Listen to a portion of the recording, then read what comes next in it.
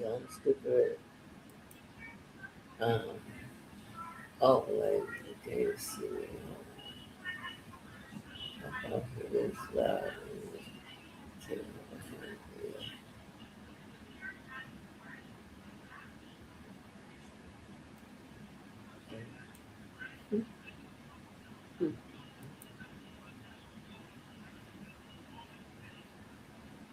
Yeah,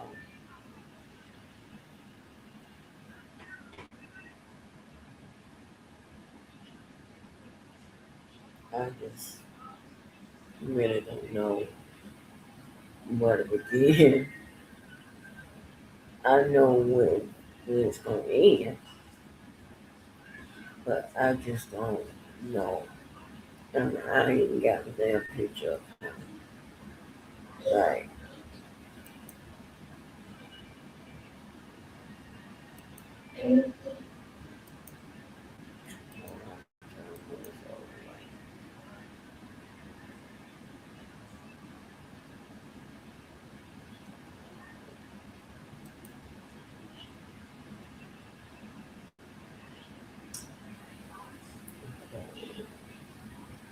I do this overlay. And one more.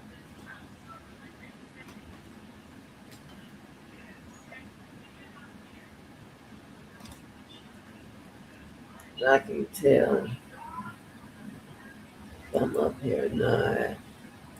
That's not gonna work because I can tell them y'all can hear me. I'm not repeating this over. That book.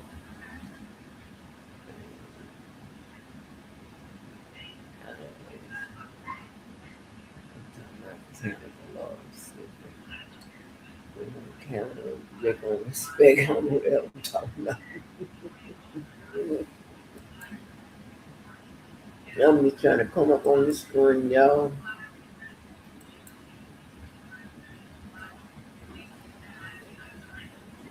That's all I'm trying to do. Just come up on the screen.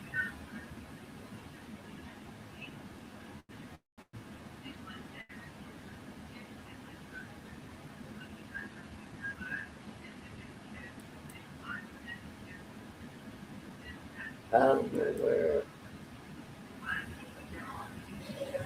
I don't know. Um, I'm trying to see if this thing is working. See if you guys can hear me.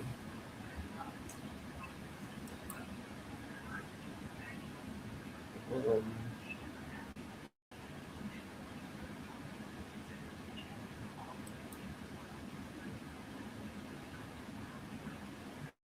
I don't know what's going on. It is so hard not know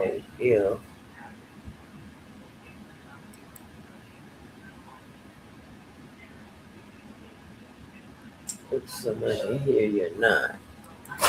And like people care, right?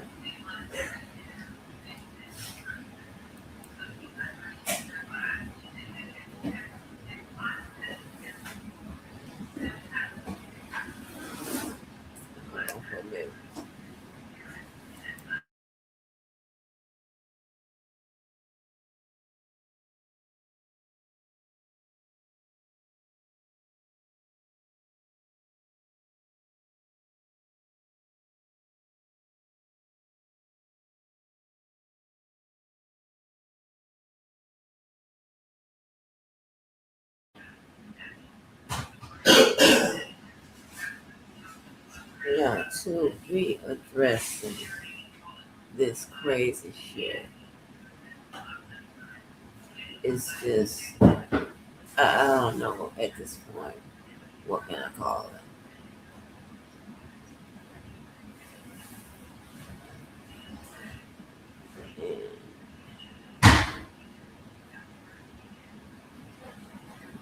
And Dr. O'Connell,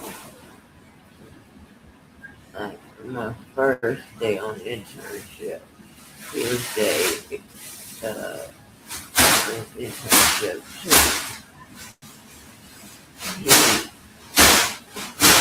saw me somehow diligently constructing the house, scribbling all the stuff in the house. I remember what his screen set up, and it was, that we left it low like that. I'm a man, quite short too. Okay, hold on,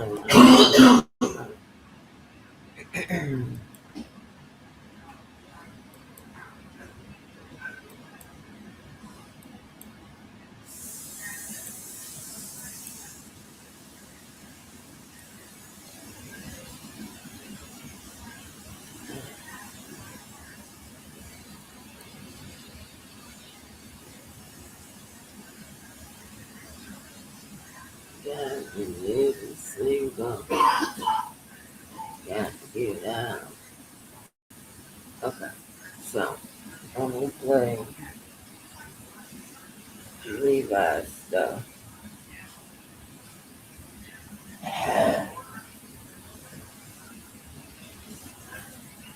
Earn this barely. Can I earn this barely? Okay, you can definitely hear me.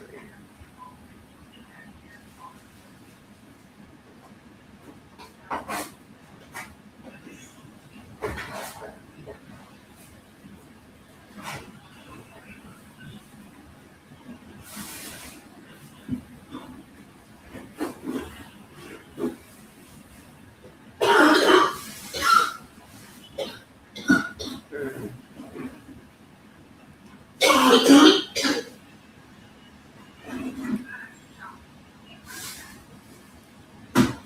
Give me a sec, y'all. Give me a sec.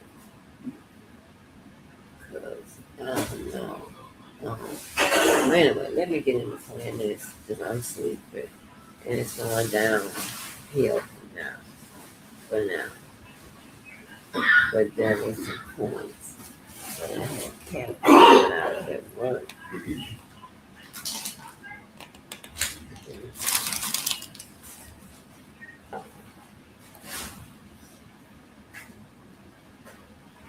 And I was at work and I thought it was very.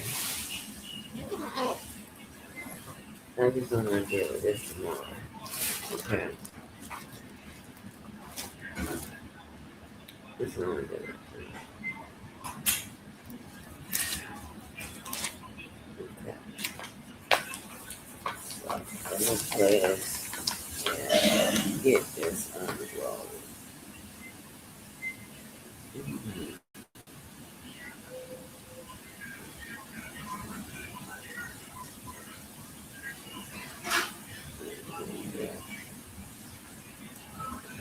No. Levi has said some stuff that Fish has.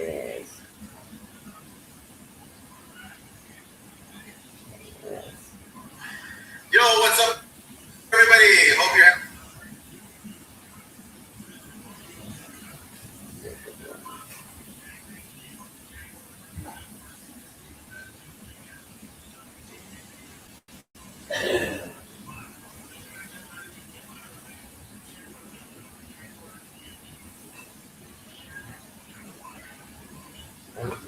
She's 28. He's 31.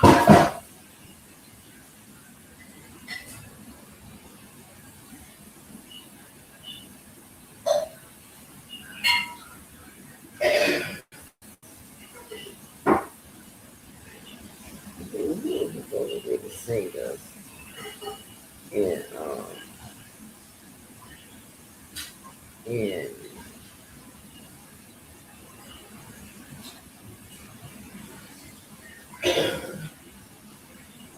I tell you, I love that man. I love him. I do. Oh, I love him.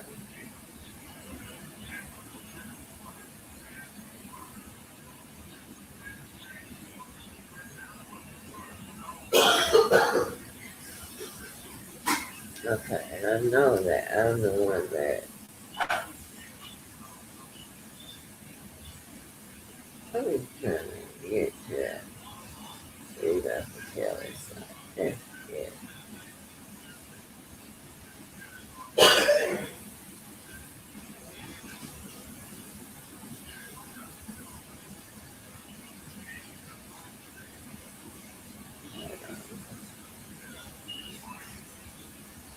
Diamond in your bed. Ooh,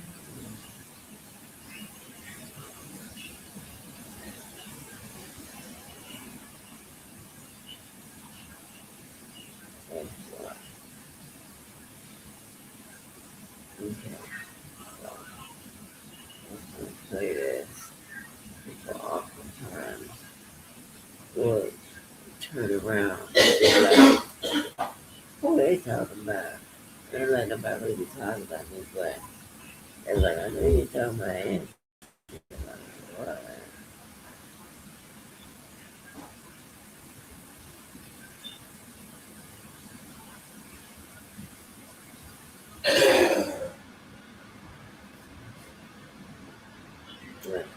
Let me start.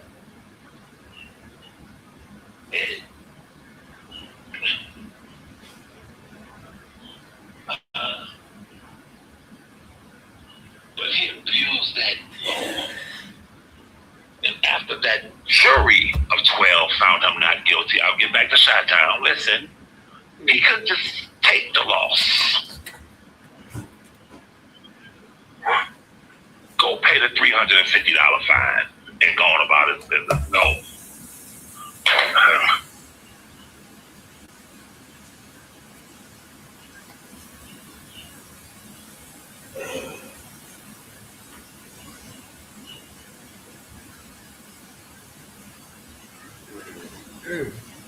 I must, excuse me,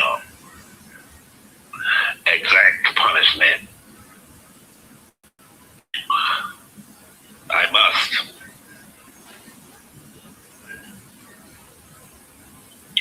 make this woman feel my pain because I lost. What's up, girl? Well, I can't put your stuff on the screen, y'all, because I'm on my phone. Listen, I must make you feel my pain. But when it comes to men, he only talk. Listen to me. When it comes to men, he only expresses his pain verbally. He wouldn't dare ever approach a man, a grown man. You saw him talking to the little boy at the rally. You know, little boy about 16, 15 years old, he talking to the little boy. Yeah, I do this and I do that. But when he was face to face with Dana, the dude in Houston, Daddy Lolo, Trevin, all of the men, he did not get active, become active. When it comes to a woman, that man will tie you up, listen, and violate you. Miss Walker, Yeah. I'll say some things today. Okay. And I'm going to be very careful with my speech. Okay. He hates you, Miss Walker. You know it. His disdain for you comes from the fact that you embraced me and Larry, the grown man. One individual who let him know from the gate is on for life. And then another individual who he is and was. See, it's a difference. His disdain towards me is different than Larry's. His disdain towards me from day one, and I played the video a few days ago where his disdain for me is for one reason and one reason only. He's sick, he's a sociopath, and he has fantasized about knowing my cousin. So when he came across me, someone who was really R. Kelly's cousin, this sociopath threatened my life for no reason. I didn't know that. I'm like, this guy on the thing waving my picture. And I told him then, okay, you drew first blood, but understand something, I'm different. 15 years ago, I would have hit 94 and, hey, what up? Now, having children and been established, a man of a certain age, I'm not crashing out for a crackhead. But that's always been his disdain for me. Huh? Talked about my mama's grave. I said, man, look, boy, you don't even know what I'm capable of. But that's cool. His disdain for Larry, and I being observant, I peeped it when Larry said to him one day, Larry said, your mans, who you keep talking about, Cash Mo, whatever, used to work for me. And Larry put up pictures where the guy who the firebug tries to live vicariously through, used to work for Larry. He was his worker when Larry was in the streets doing what he do. Larry called me one day and said, man, we ain't got to worry about him no more. I just discovered that his guy in Chicago, I think his name is Cash Mo, that's my guy. He used to work for me. I put money in that man's pocket. Should they hear me? I'm listening to Larry. He's telling me, no, you have to understand. I financed that guy, Cash Mo, who he claims is his guy. Larry put the pictures up. Larry told stories how the guy, when he was down and out, Larry would say, man, come on through. Then give him a bag. Look out for him. When the guy would get robbed of the work, and Larry never dealt with drugs, but when he would get robbed of certain things, he would call Larry, and Larry said, man, you should stay from around that, man. Them guys, man, are going to delete you. Tried to hold the man's hand.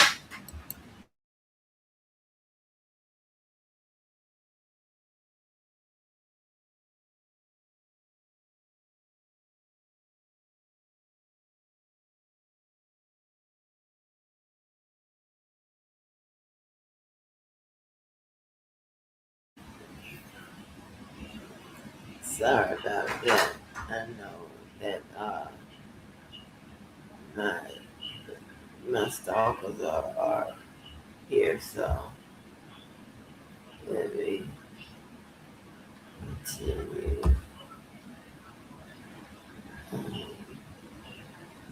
with this nonsense. So once Larry discovered, oh, you know my man, Larry called me and said, man, you ain't got to ever worry about him saying anything about us because his guy, who is deceased,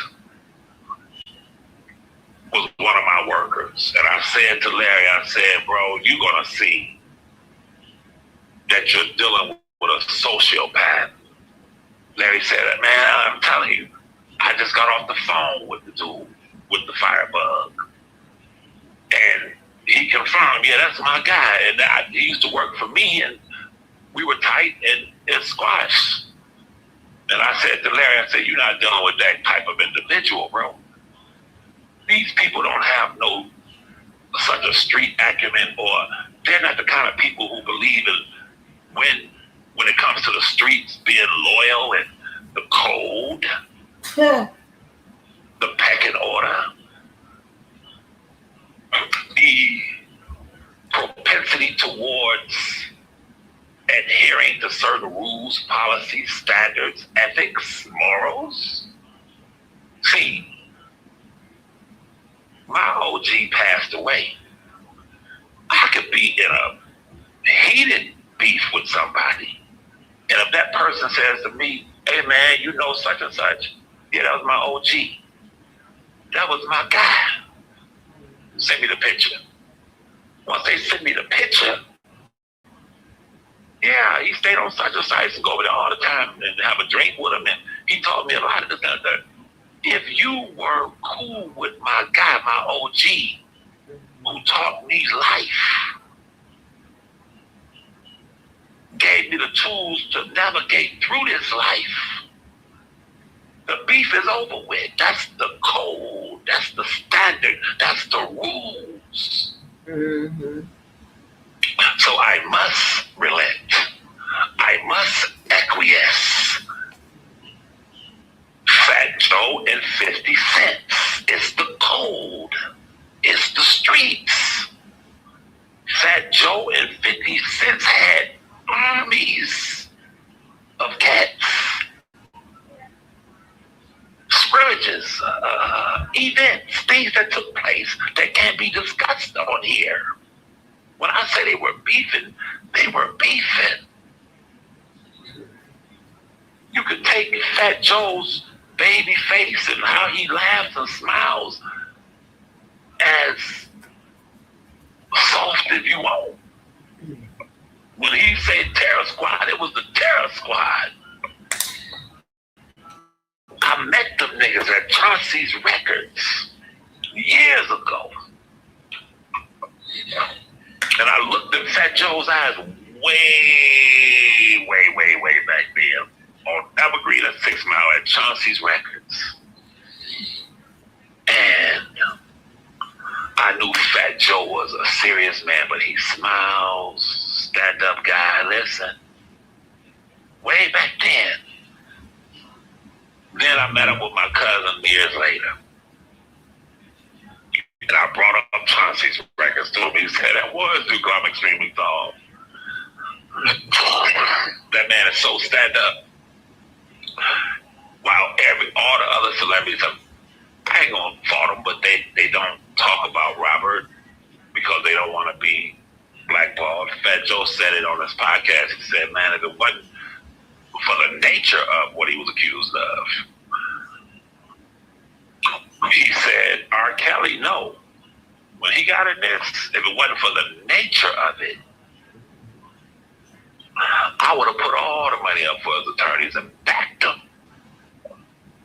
Fat Joe got that DJ Khaled connection in it, and you're stand-up dude, you hear me? I'm not digressing, but that beef between him and 50 Cent was real. A Jamaican Queens cat and a Bronx cat. And it was real beef. But guess what? They had a mutual friend, and that was Chris Lighty. Google it, research it, and when Chris Lighty passed away, Fat Joe said, well, I gotta go pay my respects. 50 Cent said, well, I gotta go pay my respects at the funeral. We have to go. Fat Joe said to himself, Hey, Dave. I'm bringing the squad with me. And I'm gonna tell the squad to stand down. But the squad is as such that if they look at me wrong, they gonna get active at the funeral. Unbeknownst to Fat Joe, 50 Cent, G-Unit ain't Banks and Yale and them. We talking about Jamaica Queens cats. 50 Cent said, I gotta go. I'ma tell my people to stand down. But I know if Fat Joe and if Terror Squad cats look at me the wrong way, I can't control these guys. They gonna get active because the beef was thick and the beef was real. But when they got to the funeral,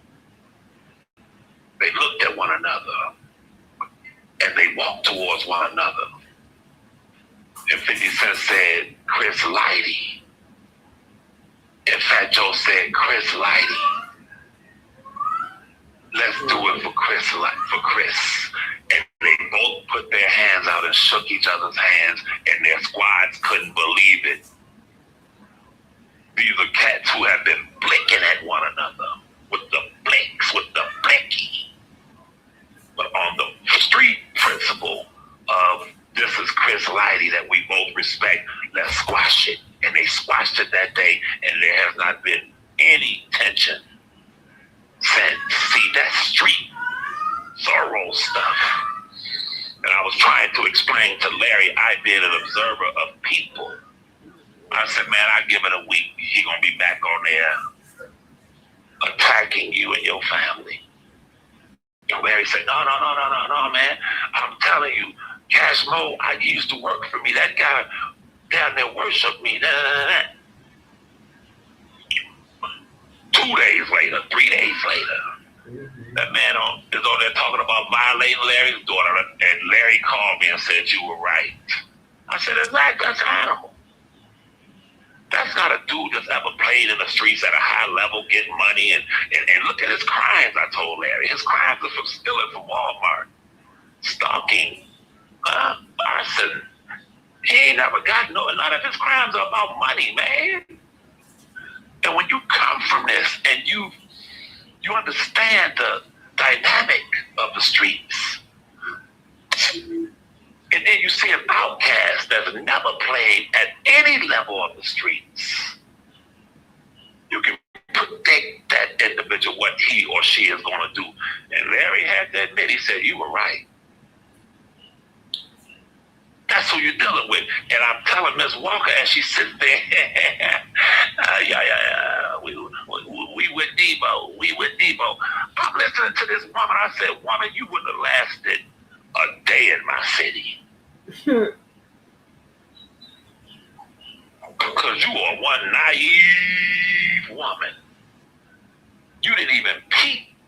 Listen, I can't be that naive. I knew when to let you motherfuckers goddamn blow in the goddamn wind. How about that? How about that?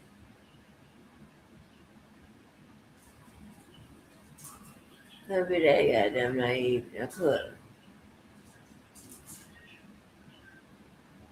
Shit.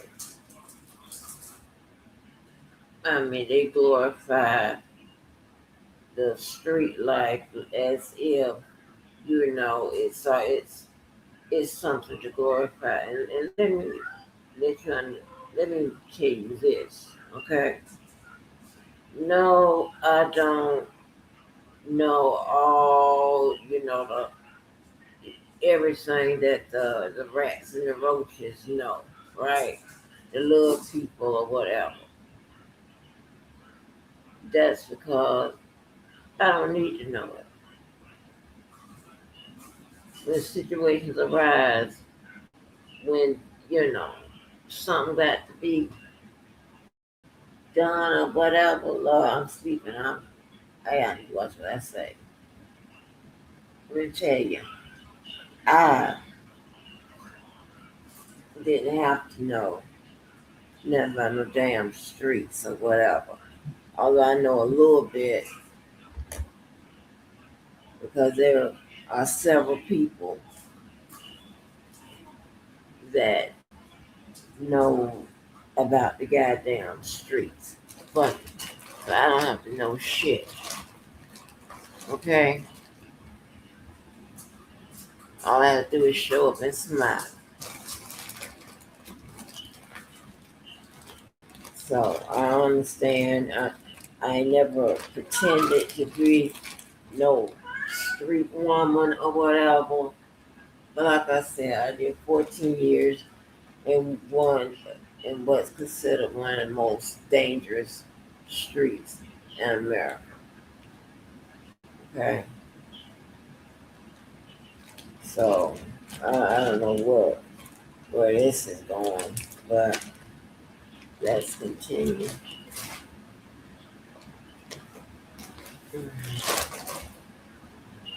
This is so damn ridiculous.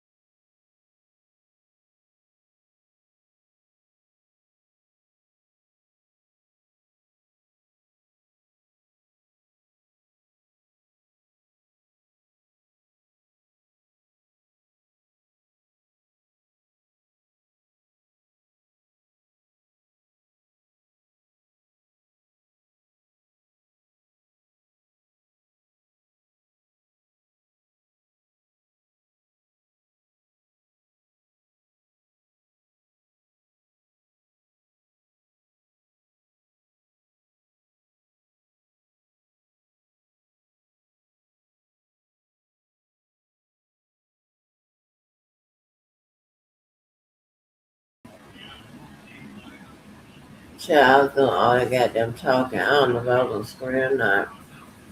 Let me do a self check.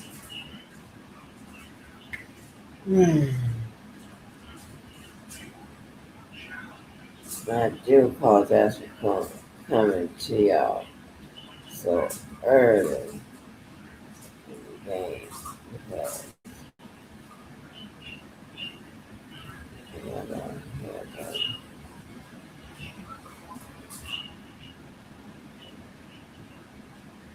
They just sometimes give me a hard time. They don't want to show me. Child, I don't know what the hell I'm talking about. I might have better get off here before I better said something. Ooh, I better said something, baby. But anyway, I'm just trying to establish a point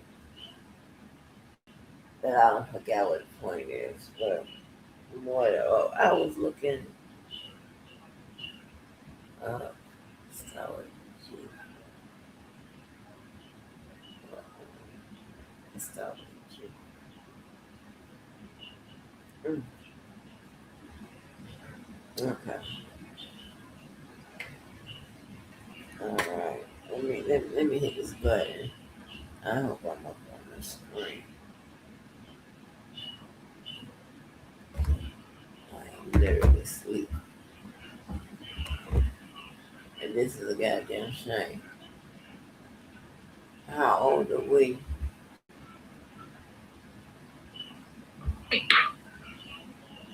When you would have me and Larry on your channel and the relationship and how he had so much disdain for it and he holds it against you to this day. You don't know that. And that's the problem I have. When you had JoJo on there, JoJo tried to tell you. It was supposed to be some kind of, JoJo on there, the goddamn firebug on there, and JoJo told Miss Walker, he said he was hot mouthing you too. Letting her know this man has made subliminals and said things about you. He hates her because he's the kind of person that if he has deep disdain for a Levi and a Larry, and you used to make me wait because Levi wasn't going to be on no damn screen with him or no panel. And respectfully, I would say that she would say the firebug and the thing. I said, okay, give me 2 more minutes. I'm out. That man, listen, let me be quiet. Listen. But there she sit. Okay. I didn't make anybody wait or whatever. That was their choice. Okay? They didn't want to be on the same screen with one another or what have you. That has nothing. So I was being courteous. And he had already told me that he didn't want to be up there with D3BO or whatever. I think he was just ducking. You understand what I'm saying? Ducking the damn smoke, right? I don't think that D3BO disliked me for whatever crazy ass reason this man is saying. You know, like it's just it, I can't I can't even call it. The other day, we were D3BO. I said, this woman don't know nothing. That man will violate you if he could. That's a sick, sociopathic individual when it comes to women, and he hates her. Even before he was banned from YouTube, did you see him going on her channel? No, he holds that against her. And I told her years ago, I said, you are naive to the point where it can cost you your existence. No, I'm not. No, I'm not, because let me tell you something. My people picking process still works to this day. Now, this internet shit, I didn't even goddamn really pay attention on shit like this now. And whatever lamp I had, it was okay to use. Okay. We're not gonna sit here and make it seem as if I'm saying that what am I saying? No. So he goes and says that JoJo tries to tell me, and this is my problem with that. How you gonna talk about what another nigga is doing to me when you have done or are doing the same? That don't make no sense to me. He and I have had those arguments before. Okay. And I know it doesn't mean a hill of beans to men, but it means something to men. It means something.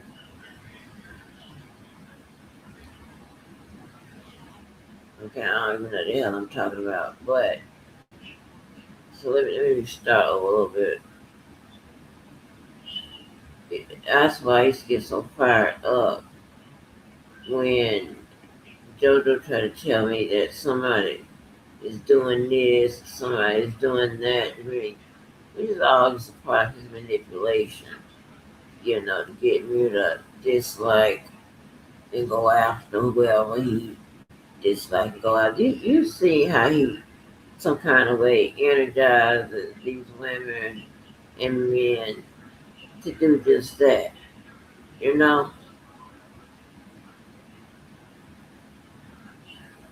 that shit ain't never worked with me.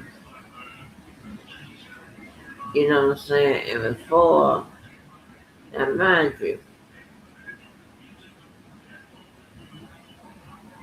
when that man came over to my channel, okay, he already knew I didn't like him. I'm talking about JoJo. He already knew I didn't like him. Okay? And then as time goes on, um, if shit is slow to, you know, progress or whatever, it's because you're friends and family with all of my enemies. I just don't understand that. So how am I naive? I bet you I wasn't that damn naive. You understand what I'm saying? Lord, I hope I haven't said anything that uh, I shouldn't have said. And what I mean by that, I'm not talking about out here and what goes on, whatever. I'm talking about in my private life. Okay? I'm just hoping my damn sleepy ass mouth hasn't said some dumb stuff, right? And um, we've been trying to get into Tyler Perry's house, but it's built like a fortress. You can't even clear the damn gate, you know. So I don't know how much he spent on that system, but we can't even get in there.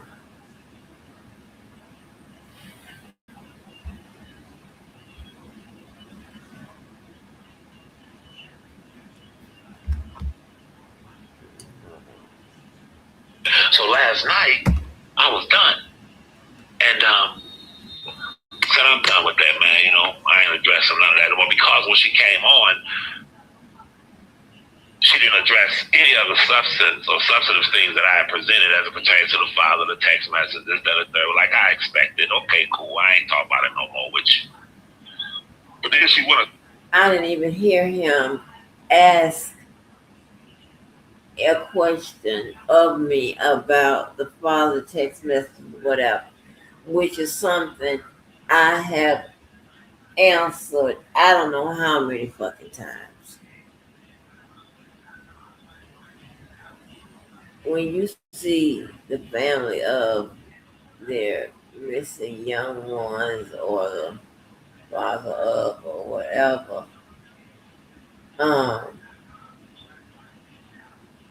what else did I say? You don't, I don't know what I was going to say. Just let me keep playing.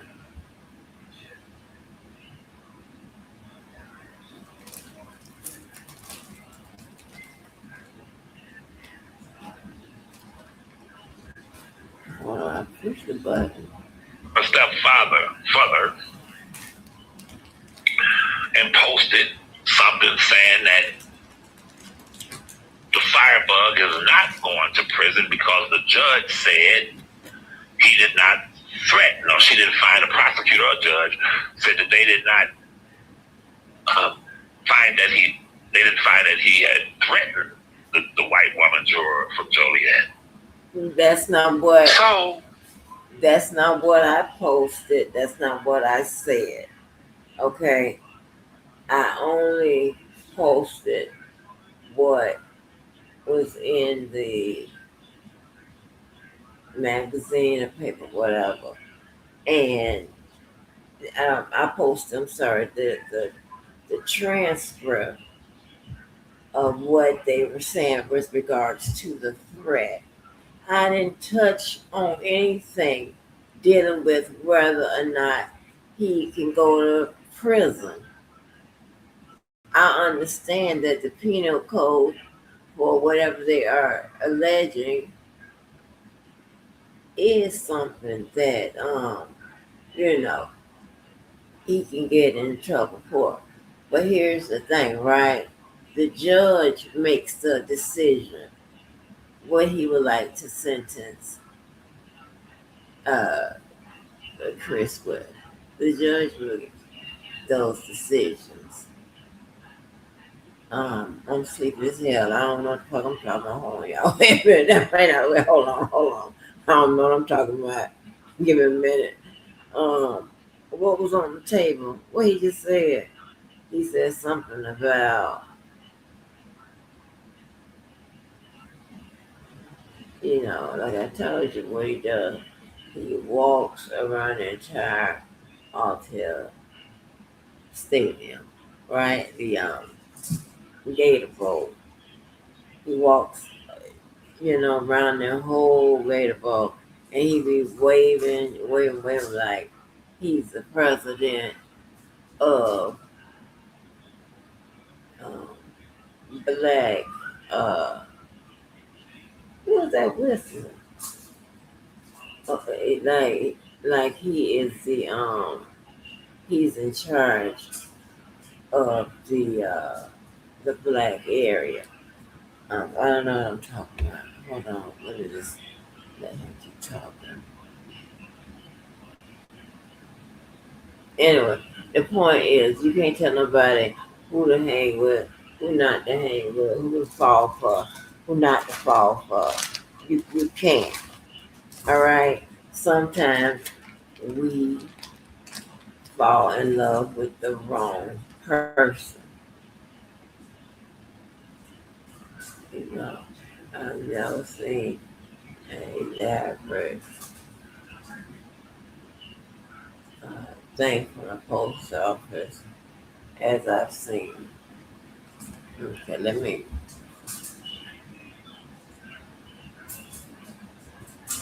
In so many words, she and the cracked out, freebasing, streetwalking, non-breathing woman, in their desire to defend the firebug, which I could put a 60-minute video on this thing right now of the firebug telling the firebug threatening to delete the street walking, non-breathing flower lady a few years ago. Okay, and the street walking, non-abusing fire lady reached out to me and Larry and asked us if we can contact law enforcement against him. I have it all. But what these people do, what did I just say, who are not acclimated, they're not from the streets. And the level that they were in the street, they were walking the street selling trim for $50 a pop, or maybe $100. Okay, well, But they wasn't in the streets. The other one was in the streets stealing from Walmart, breaking in cars, stealing radio and hubcaps. That ain't the streets. And Miss Walker, God, in her desire to fit in, will tell stories about how they used to go and rob guys and all that stuff, trying to fit in with these goddamn derelicts. Okay. But ain't nothing street about her. First of all, thank you, because that's a compliment, right? That's a compliment. But I guarantee you, as I've shown on here, I'm more stronger than the fucking men on here, okay? Black women are the most disrespected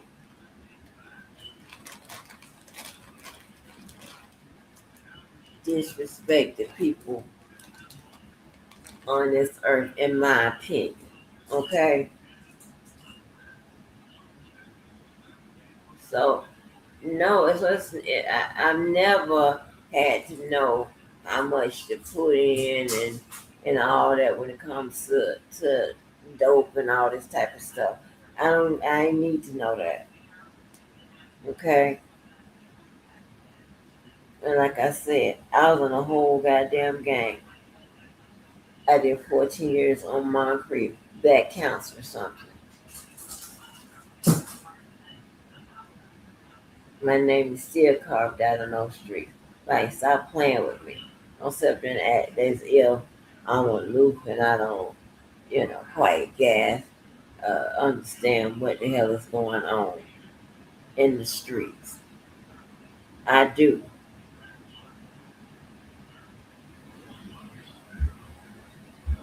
Yeah, I'm waking up a little bit. So, when she, as a self-professed attorney, regurgitated what the street walker who was selling tram at $50 a pop back way, in the way,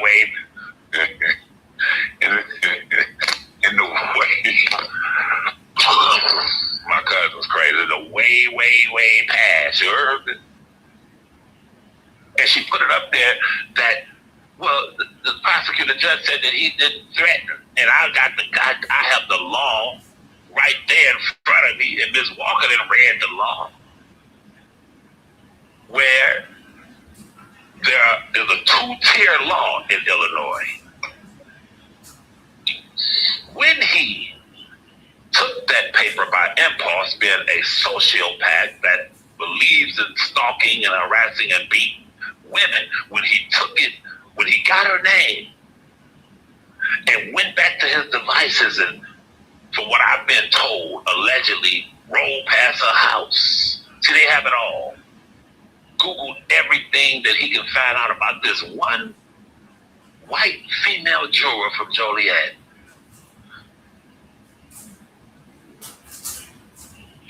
When he committed the crime, she, not like most black women, yeah, you come over here, and she went straight to the Joliet Police Department, Ms. Walker. And she filed a police report, rightfully so. Okay, so let me let you in on a little secret, sir. Because apparently, again, your ass don't understand anything when it comes to the legal system. And that has played out over and over and over again in these streets. So, as you say that I don't know anything about the streets and I'm a self proclaimed lawyer, I'm saying that you don't know anything about the legal system, probably not the goddamn streets, and you are a self proclaimed liar, not self proclaimed, yeah, when you say that you are the most legally astute person in this sector. And sometimes you'll drag Larry name, into that and y'all have y'all pair, right? So I'm just trying to figure this out. And we talking about answering questions and we talking about providing evidence so we can get the proof and the truth. Only thing you have to do is continue to find things that I have been consistently wrong about when it comes to the law. That's very goddamn, you understand what I'm saying? That's all you have to do.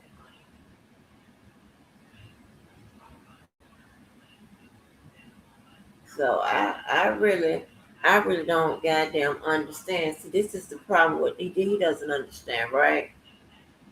He thinks that okay, he can Google a law, right? And the law says that it's a mandatory maximum of 1,000 months. Just go for 1,000 months, right? What he doesn't know is that although that is statutorily written, the judge can opt to do his own thing. Now, usually, if it says mandatory or whatever, that's how I have to come. But when you have a scenario that has already played out in court, what I posted was a transcript of something that I was sent to show where he um he could wait a minute, what else was I say? Hold on. Well, okay. So let me get back. And I'm sorry, y'all. I'm struggling. I'm trying to stay up. I'm trying to silence these goddamn bruises and bumps amongst my head, so my head won't be motherfucking lopsided and disproportionate. So what he doesn't understand is that laws, penal codes, everything is statutorily written. Okay, but in some circumstances, in some states, a judge doesn't have to follow that uh, what is written there. Like somebody's gonna get 5 to 7 years, whatever. You know, it could be a mandatory minimum. It's a lot that goes into sentencing, right? All I know is that his ass is out. Okay, that's all I know. So you can't say that someone is dumb, stupid, or ignorant when it comes to the law when you don't even understand that much of the law is unenumerated, right? I don't sound like I said that right. I sound crazy because I'm sleepy as hell. But so don't, and I didn't have to learn how to goddamn drop no oil pan and pick out the kind of oil I'm gonna need. That's not what okay, what the fuck am I talking about? I'm sorry, y'all. Holy shit. What the hell am I talking about? Baby, I've been on got them. Ooh, I should have picked a different day, a different time. Because, baby, I'm talking. I look like me. I'm about to tell the church business. I don't know what I just said. Oh, I don't know what I just said. Okay, Angie, wake up. Wake up. Okay. What was his complaint? Uh, of people self-proclaimed attorney. First of all, I didn't come out here and bust myself out. Somebody else did. Okay. And when asked, I was like, yes. Okay. When asked, I don't know what the hell I'm talking about, child. So, uh,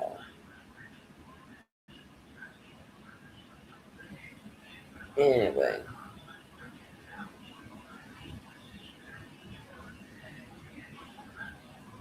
it's, was killed my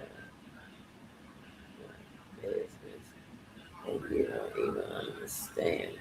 Oh, child, I don't know what the hell I'm talking about.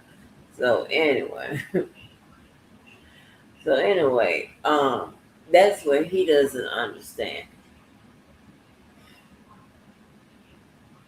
The penal code with all of the explanations and all of that, a lot of times it will get to heart. That, huh? What did I just say?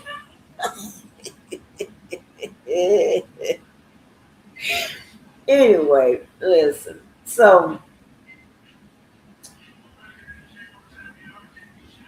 when it comes to the law, okay, it operates just like every other law, whether it be the in your business, whether it be a corporation, any of those things, right? Okay, y'all, I don't know what the fuck I'm saying. Ooh, this is so funny. Ooh, this was so funny. So they said, don't worry about it. And they got busy. From the police department, it went to the Will County prosecutors. Ms. Walker, the prosecutors drew up an indictment for a grand jury. And they took it to a grand jury. But at that juncture, Ms. Walker, they had the opportunity to charge him with the felony 4 that carries up to 3 years, or charge him with a felony 2 that is a mandatory 3 to 7, Ms. Walker. And you've read the law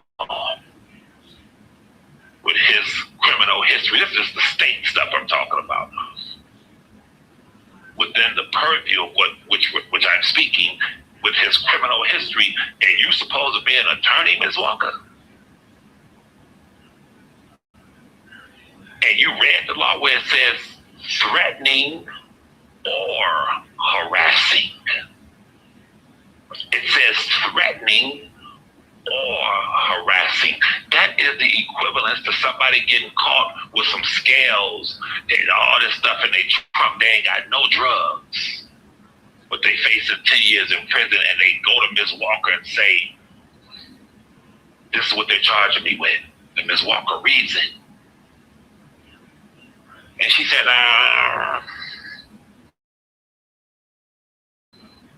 they can't give you no prison time for this. Because all they caught you with were the scales and the files and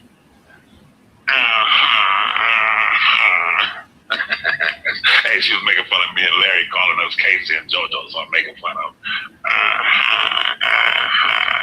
So let me straighten you out, sir. Again, don't know if if Chicago is one of those cities where the the sentencing guidelines or whatever serve as an advisory tool, right? Don't know. Okay.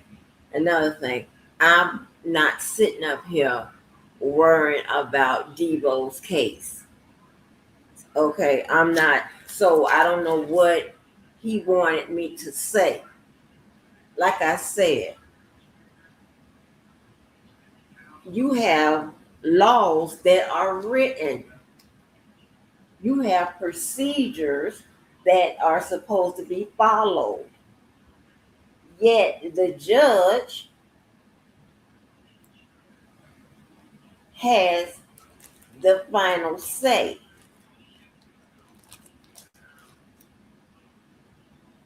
Okay, but I do recall you, sir, when talking about R. Kelly, and we saw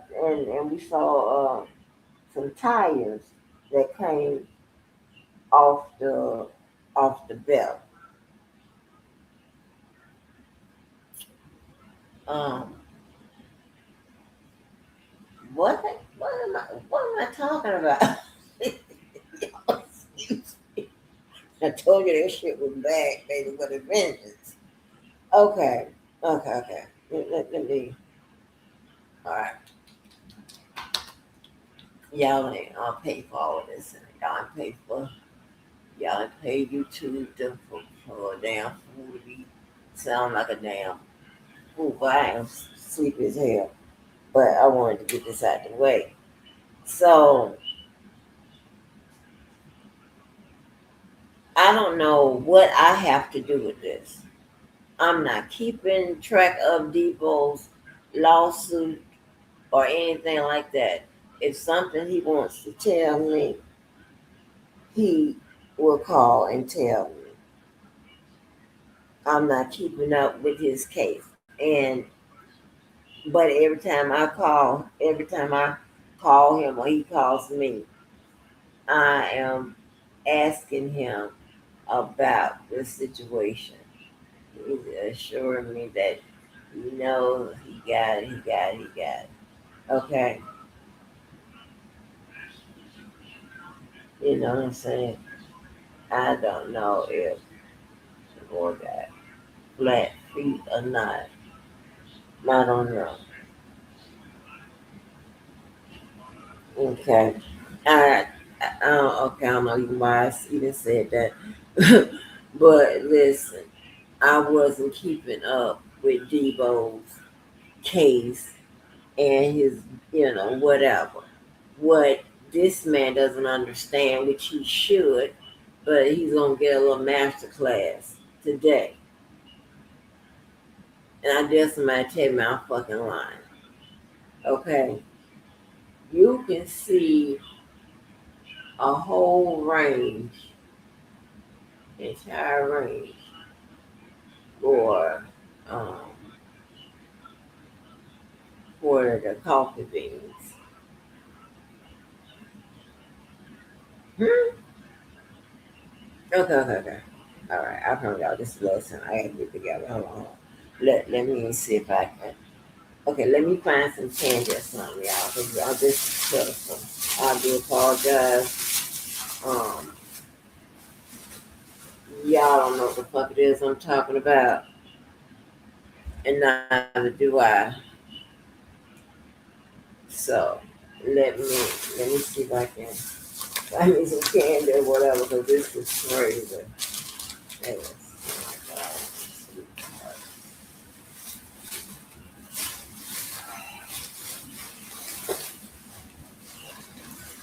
It's not even but,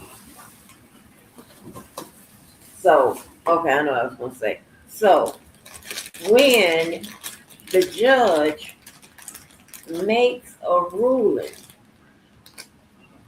okay, that is not consistent with the uh, with the beard.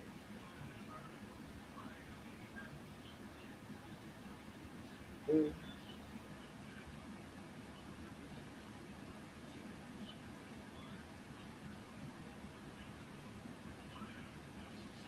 mm, really? That happened? But yeah, so then when the judge goes off of that path that's statutory written, that's when we have common law. Okay, that's where we get, that's where the case laws start to come into play. Okay, that's where it comes in to play.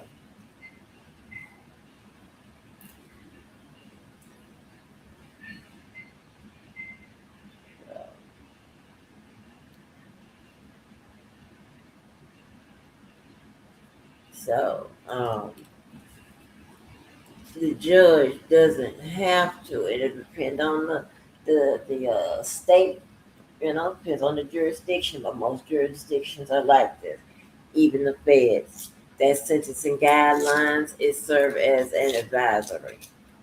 They can depart up or depart down.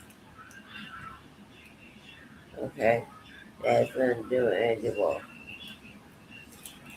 Oh, I almost said wrong name. And wake my bitch ass up. Whoa, whoa. I just came close. Hold the hell on. Hold on, baby. Okay, let's get to business. Let's get to business. All right. He doesn't understand that even when it comes to the Constitution, an attorney can ask the Supreme Court, the U.S. Supreme Court, the district, um, oh, Lord, I feel like I'm wasting your time. I don't know what the hell's going on. I'm sleepy as hell, y'all. But I appreciate y'all being patient with me. Cause oh my God, this sleeping disorder is funny. This is just a light part of what happened. You should see what was happening before I clicked on the damn um what you call it, the lights, honey. But anyway,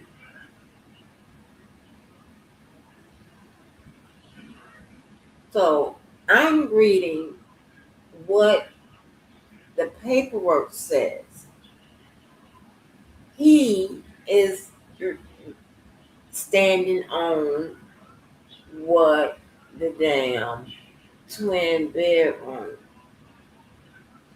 I mean, no, oh my God. He is standing. He's looking at the law as it is written. He's acting as if it cannot be modified. Okay, and when it comes down to like don't worry about that. I'll just say something, but I'll be telling my business. Hold on. I'm sorry, y'all. No, you'll beat this. Then told this potential client that he's gonna beat it, and she has the law in front of her, and she don't know the difference between where it says threatening or harassing carries a 7-year sentence. Now, keep in mind, y'all, I and if I did, I don't remember, but I don't think I did. I didn't even go in depth with nothing he's talking about, and I and I didn't say this before. could never be a criminal defense attorney. Okay, because I'm not finna lie to them. And I'm not finna sit there just to try to get some money out of them. Yeah, I did this, I failed, and all of that. Right? Somehow I just gave that all I gave, and he still came out crazy. But I wouldn't tell no client that he's going to beat something or what have you when I'm looking at the deck and the cards are stacked against him.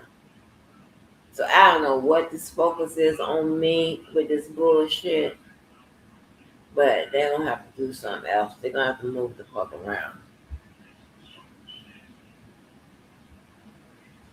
She can't differentiate. She don't understand what the law reads. Now ain't that some bullshit? I don't understand what the law reads. That's a fucking insult. You don't understand what the law reads. Matter of fact, none of you motherfuckers, and I'm talking about him and his posse and Willette, y'all don't know what the motherfucking law reads, and that's the problem. That is the problem. Okay? Larry will tell me I was a lie about the judge precluding something. As a matter of fact, in the goddamn transcript, when the defense, or could have been, but it's most likely the defense, had stated that, hold on.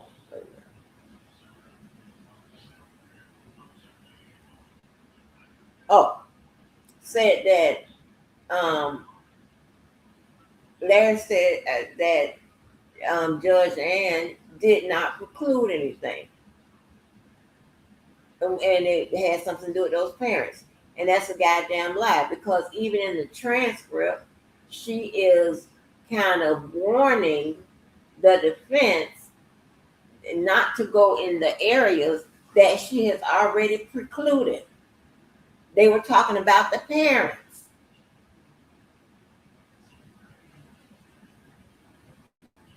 Okay? They were talking about the parents.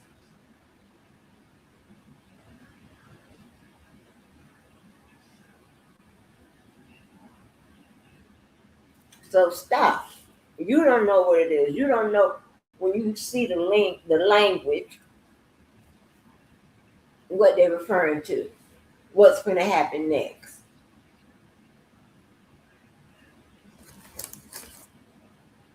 I had to sit up on that one because I had to remember. Hold on, I was going to fuck up. Is threatening or harassing, meaning whatever the law says, check it out. If you get caught in this state with the drugs or drug paraphernalia, it's a guaranteed 10 years. Did you hear me? And he's talking to me like I went over this. Or drug paraphernalia, you get 10. And she tells the man, no, you didn't have the drug that the goddamn law says, or drug paraphernalia. He had the scales, he had all the baking soda and everything. What you mean? I don't even know what. So I said I really must question her credentials now. Hell, you really an attorney? We need to question your goddamn credentials. This, she's not.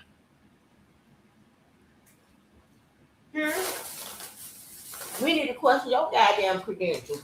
Are you the cousin or not?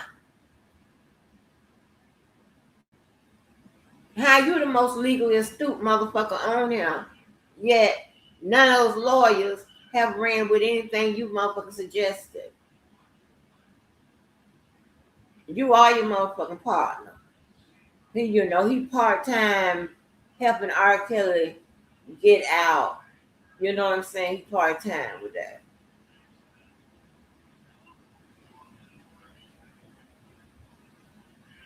Like, I mean, what the hell are you talking about? You motherfuckers are the one that don't understand.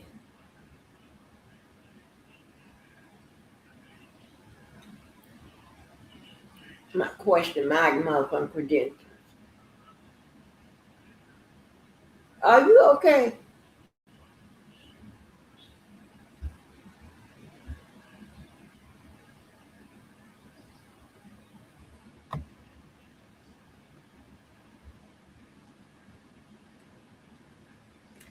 Mm. Not going to address what I said. She would never go on there and say, Levi is right. I misread it. I ain't misread a motherfucking thing.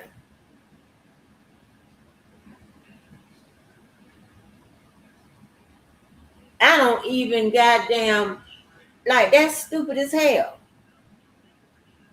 What did I misread? All I did was post it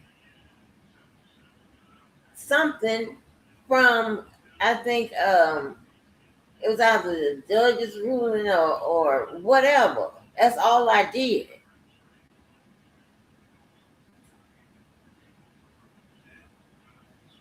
And I don't have to agree with you.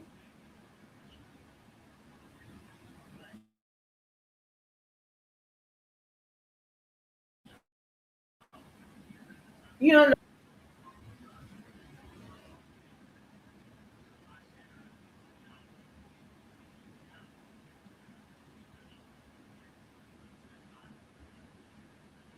I mean, that don't make no damn sense. Tell that goddamn lie like I don't understand the shit. When it's clearly your ass the one that don't understand. Give me a damn break. And then have the nerve, the audacity to come out and speak as if what he is saying is the truth, which is supported by evidence.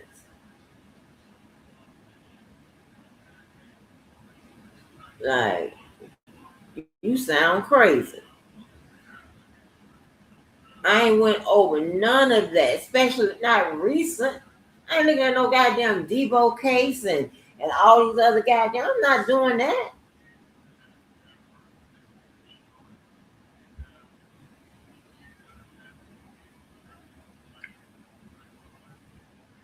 And the firebug is in trouble because it says threatening or harassing, which means both are equal. She'll cuss me, and yeah, these mother, Okay. JoJo think that these mothers should cuss, but she ain't gonna address the substance of what I just said. Yes, I am. Right now, I'm doing it now. she's an attorney, right? Yeah. So she say. So I She said, saw okay. the firebug exhibit child prohibited material on social media. That means it went across the whole country and the world, but we're dealing with America.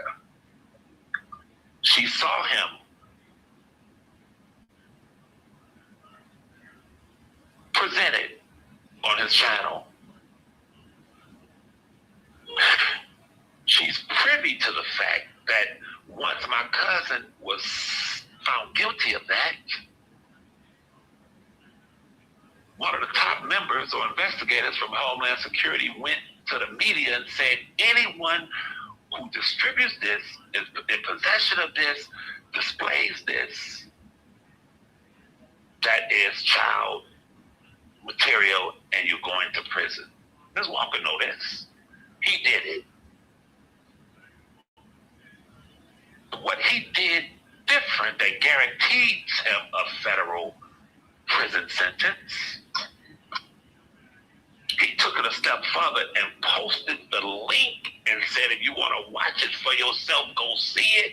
That's distribution, Ms. Walker. And you know damn well I'm speaking the truth. Okay, first of all, I didn't know that boy had done none of that. Okay, because I'm not stalking him. That's number one. Number two, you can't determine what's distribution and all of that. And see, you getting your motherfucking roles mixed up. Okay? You reading something, okay? You reading something and you're trying to make a situation fit. That's not how I operate.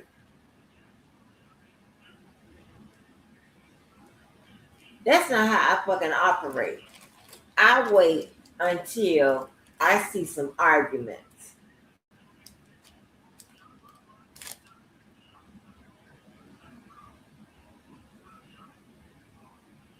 Okay?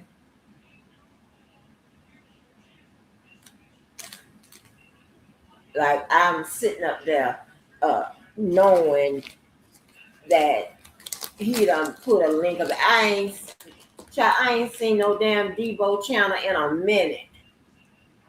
Especially to see no goddamn link to no goddamn video.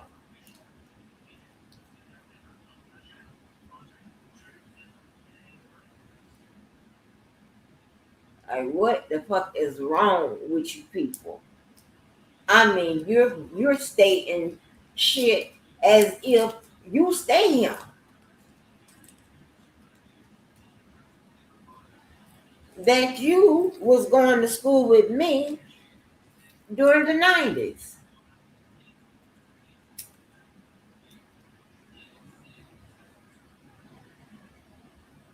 Like, what the hell is you talking about? I didn't know that y'all hadn't got him hemmed up on that shit until somebody had told me, and I went to go, look. They didn't tell me what it was. They told me that not Larry, Levi had done got D3BO had done got whatever boy name is, Larry, a good deal on a on a on a TV. Okay, that is not what happened. Y'all excuse me, but y'all are getting a little taste of this goddamn shit that I've been suffering with. Well, it's not suffering, but since I was goddamn let's see, eight.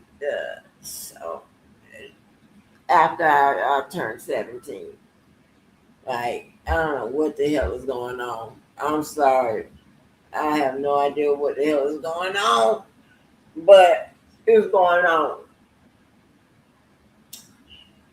Now he's thinking I'm stalking this goddamn man.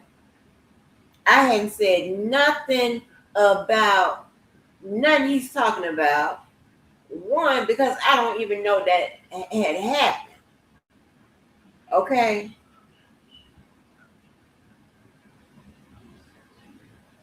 Shit. Wanna blame me for everything. And understand, y'all, this is a slide trick. Bullshit. He's working over trying to come at my credibility. He's putting me in situations that I didn't even know nothing about.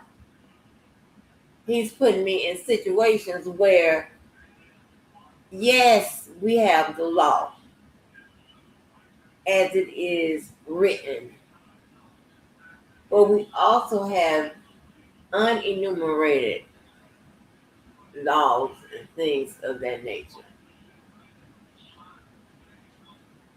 Okay?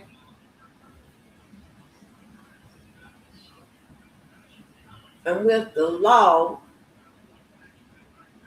it can get tricky because if you're basing your argument on a past precedent, right? And you think it's pretty good, only to find out that it wasn't any good. You know, I don't know what to tell you.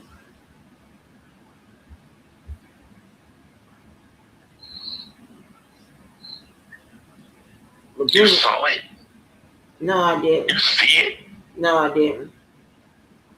But that's your so-called friend. You're biased. You can read his frivolous baseless lawsuit that was thrown out. But you can't read these charges and you cannot explain to your audience. Well, I must say, Levi got his ass. See, that's what you're supposed to do. I ain't supposed to do shit. You ain't my motherfucking goddamn nigga. You ain't my goddamn daddy or extra daddy. You are nobody to me, nigga. I don't have no friends on goddamn YouTube.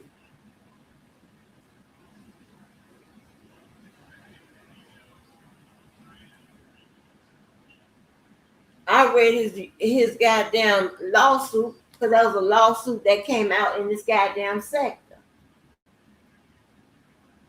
I have other goddamn lawsuits to read as well.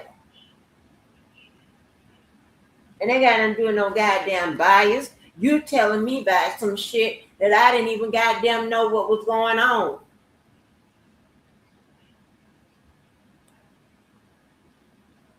Until this shit went down. And I still don't fully understand what the hell had happened.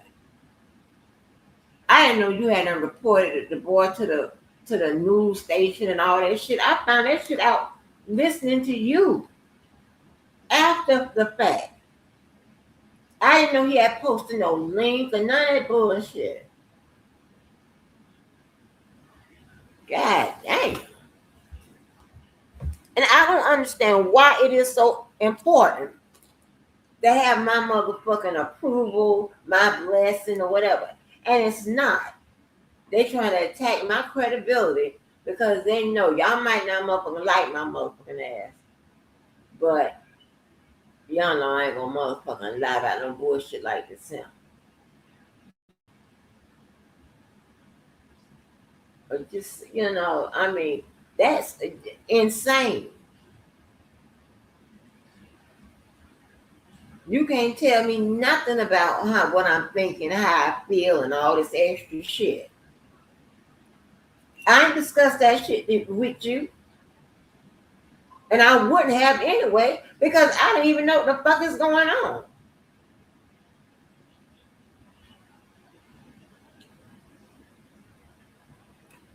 I thought the goddamn lawsuit was funny.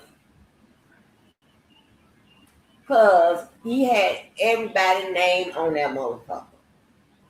That's why I thought it was funny.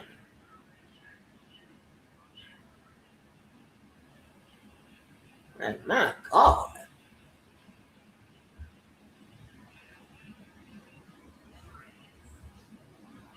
Yeah. I told D3BO years ago to leave them boys alone.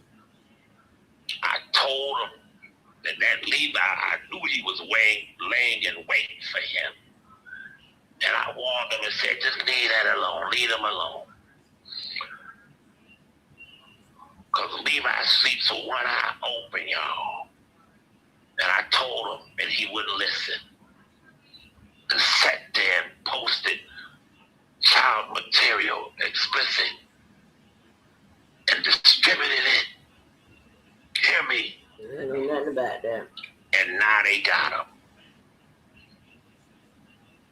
Those two, Levi and Larry, I told him to just let it go. Like Choke No Joke told him, according to him, man, look, this Levi, Rob's cousin, and the Larry guy, they really trying to get people pitched. I'm out. And Choke No Joke, he tried to backstab me, and I told him, I said, look, man, I'm not coming to Bronx River, nigga. You want to play with me? Excuse me. I'm not coming to Bronx River, man. Or Atlanta where you are and all that shit, bro. I told him, I said, but since you want to play with me, boy, I'm going to send them golden eagles at you. And he went to my cousin's facility, Choke No Joke, and almost got arrested. And he had some weed or something on him, or that would have been his act. It was game time, but he saw, see, Choke No Joke, a New York dude, recognize I play hardball. Oh, you a snitch? You a rat? No. I call the dog catchers for dogs. I'm not running outside with no baseball bat trying to fight no damn dogs. I'm going to pick up the phone, and this is what my tax dollars pay for. Okay, there's a dog right here, and one of them is on the other end of the bank. Go get him, put him in a goddamn cage. I'm not playing. You understand? Listen to this. Told him, leave them guys alone. Just let it go. But he's impulsive. He's a sociopath, and he kept going and going and going. But I did tell. Ms. Walker's not going to address the two aspects of what I just presented. One is the state crime, what it reads with his criminal record, which is long as your street, Ms. Walker. You know he's going to prison. Republican judge. Huh? You saw him post the child material? No, I didn't.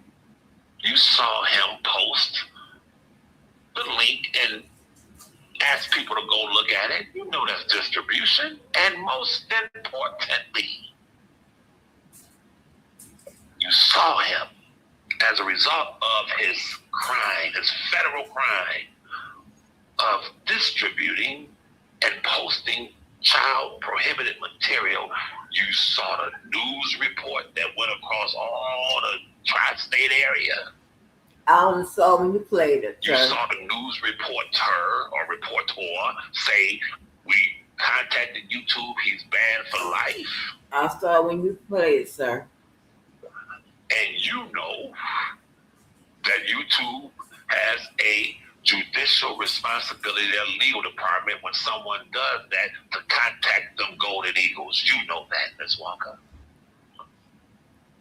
Sir, listen, I do not know what's in YouTube terms of service, okay? Neither do you. You understand what I'm saying? I have no idea where he got his pick and save legal motherfucking training from.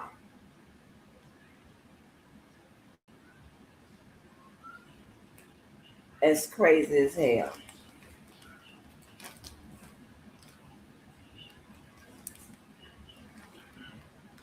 That's crazy as hell. Telling me all this shit I know, whatever.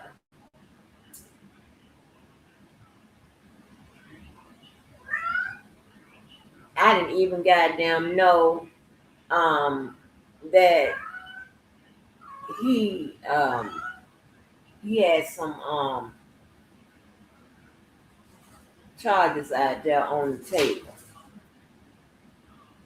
I didn't even know that. I thought the damn Bozo show, I thought that was over with. Lord, what am I talking about? Yo. Oh, Lord, don't let me say that. So as opposed to you being a real friend and saying, look, I told you to leave them men alone, now you didn't effed up. I told him. Chances are, you looking at 20 years playing with them. I told you to leave them alone. That's what you should have told him. I told him to let the shit go, honey. He's grown. I can't tell grown folk what to do. You know that the news reported it to the Golden Eagles. You know that YouTube reported it to the Golden Eagles. And you know that Levi and Larry got a direct line to the goddamn Golden Eagles. What you think gonna happen to them? Well, listen, y'all motherfuckers are starving to be important, starving to have that power. Because like I told somebody, you can be broke, but as long as you have power, you will never be really broke. Okay? That's number one. Number two, I don't know what number two is, but number two,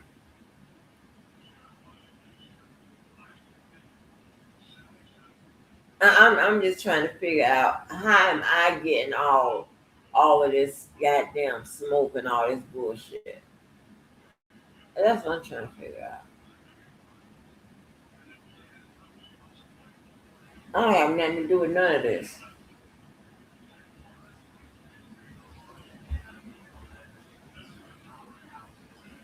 Do you understand? You're listening to a man who will literally drive to the federal authorities in Chicago. If this is not expedited quickly enough, I will go. Sit there with my legs crossed and give them the file and say what's going on with this. And there's other things that's going on that I can't get into, but you know he's going. Now, dude, I don't know shit. Last night, when I saw her, she ain't gonna address nothing. She was gonna. Yes, I am. An attorney can sit there and not know the difference between threatening or harassing carries the same penalty. This is what he's being charged with. Now, how the fuck I don't know? I ain't even motherfucking look at the goddamn law, or if I looked at it, I ain't retaining. Why would I not know that? You understand? So these niggas work overtime coming at your goddamn credentials. And they have none to come after. You understand what I'm saying? When the hell I sat up there and had a detailed conversation about D3BO's charges, and specifically that aspect of it.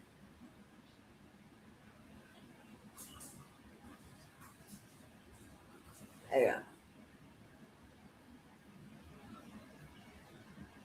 I don't even know where he is in the process. Only thing I do is when I talk to him time to time, I'm like, D3BO, what you doing with the case? Well, what's going on? I know what he's told me, and I don't particularly like what, but I know what he told me. But you put me in the motherfucking mix like I got the information. I'm defending him. I'm in the court. No, nigga.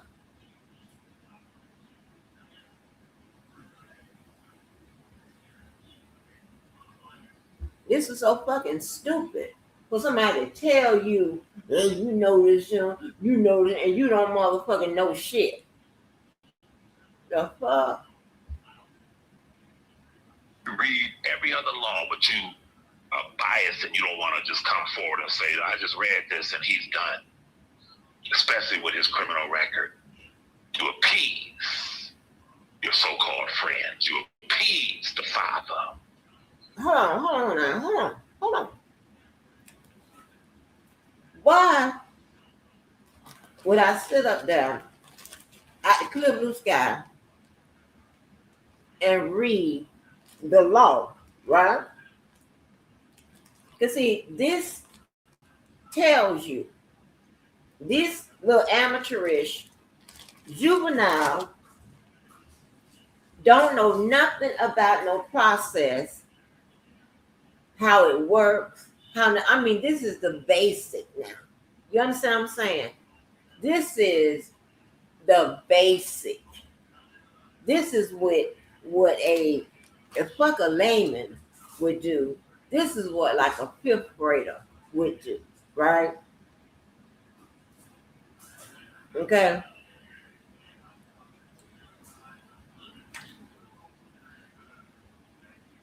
Look at the law and say, okay, he's gonna go away for 7 years, 13 years, 20 years, or whatever. Okay. Instead of looking at the court documents, especially the ones that come from the fucking judge, who is going to determine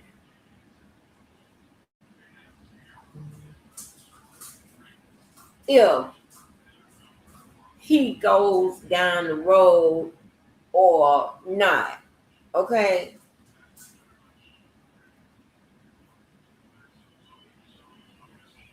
There, you understand what I'm saying? So why in the hell would I just go to just the law, which is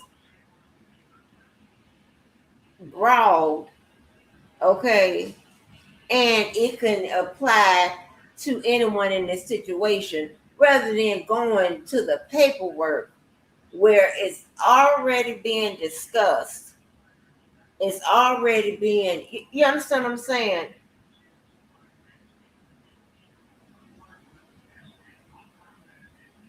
You have seen people that, just like in the Young Thug case, right? You have seen people that, hey, they they were able to cut a deal at the last moment or something like that, and they ass was free in a few months, a few months afterward. You've seen shit like that. You don't think the law was is statutorily written in Georgia? This is the dumbest shit I ever goddamn had a discussion about.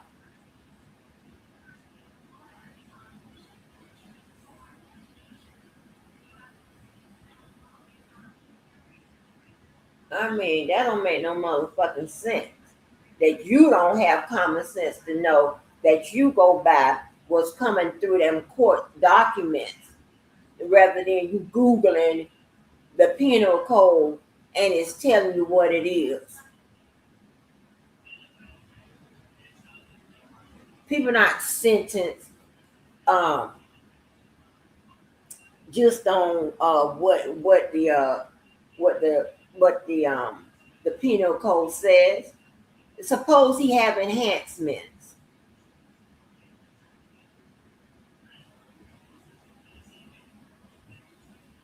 huh? Like, boy, if you don't sit your ass down, you wanna be a fucking attorney, right? You wanna be one. Okay. But I guess that went in your goddamn, that wasn't in your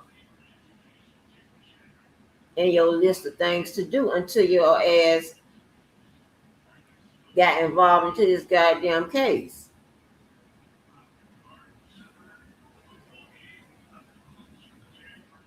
Yeah. Because I am a fucking attorney, nigga. And again, I'm not even a goddamn litigator. I know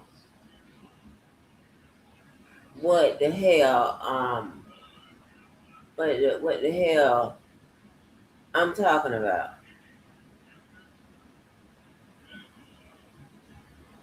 And then, and with a lot of the stuff they be talking about, right? A lot of the stuff done already played out. But wait till we get to the R. Kelly, his favorite person to stalk, the damn daddy. I don't know what the hell is going on. I mean, if Angela owed them people some money, shit, please pay him. Because I don't know. You know better to play with me because I haven't. Thank you. I've been sitting here for 7 years just talking to my cousin. I've compiled it all, making those authorities' job easy. All they got to do is vet what I give them. Okay, well. In Florida. Okay, well, they should be going to jail. Play with me. Swear to God. Yeah. So I saw that. And I said, well, shit. Based on his track record, if you play with him, maybe in your 70s or 80s, the authorities would take him serious and come pick your ass up. Okay? So we got 25, 30 years to see that materialize. Comprende? And be sure. How about that? Based on your efforts. You've been trying since I don't know when.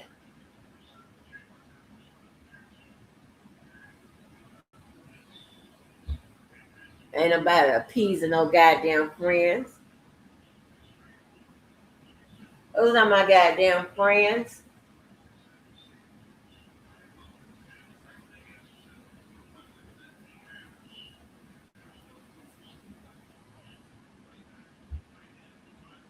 Is not even equitable or fair enough to even quote the law. Why is it that she's ignorant to the law, that she's not an attorney and can't read and discern right in front of her? It says threatening or harassing, but you want to talk about threatening. Dude, like it says, dude, when was I? Y'all give me the live or whatever. Let me know when was I stewing over D3BO's case like that. Like I got to do a live and talk about, his case or whatever.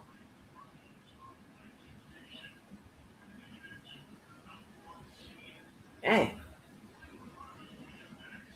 never seen no shit like this, huh? This shit ain't that goddamn serious.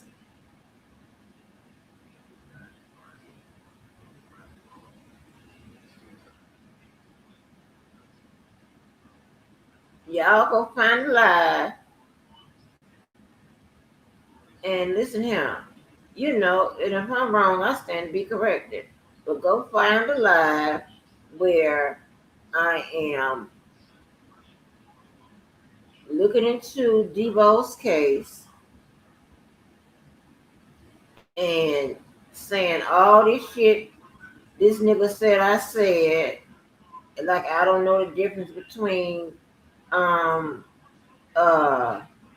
threatening what I don't even know what the boy was charged with this goddamn jury shit. I don't remember that shit.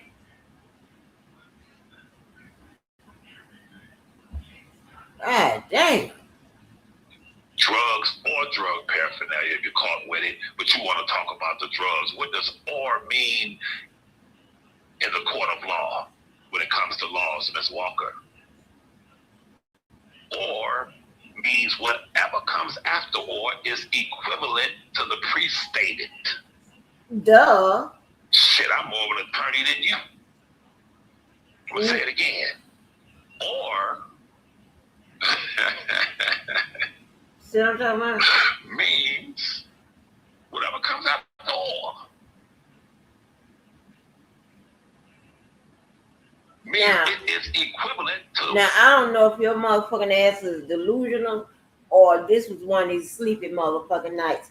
When the hell was I going over some charges and shit like that for some goddamn D3BO with regards to the goddamn jury and shit like this? And y'all know that I have been on a mission to evict motherfuckers.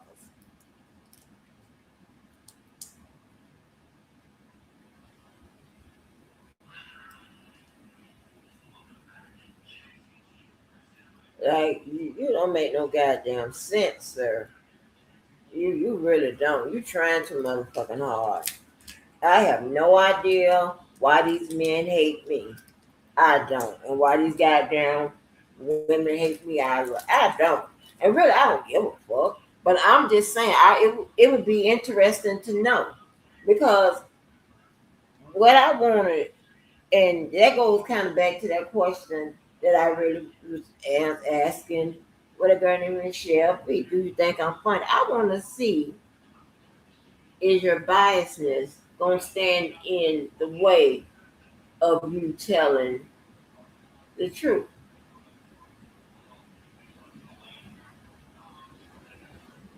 You understand what I'm saying? All of this shit here he's talking about, I don't recall doing none of this.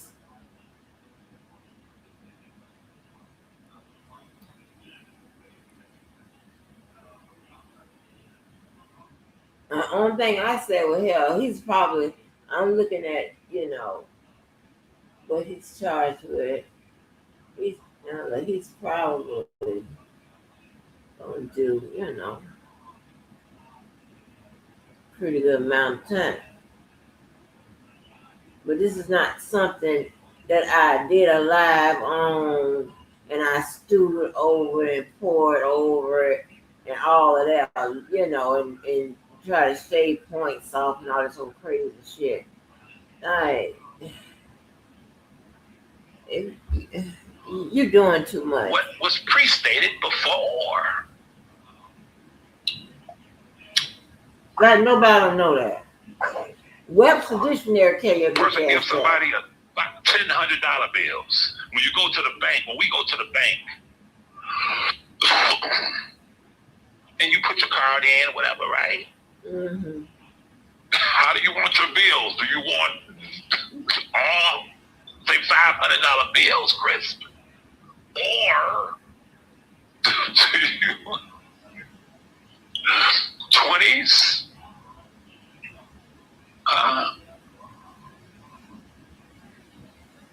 This is some stupid Do you want shit. 1050s or 1050s on that screen? How do you want your bills? Whether it's $500 Chris, $100 bills. You follow me? Whether it's 25 20s, 10 20s is $200, another 10 20s is $400, right?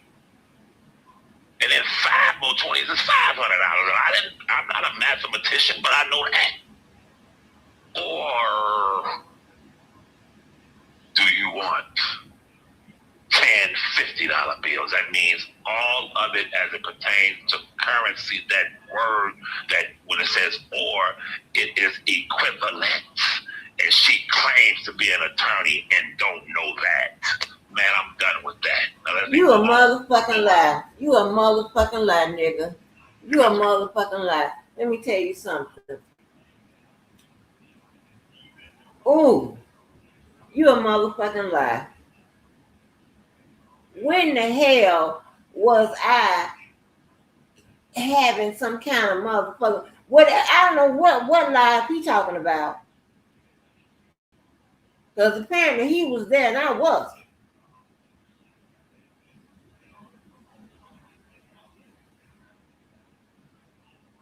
With your run to be slick motherfucking ass. This must be y'all had to kick it up in gear. Y'all didn't have Kobe or the Kobe stopper available. So y'all had to, go back in y'all goddamn bags and come out with a goddamn trick.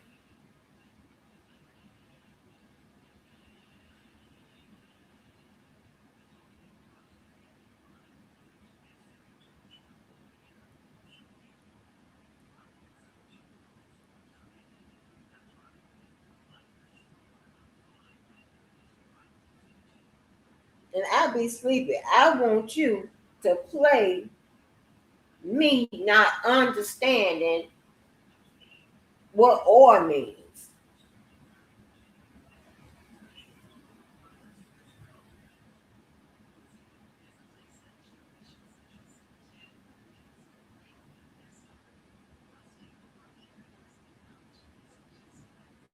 Hmm?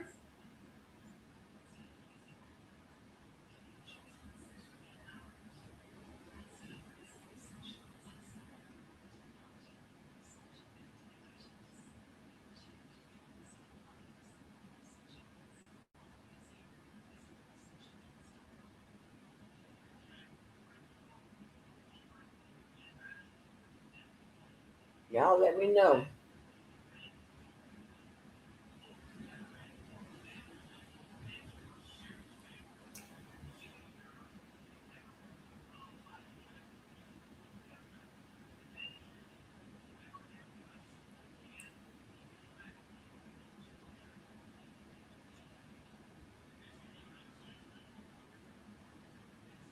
Y'all just please let me know.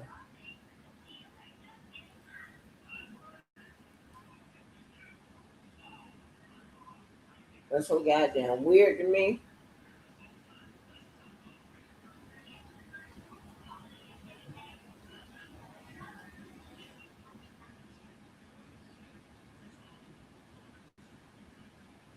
I want to know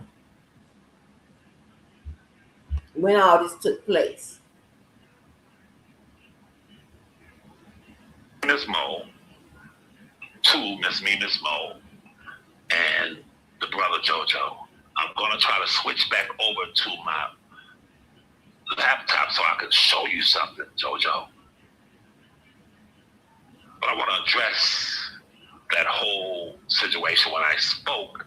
Speaking in proper context, I said, when you played it, so what I said was, I was explaining to Ms. Walker that there was a terrorist network. And I was explaining to Ms. Walker that they had formed a cabal. And I talked about some, or at least one of the leaders. And that was the grease-faced woman in the Carolinas. Now, stop right there. JoJo. Because you or anyone else is not dealing with that kind of man who will put a jacket on someone without any proof. Yes, we are. Y'all heard me years ago. Hold on. You don't motherfucking put a whole jacket, pants, skull cap, drawers on a situation that I'm sitting here. I'm like, oh, I know this motherfucker just lost his goddamn mind. Like, when did you see me meander, debate, have a hissy fit over anything that D3BO was charged with since he been out here, and it had something to do with the and or the or? Please let me know that.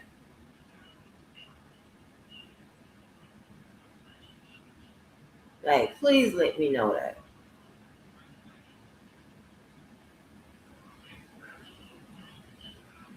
And when that's a common argument,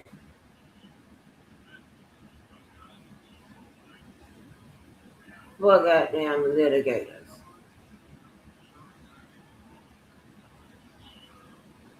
You understand what I'm saying? So when it comes to the and the or, you can make those changes with regards to the indictment, because it does not change the legal meaning, right? It does not change the elements. Because if it changed the elements, then that means that you have indicted someone. I ain't trying to help out.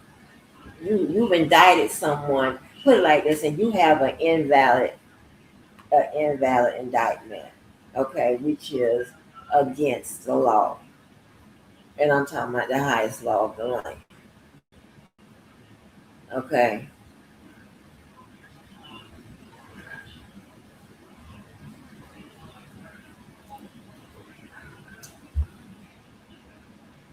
Was going in on, what's his name? The round-faced boy that went to prison. I forgot to see his face. When Dana was going on, Don, whatever his name is. So I don't even count these people. Larry, what's the boy's name that went to prison? The round-faced boy. Don Russ or Don Snow? When Dana was going in on him, I said, y'all heard me say, I said, no, Dana, don't say that if you don't have proof. And other people on these airwaves, even Larry, him and I talking, I say, well, we might be talking about politics on a live, whatever. I say, no, you cannot. If you're speculating, you're speculating. And he'll say to me, well, now you're speculating. I don't believe in putting jackets on people. That's a lie. But my words, which I can play on here, if my laptop at this acts right, I say I was speaking in excuse me, that's a plane. I was speaking in context of the terrorists and the terrorist leaders. And I made reference to the grease-faced woman in the Carolinas, and I said, let me stop to prove that she was one of the terrorist leaders. And to prove that she, the snake in D.C., excuse me, that so-called police commissioner, I want to say something about him in a minute, too. I want to say something about all the terrorist leaders in a minute. But I was speaking in that context, JoJo.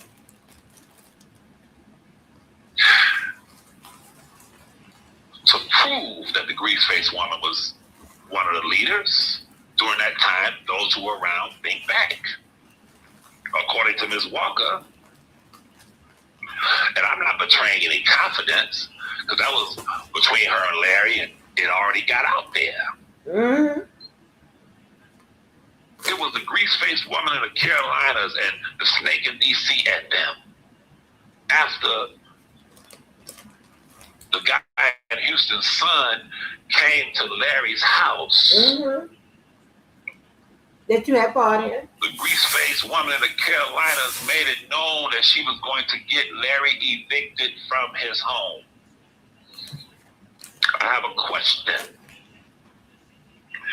When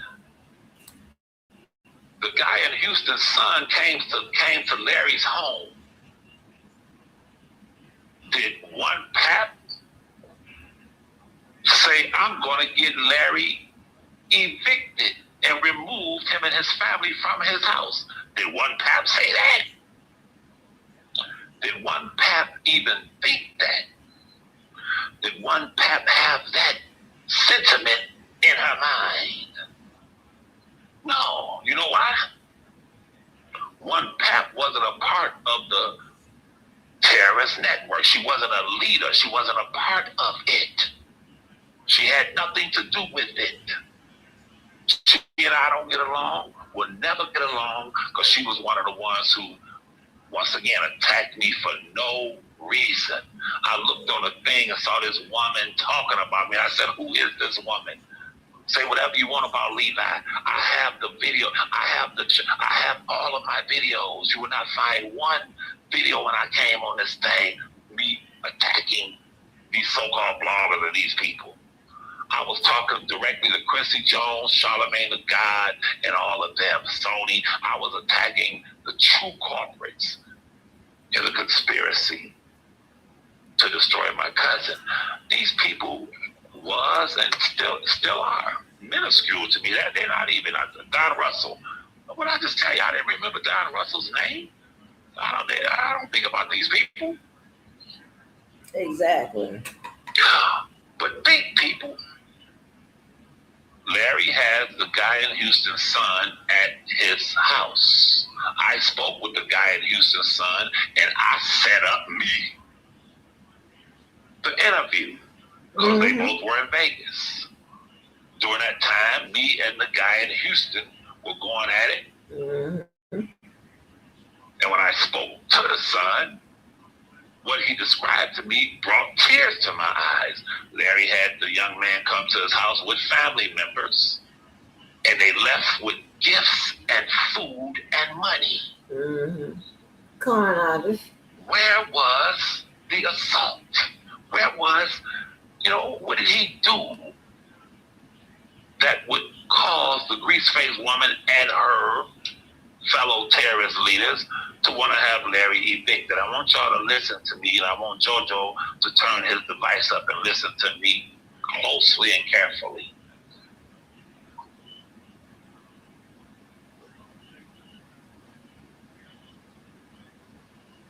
If someone has that much disdain, and they're so irate, and they're so angry at what transpired between you and another man and his adult son, if they become that irate, if they're expressing what's in them for you, it starts to the point that they want you evicted from your home. So I don't know how y'all were raised. I don't understand some of you people. That individual really desires for you to be deleted, omitted off the planet. Nah, come on. Did you hear what I said? Now I'm finna get you. I know goddamn well. I know goddamn well. You're not comparing y'all tricking that boy over to Larry's house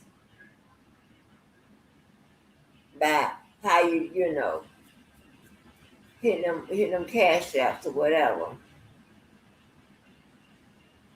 and you want to say that them trying to hunt him down and all of that because they had his son over there. That's not a comparable reaction. Baby, I mean, the motherfucking Alabama roots must be the strongest.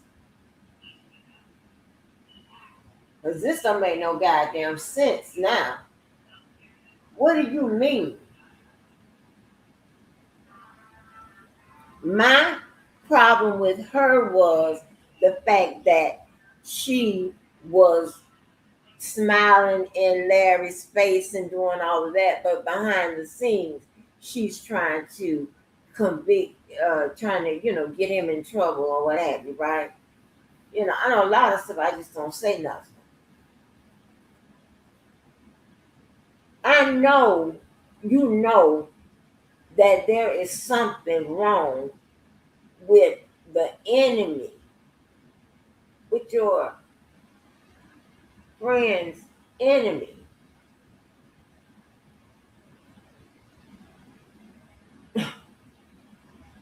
What?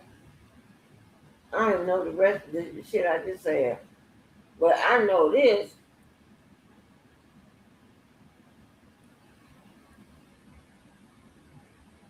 Y'all lucky to still be him.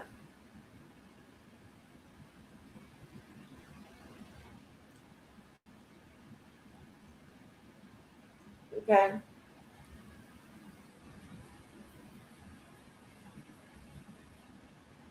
Y'all had that boy go there under false pretenses, son. What are you talking about? And I'm not sure why you calling JoJo's name.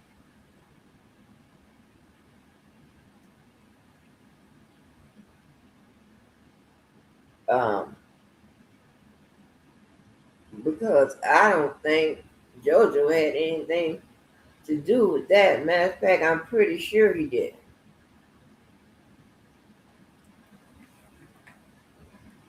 So if you're trying to insinuate that he was a part of the Carolina Diamond crew, and you can be a part of somebody's crew, that don't mean you got to take part in the bullshit. Like, child.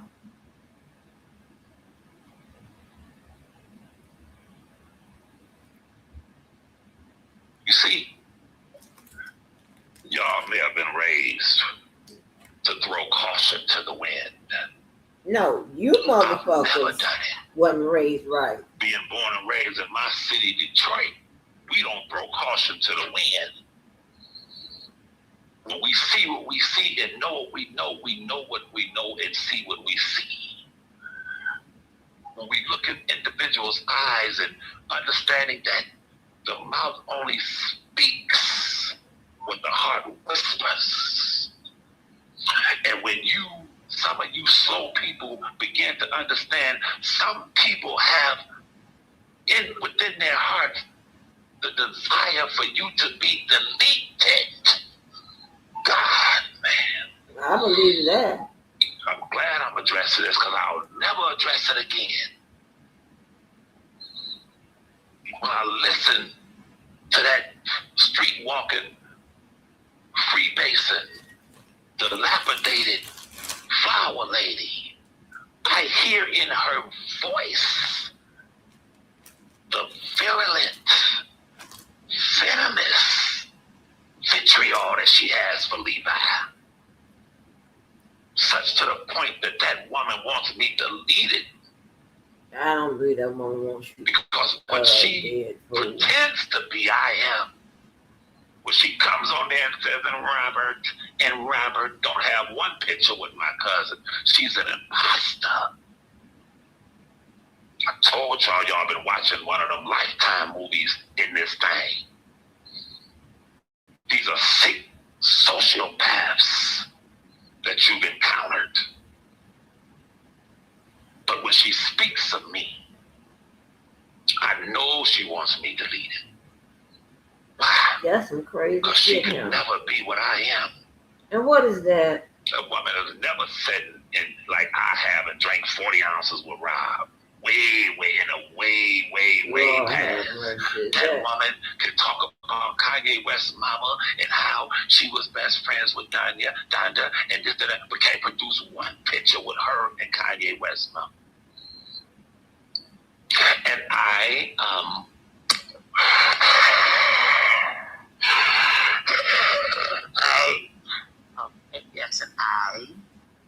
was the one who organized Kanye West's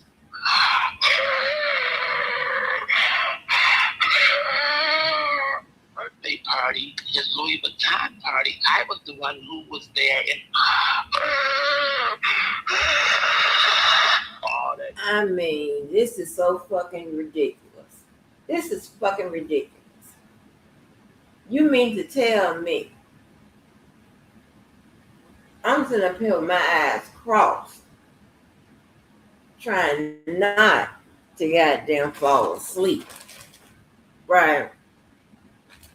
And he's saying the woman want to be him, want to be where he is, I guess, when it comes to R. Kelly. Honey, apparently you don't know Rob, because if anybody goddamn want to help, and he runs it by his attorneys, you will be the one chosen to help. That is clear and goddamn simple.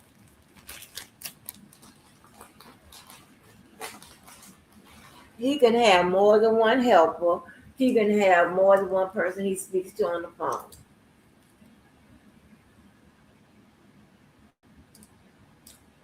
So, man, this is some crazy, crazy shit. I'm just trying, okay, and this is not my goddamn business, but I'm trying to see how he makes the quarter. I don't know what I'm talking about, y'all. I'm sorry, I apologize.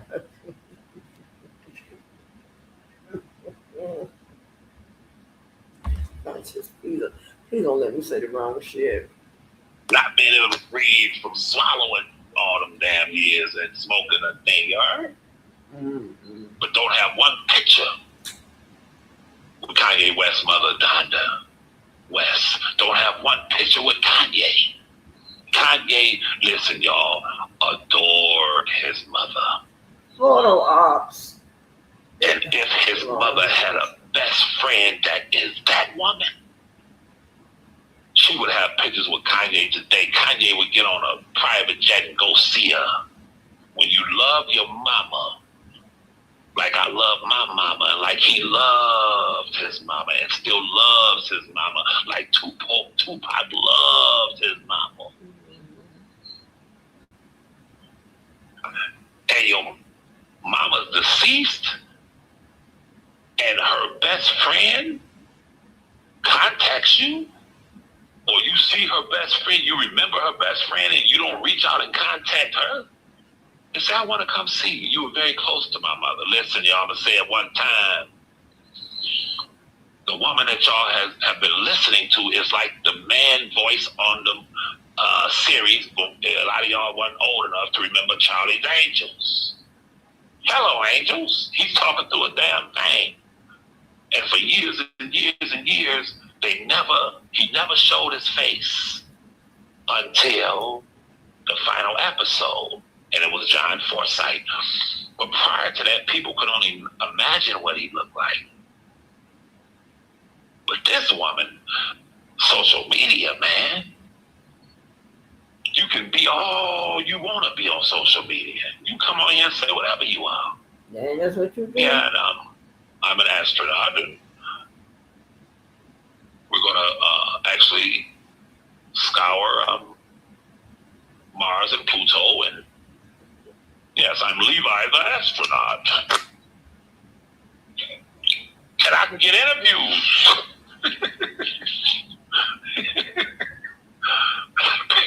People will click on and say, excuse me, what you watching? I'm watching Levi. He's an astronaut. This is a social media, virtual world, a crazy world.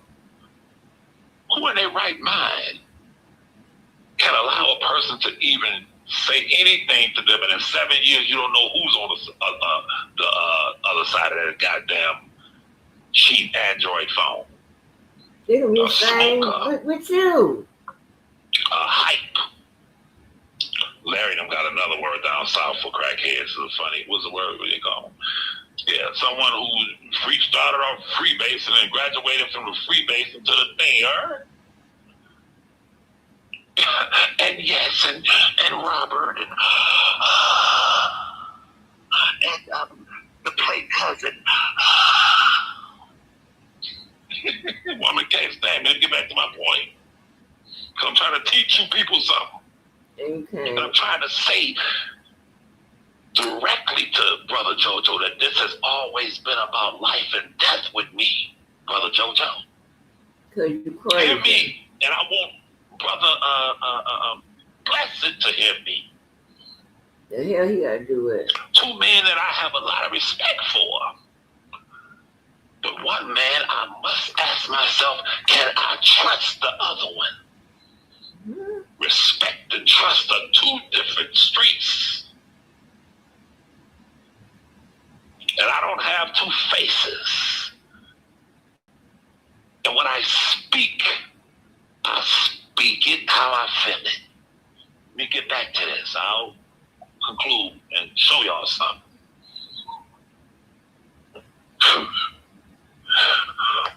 When you consider that one pep never had can't have nothing to do with what they had going on, Larry, the guy in Houston, his son, this, that, and third, but you consider that the snake in D.C., the grease-faced woman in the Carolinas, and others wanted Larry deleted for that.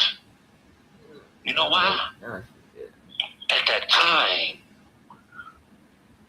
the guy in Houston was one of their soldiers. And when you're running a terrorist outfit, excuse me, and you're one of the leaders, you take that serious. You take offense at that. At that time, the guy in Houston and the firebug, woman beater, stalker, and Bolingbrook were two of their top soldiers. As they sat back, JoJo, having private conversations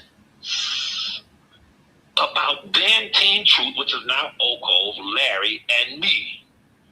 God damn it, listen to me, man. I don't believe in lying on people.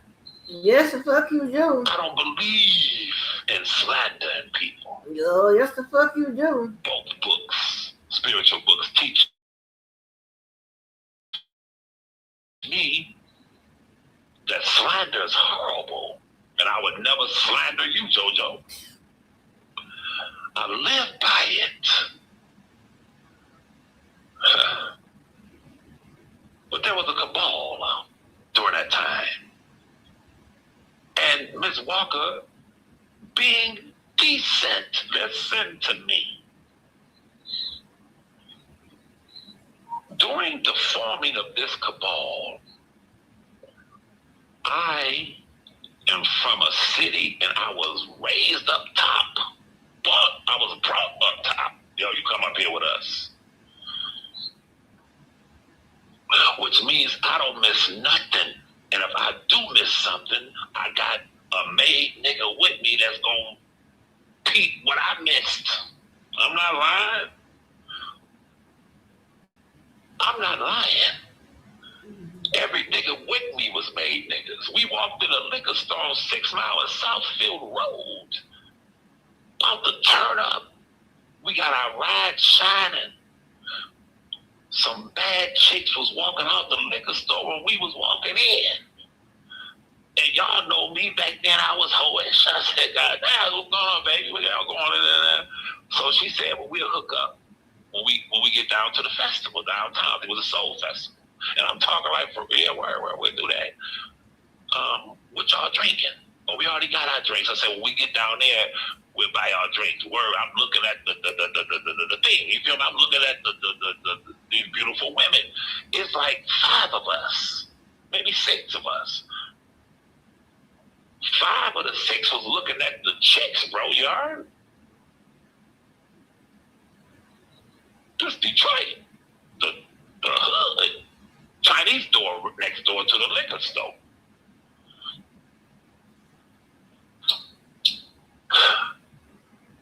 All of us were related.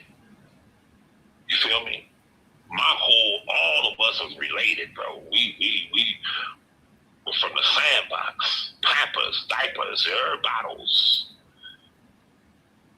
Chicks walk off, what we gonna do?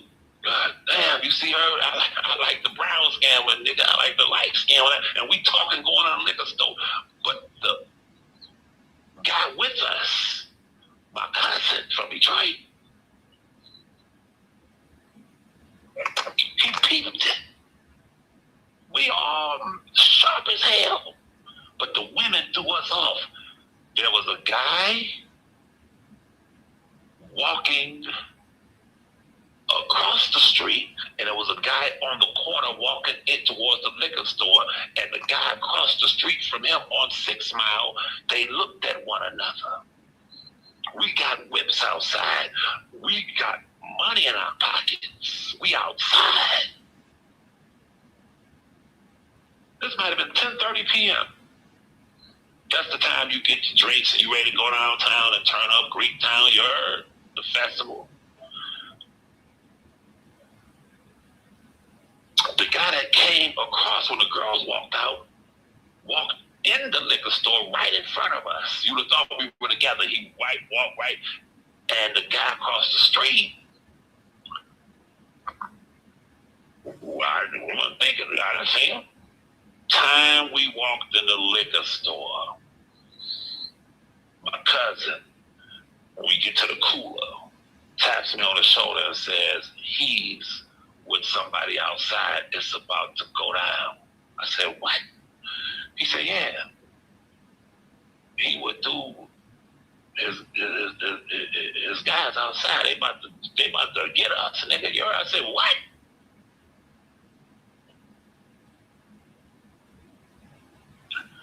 I said, okay, we got all our stuff, whatever. And I said specifically, hey, when we getting everybody put it in the guy, as I'm ordering, he's ordering a little something, and he walks out. I say to the guy behind the counter, no. Everybody go, they get, hey, put all of our stuff in a box. Everybody now on point. He puts all our liquor in a box. The youngest cat with us, the shortest cat with us, because we all tall, I say, you hold the box. And I had him the box. And I said, hey, you get it. And I took the blink and put it in the box with the liquor.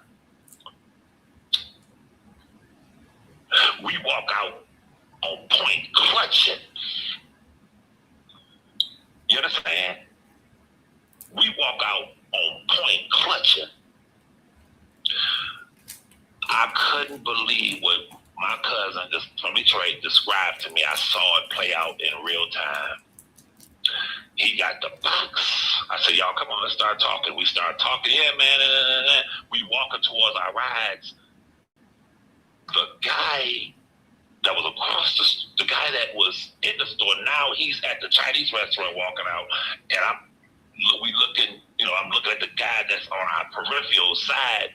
And the guy that walks out the Chinese restaurant takes his hand and waves it at dude. And when he waves it at dude, I turn around, my man turn around, we both turn around and start walking backwards, clutching, nigga. And he waves and says, no, no, no.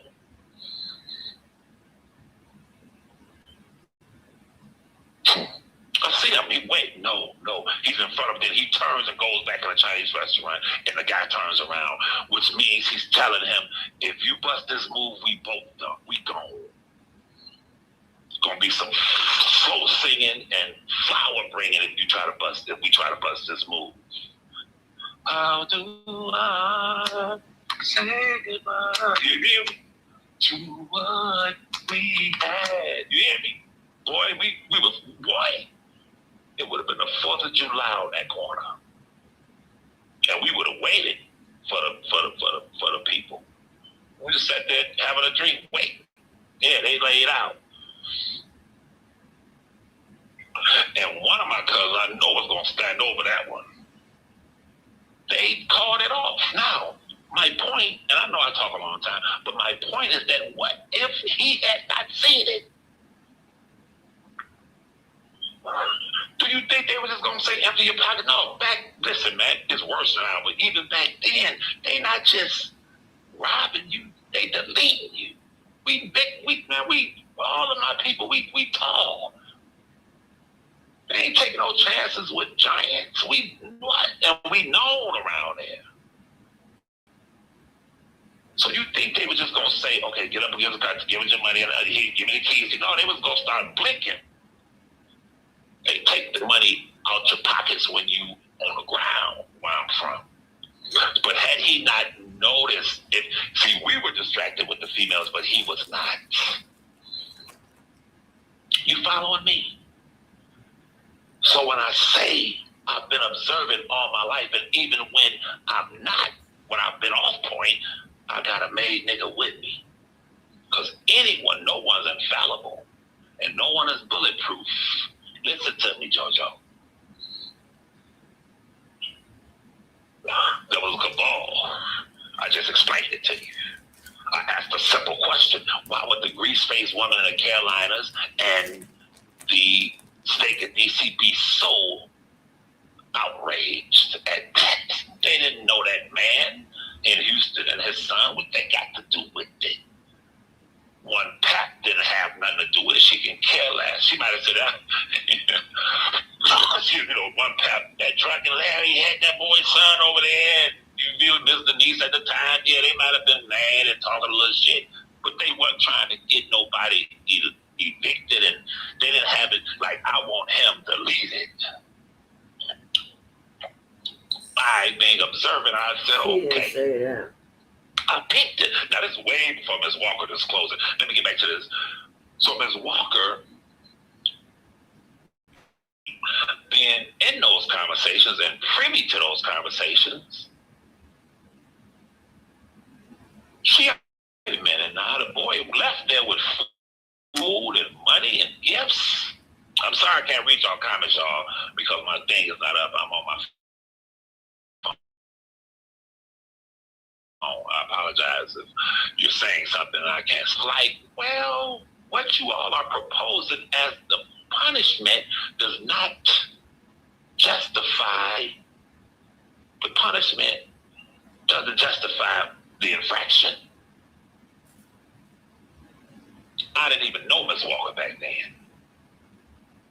But when I got to know Ms. Walker, I told Ms. Walker, I said, I can tell you were raised, and there's certain things you just will not do. I didn't know what that went on.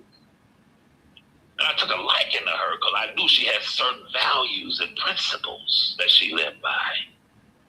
That's just the truth. And I don't like anybody, male or female. I ain't the kind of nigga that I take up. I like you, I like you, I like you. And if I fall out with you, I just go my way, you go yours. You will never hear me ever disclosing what we talked about, or I tell you what I'm gonna do. I'm gonna tell this or tell that. I ain't into that, man. You listening to me? But Ms. Walker being privy to the conversations with the terrorist leaders, even she not knowing that maybe she didn't know that a cabal had been formed.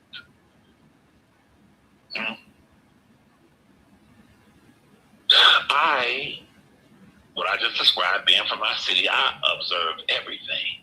I listen to the reverberations in a person's voice. If I'm able to look in your eyes, I can look in your eyes through the goddamn screen and know what you own. That's one, what I just described. Ask yourself, why would they be so upset with Larry's having that voice, that man's son at his house, a grown man, and him leaving there with gifts and money and a bunch of food. He had his relatives there. What I don't know, was his grandmother or somebody. You know, like Larry gonna get that boy behind that gated community that got that damn $1 million+ crib that Larry was living in. He gonna get him in a gated community and do something to him. Matter of fact, when it came down to me asking Larry, bro, why did you ask him about what the guy in Houston had did to his mama? Larry said, didn't want to do that.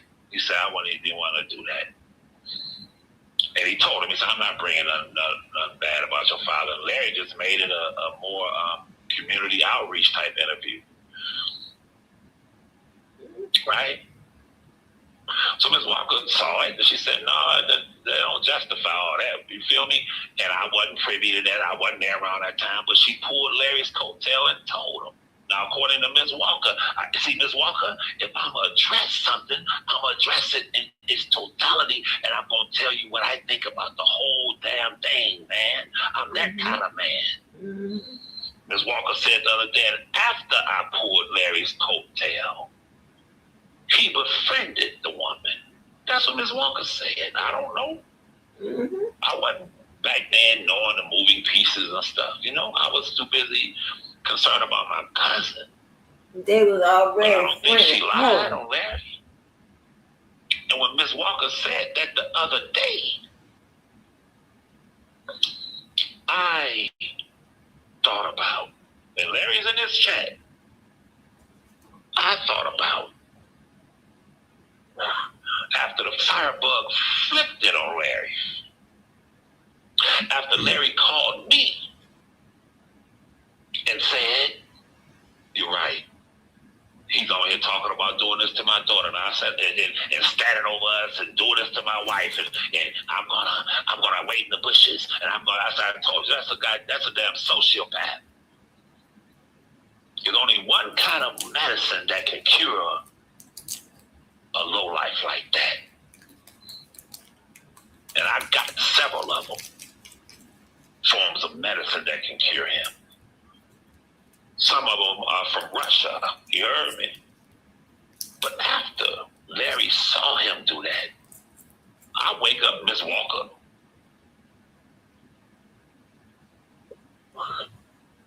And the firebug is playing a tape of he and Larry's conversation. And I said, what? He's talking to him. I'm about to explain it. Larry, just let me explain it. Now, normally, I'm done with you. You done seen how ruthless and treacherous and low down this guy has. No principles, no rules. He'll smoke weed in front of his kids and beat the woman and bring the young girl from the high school turned her out on drugs, and the woman, the fat white woman, and him, they end up in the bed with the young girl, and they turn her out. He takes a candlestick, recorded a Chi-Town finest, about to hit her in the head with it. He showed pictures and laughed after he beat her.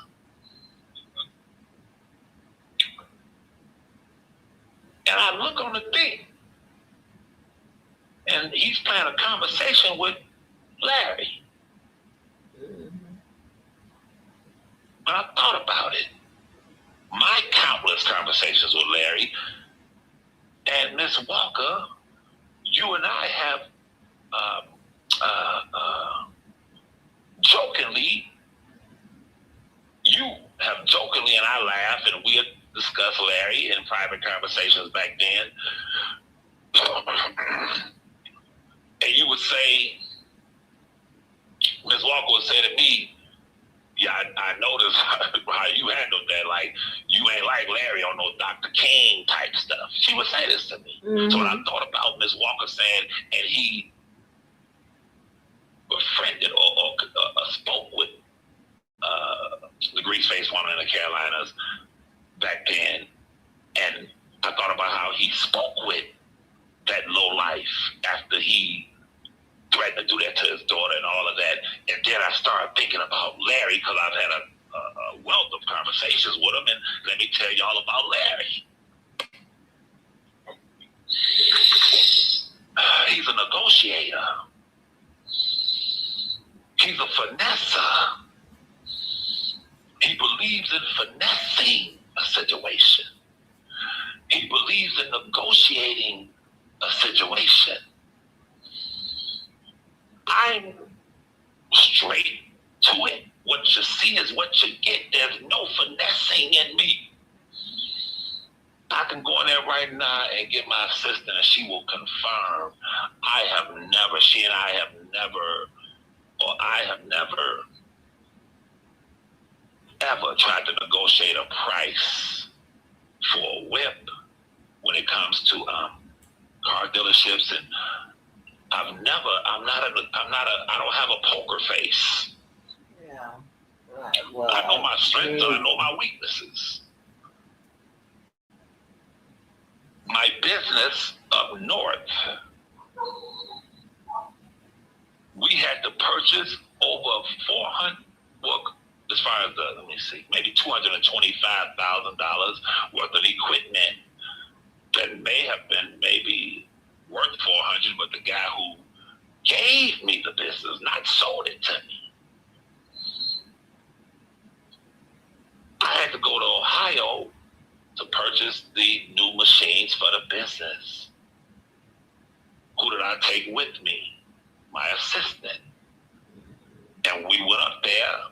I didn't say a word, because if they tell me this is, it was finance, but if they tell me this is what it is, and we're going to give it to you at this finance rate, she does that for a living. She's a buyer for all of the high-end fashion stores in Michigan, Minnesota, Indiana, Wisconsin, Illinois. That's what she does. She's a buyer for the Gucci, the Louis Vuitton, you name it. She has it all. I'm just not a designer nigga. But in her job capacity, and she's a natural seller. She's a natural negotiator. She can do it. And every time, I'm about to save you some money on that. Then after she saved me the money, you see how I saved us some money? You hear me? You women now, Ms. Walker. That's how women are. It's ours now. What? You remember how I saved us some money? Us? This is what I'm saying about women. Your money is their money. But their money is their money, you heard me? Which I don't mind that. I was telling Larry the other day, I said, I'd never take money from a woman. When women have tried to give me money, I said, no, say that for your baby. No, put that in your baby's account. No, I'm not like the low life firebug that believes in living off women and sitting smoking weed all day and drinking cheap beer and liquor. Let me get back to my point, man. Then I began to assess Larry's character. And I sat sipping on some coffee and I said, well, he's like that in every instance. I gotta explain this to y'all. My problem with Miss Walker is that she's biased and she's inconsistent with those who she calls herself friends with. Mm-mm. She turns a deaf ear and a blind eye, which she did with the father. She doesn't call it straight down the middle. And that is someone I could never trust. But if someone, I'm going to tell y'all something. If someone that's a drug addict that I know comes in my crib and steals my money, my wallet or something, take a couple of $100 out the wallet here, and I like that person, I know that person's addicted to drugs, and damn near everybody we know just told me that he robbed, he stole money out their goddamn wallet. I'm sorry, I'm chewing on something. I don't take it personal. The man's on drugs. I know he took $200 out my damn wallet. But one thing about this drug addict dude, hey, y'all, he's consistent. Shit, he'll steal from any goddamn body. Hold on. So, check this out. If I turn, first of all, only person I ever mistakenly named a friend out here was Larry. Okay. Move Dior Ariana Grande. Move on. So check this out now. I knew Dr. Rogers way better than I knew Larry. I knew her better than I knew better than I know a lot of people. So if I'm biased and turn a blind eye and all of this and that, whatever, then why in the hell did I have to, get with her about what she was doing to Larry?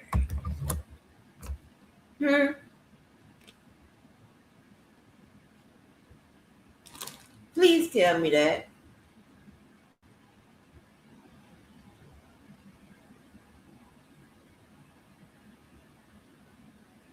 Why? If I'm biased, if I turn a blind eye and I let my friends, that's a goddamn lie. My friends will tell you I be on their ass. My daughter will tell you, go listen to the tape. It's on there. They say I said some of the coolest things to their motherfucking ass. And they be crying and all this kind of bullshit. I don't do that.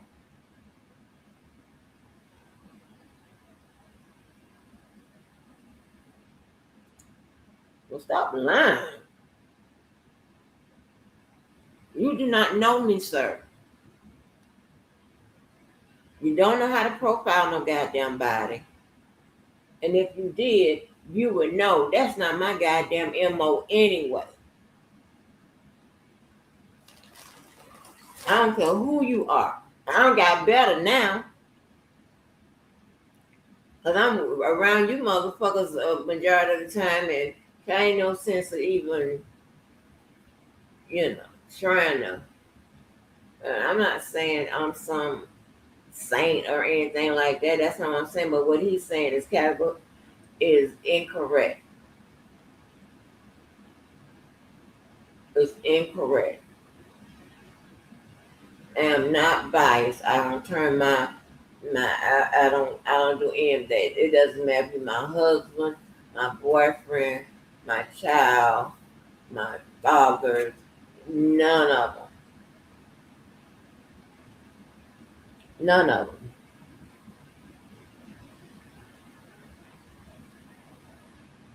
So how you gonna say me being a decent person in one breath and in the next breath saying, what he say? Well, listen to my logic. And I'm very forgiving. I am. But I'm like, well, he stole from his own mama. Oh, that's funny. I'll sip on my coffee when I'm trying to decide, what to do. And maybe that night I'll be sipping on some Anderson. I'll say, shit. This man is stole from his own mama. Everybody we know said that their wallets was light when that nigga left. You heard me? So I don't get offended because he's consistent. He's not biased. Larry is consistent. That's a goddamn lie. He would be a perfect negotiator for what's going on in the Middle East. Because he's going to go over there and try to broker a deal, finesse, and talk to the people in Gaza, the people that did it in Gaza, the people but he's going to talk with someone like me. I choose sides. No, I ain't.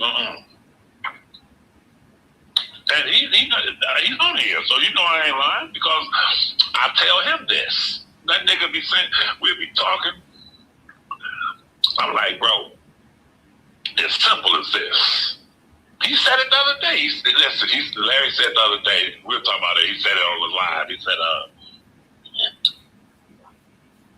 well, I don't care if they give you a year or something. He was telling the Firebug. Because Levi has already sentenced you to life on YouTube. So I told Levi, I'm good with it. As long as I gotta see that underbite, tie tongue, ugly ass nigga, you're on YouTube no more. I'm satisfied. What did I say to Larry? I said, well, I'm not. You heard me? See? Two different individuals. He's like, well, I'm satisfied. I said, no. I got to press this federal button, too. This was about 3 weeks ago. I said, no. What I tell y'all, Larry was on the live. Everybody heard me say, I said, see, Larry's the kind of person, if a person's wounded, and there's a blood trail, and the person runs up in the mountains, Larry and most people are, oh, he done. He going up in the mountains, about to turn night.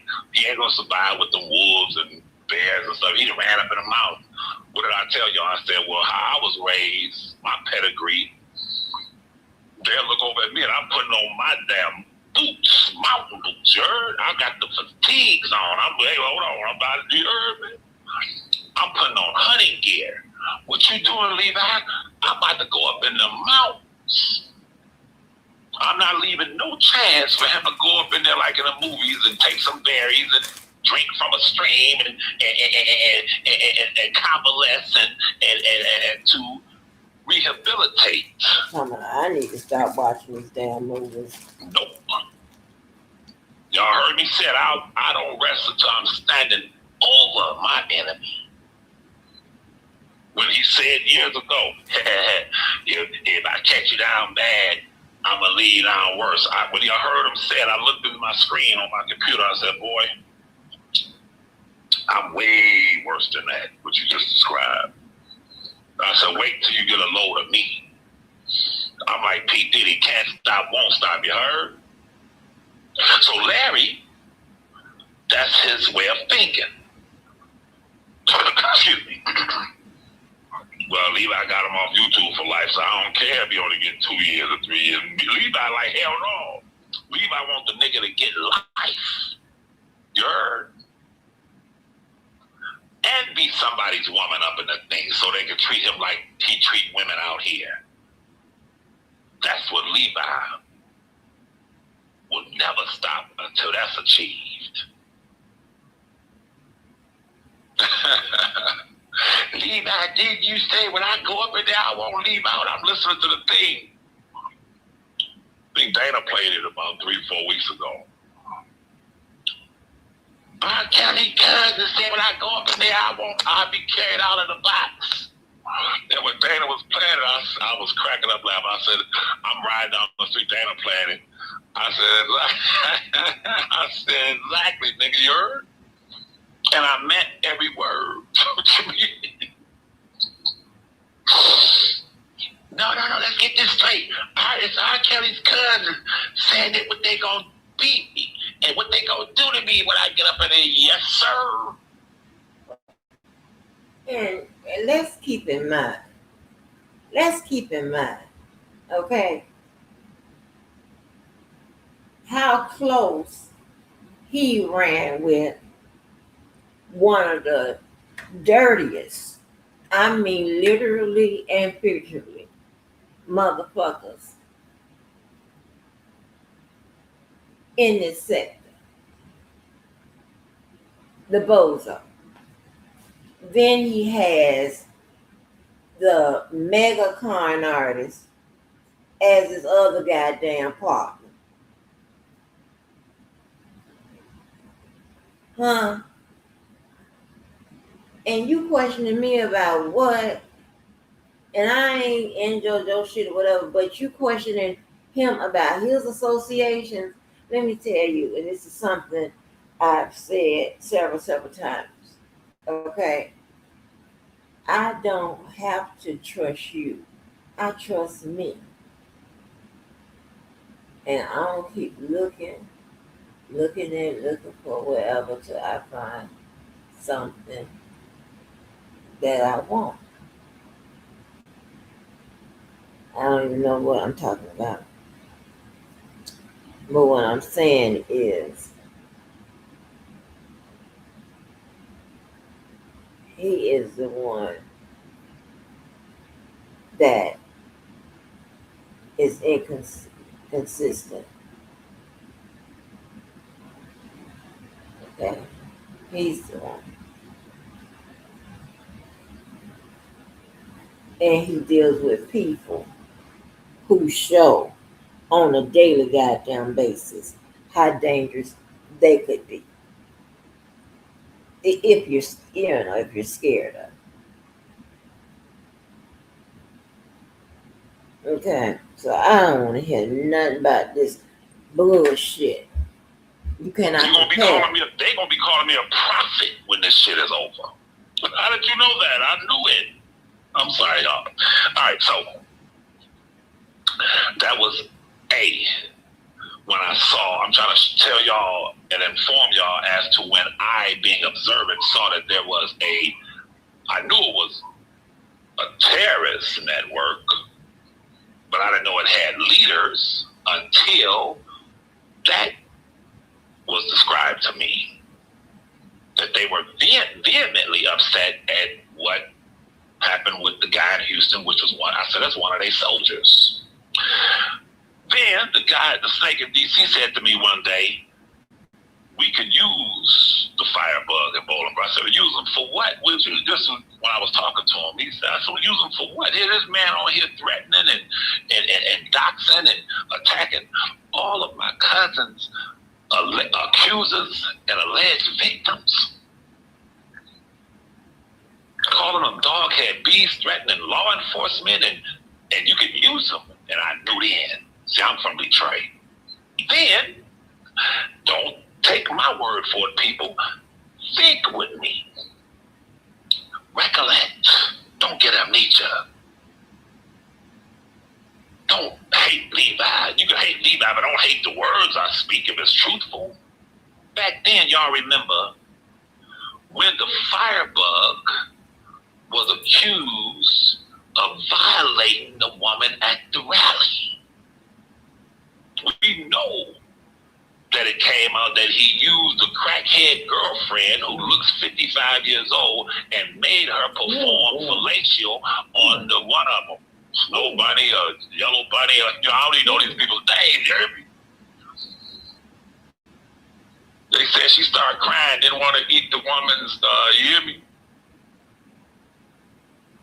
Probably was smelling, you hear me?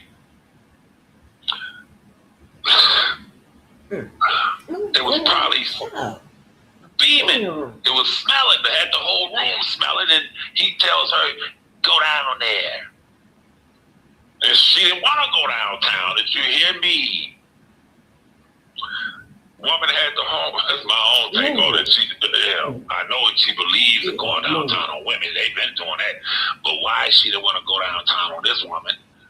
It was probably because the woman was smelling, had the whole goddamn room lit up, and she didn't want to do it. You hear me? Every time I'm saying, you heard? He made her go downtown, B. You heard me? This is a low life nigga. You heard? Go and made her eat the yellow body. I don't know what her name was. Made her go downtown. Told her he'd beat her. I'm telling you, listen. Then, around that same time, there were allegations of an assault. Y'all remember that? Ooh. See, the terrorist leader sat back. JoJo.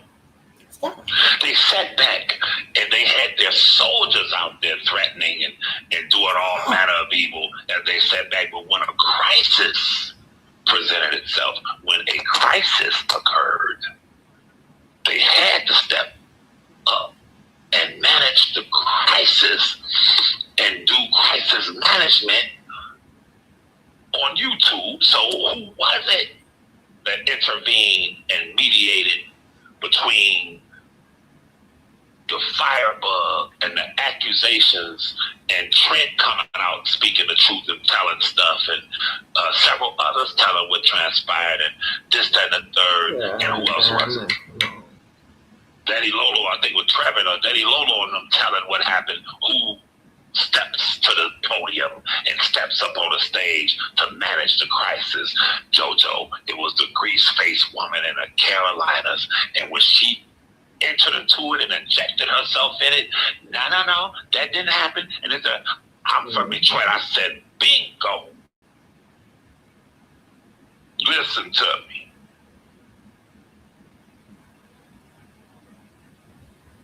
A light bulb, bright as hell, went off in my head. I said, oh, those are the leaders. Those are the leaders who went and told Greenberg, met with him at his office and told Greenberg that me and Dana and $1 for the king and this, that, and the third. Ms. Walker said it the other day. She said, I never understood if this was about R. Kelly, them investigating people. To this goddamn very day, they don't know who I am. Because that's how I move. I even fed them information to make them think they knew who I was. Ask Larry. Larry and Terry. Listen, JoJo.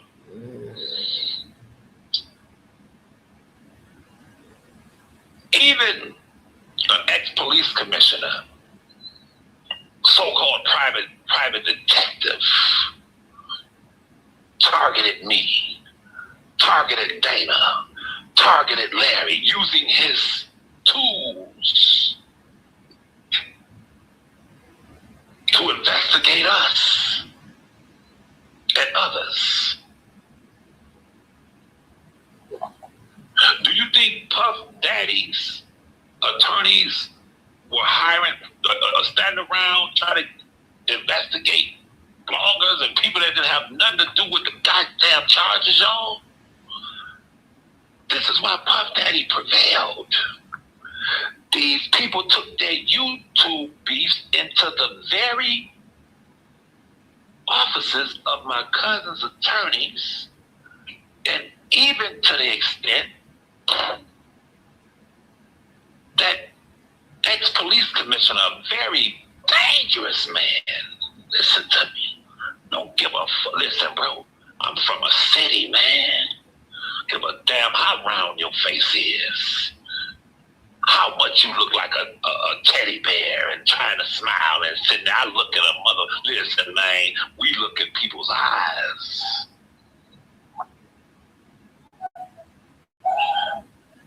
And when I saw him targeting me, I looked in his eyes.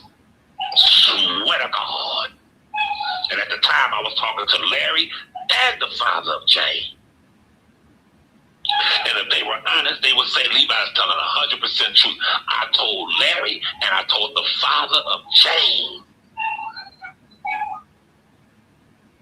know how dangerous a corrupt ex-police officer, ex-police commissioner, so-called. I said, I don't play with them. In my city, we didn't play with them. Cops busting certain houses, and they working in cahoots with the people on the other side of town and giving them the work, and they going up in there doing all manner of evil. When it comes to a corrupt official, you never play with them. And I told the father of Jane and Larry, I said, you know what? They say, we ain't heard from you in a few days. I said, hell no, I had to go to the Golden Eagles with my file. And I explained to those people in those federal buildings, this one right here, I want it documented. I want it recorded. Everything he said about me, I gave it to him and said, let me tell you something. I ain't playing with these people. I've never been one who believed JoJo in throwing caution to the wind, man. I did not survive my city doing so. And Ms. Walker, if she were honest, she would say everything that Levi said is the truth. No. Because she was in the rooms with them. But she wasn't as low down as them. Hold on, because of how she was raised. That's a fact. How do I know that, Ms. Walker? I was in the room. Because in my city, I saved people's lives in real time. I really saved people's lives. People know. 7 of them woke up to 3. His own.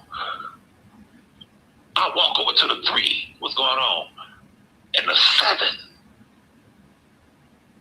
I look in their eyes and I can spot the one that's decent. I said, no, wait a minute, man. Hold up, man. Yo, you, come here for a minute, man. Look, you know this is about a chick, right? Yeah, I'm just saying, you know, my man said, I said, listen, I don't care what your man said. This is about a bitch, nigga. Y'all want to do that? His eyes drop a little bit and look me straight in my eyes and say, yeah, you right. Hey, let's go.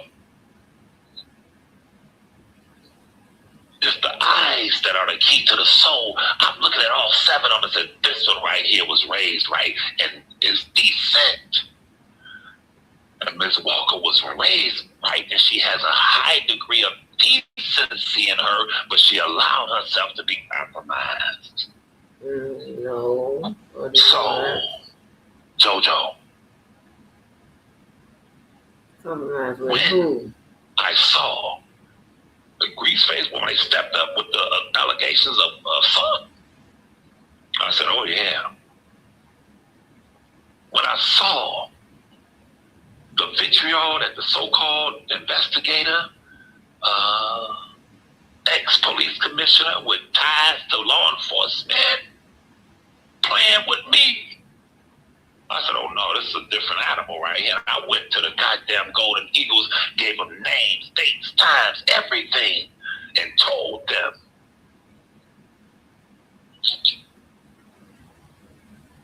If any of them want to get to it, if he sends somebody they want to get to it, I'm going to get to it. Y'all know what I got in my crib. Y'all know what I have registered. Y'all know who I am. You know everything about me from fucking when I was born. You know I have no criminal record, which gives me the right to own 100 of them if I wanted to. You know, you don't even talk to people. You wouldn't even allow me to walk in this goddamn court building, federal building, if I had a history of that, or if you didn't know exactly what I owned. Small and large, but know this. This sick, sociopathic individual is not going to harm a hair on my or my family's head, my baby, none of them. Because if it comes to that, we'll all go and discuss it before Allah. I told them that. I said, we'll let God judge it. But he coming with me and we'll sit before the Most High and let Him sort it out. But you coming with me. What about Bozo? And I took out an insurance policy, and I have re-upped. I have revisited it. I called them periodically. Is everything cool? Yeah, everything okay. Well, just know, don't take your eyes off of this one, this one, this one, this one, this one, this one, that one, this one, this one, because I don't believe in throwing caution to the wind. And when someone threatens my life, or I see what's in their eyes, which is a reflection of their heart towards me, and I know some of them want me to lead it for one simple goddamn reason, and that's I'm this man's cousin. Now check this out, y'all. I told you that they went into the... That don't make no sense, dude, because nobody believes you that you're his cousin.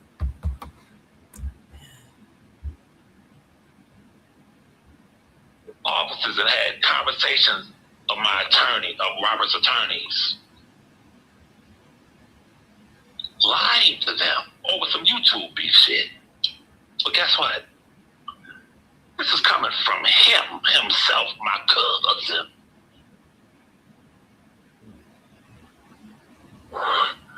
He said, boy, you smart. I said, what? He said, what you tell me a week ago? See, this is after I saw the terrorist cabal and the leaders being formed. I told my cousin, I said, listen to me. They gonna come to you. Don't you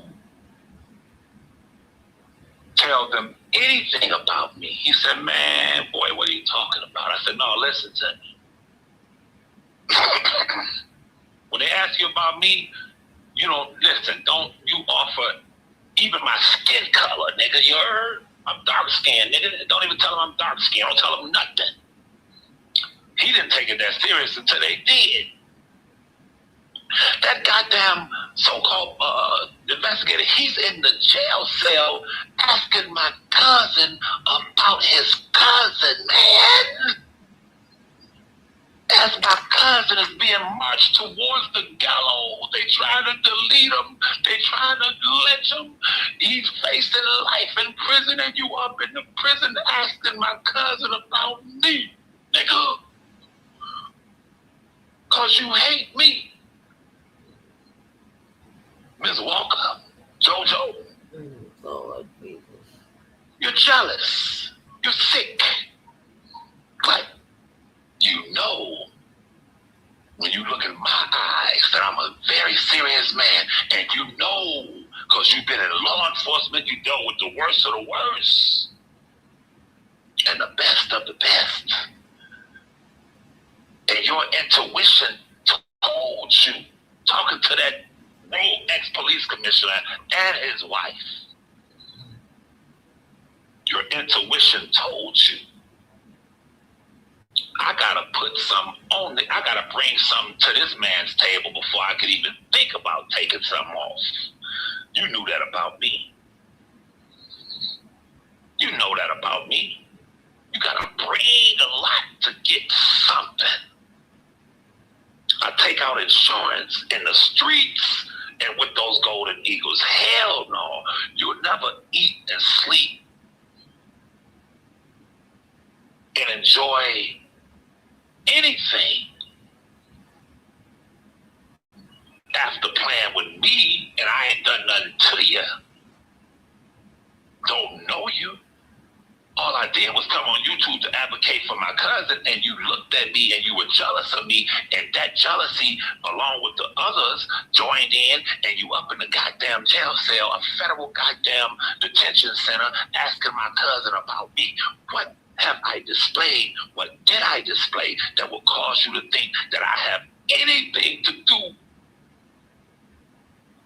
with this federal indictments? Did they describe a tall, dark, handsome nigga in the goddamn work? Did they say it was a tall, extremely tall, handsome, dark-skinned nigga that the investigators saw come out of the hotel and this, that, and third, and we wonder who it is, nigga?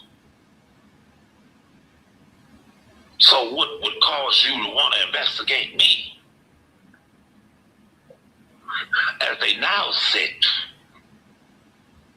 we told y'all that the father was dirty. We told y'all it was the father and the mother. We told y'all, but y'all was so busy. You and Larry, y'all was so busy. Da-da-da-da-da. That's a goddamn lie. Y'all blamed everybody. See, people don't get amnesia. Y'all place y'all bets on everybody and their mama. Will Edie was involved. He did it. Keith did it. Don Russell did it. The butler did it. The maid did it. The butler's mama did it. Huh? Drea Kelly did it. The kids did it. Talked about the man's ex-wife and his kids, and they were part of the setup. All of them did it. The bus driver did it. Huh? The Savages did it. The Rogers and Mr. and Mrs. Rogers did it. Huh? Javante Cunningham was a part of She Did It. I like the Rogers. Lizette, they did it. You said everybody did it. And I said nobody did it until I had proof. Then because of Casey and JoJo. Oh, yeah. The proof is produced in black and white. And you don't want to give Casey and JoJo the Grammy? Song of the year, album of the year, you heard me? Let me get back to my subject matter. I've been on here for about an hour almost, discussing and detailing the cabal. We about to get to it, JoJo. I'm about to get down to it. Ms. Walker said the other day, I heard her. She was trying to figure out Miss Mo, and she's trying to, basically solve the equation and say, wait a minute, let me tell you something. See, man, y'all will one day understand, Lee, but I do not get upset with women. I'll be cracking up this way at me. Miss Walker was talking after Miss Nissimo, I'm sorry. And she was playing JoJo's Live when Nissimo would talk. Yes, you did. Miss Walker can't stand it. Miss Walker did that.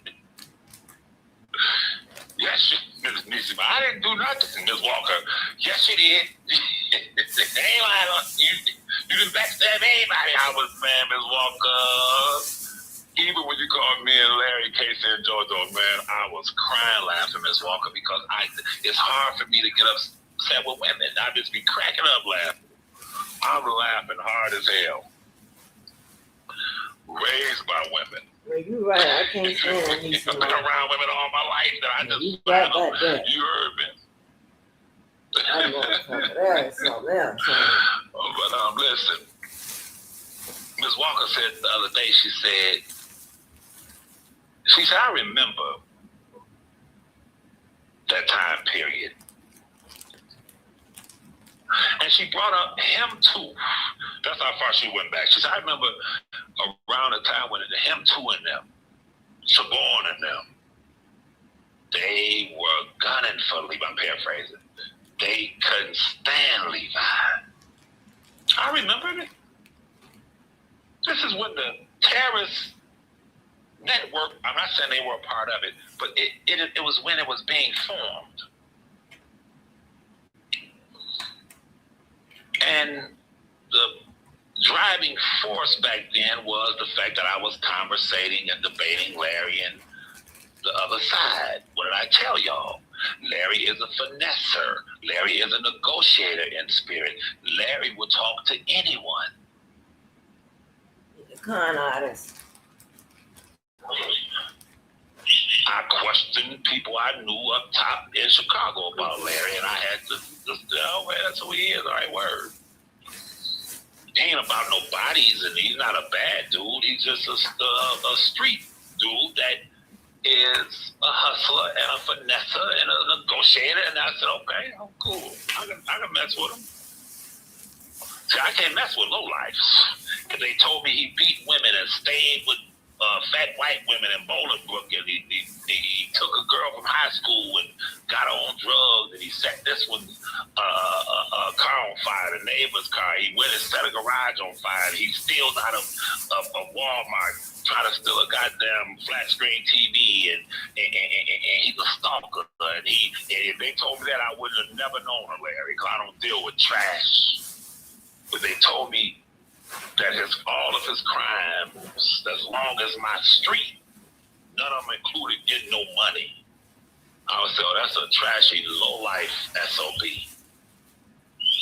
Okay, knock him out or cross them off the list. I have no conversation with that spot. Like I never had a conversation with you, Firebug, ever in life. The time I saw you, I saw this man's after me. This jealous, ugly ass. I said, look, we would never have a conversation. The only conversation you're going to hear from me is that thing. You heard me? I swear to God, I said it and I meant it. Levi didn't show up to Levi never showed up to a rally. Levi, why wasn't you at the court? You don't know where I was. I'm from Detroit, nigga. However, as I was saying, Jojo, Miss Walker said it. She said it was around the time of him too. I said, damn, Miss Walker, I went way back. She said they hated Levi. But I knew why. But I, being someone who's always been a straightforward person, I don't have two faces. I remember when she said that, I recalled a conversation on somebody's live, and the young lady, Siobhan, was on there. And I noticed she was avoiding me on, I forgot whose live it was. She didn't say hello. She had been cordial maybe a month or two prior, but at that time, she didn't say hello. And like, what did I just say, y'all? I know women. And I peeped her demeanor and her standoffishness. But let me show you how I am. I said, Siobhan. She said, huh? She couldn't believe it. It's like 6 on the panel. I said, Siobhan. She said, well, huh? I said, what's your problem with me? See?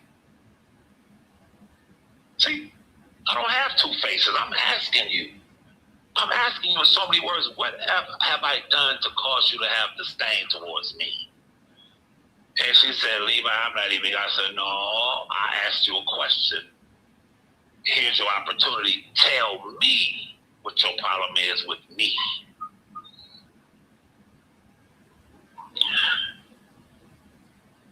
She said, okay, since you asked me, I'm going to tell you. I don't understand how, if R. Kelly is your cousin, that you can sit and laugh and be cordial with the other side, with the ops. She might not have said ops.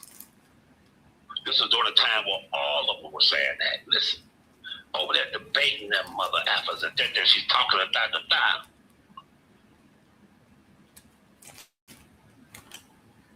You sitting over there with them, and they calling your cousin gay and all of this stuff and this, that, and the third. And, you know, she was so upset when she addressed me that I said, I'll address it later because it was on someone else's channel. And I said, I don't want to disrespect their channel. I would never disrespect her. But one day soon I'll explain it. And I went on my channel and I explained it. I was taught and raised, people, that your enemy could never harm you, but watch your closest friends. A lot of y'all young people don't remember the song, smiling faces, sell lives. When I was a little bitty kid, that song was out. My mama worked at the bowling alley at the bar. And I'd go in there, when she get some tips, she would call, and I would say, me and my friend would go up there, and she'd give me $5 for some pizza and stuff.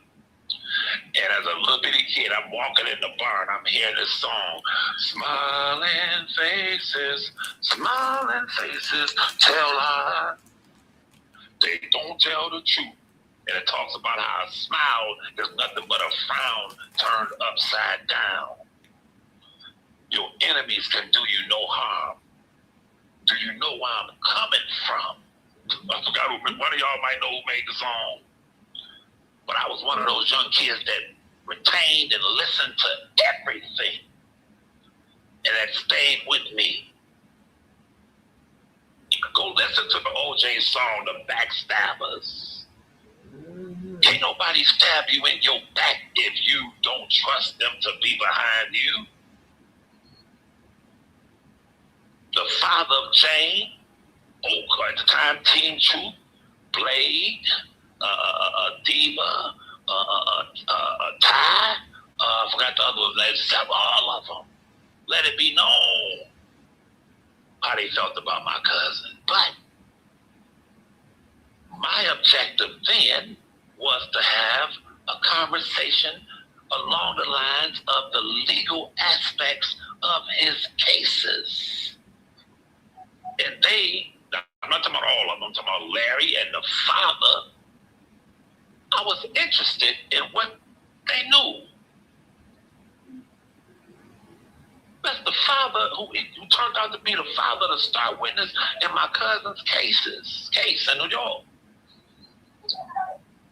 I wanted to sit down at a common table of common discussion, common debate, decency, logic, and rationale. And when we did it, after all the people on the R. Kelly side called themselves bashing me, attacking me, what is he doing over there with them? And just listen, man, I ain't no gang. You heard? I go out, want to go. But we elevated the conversation during that time, such to the extent that all of the people on YouTube stopped watching them. Not all, but their numbers fell. And everybody was waiting for me and Larry to have them debates. And when we blew up... He was up there too, sir. Miss Walker, I said to Larry, now you see these people attacking me. And you see what you and I have constructed, having constructive conversations, elevating this whole R. Kelly thing to another level, causing people to think as we read the paperwork, as we talk about what he was accused of. I was there. I love him.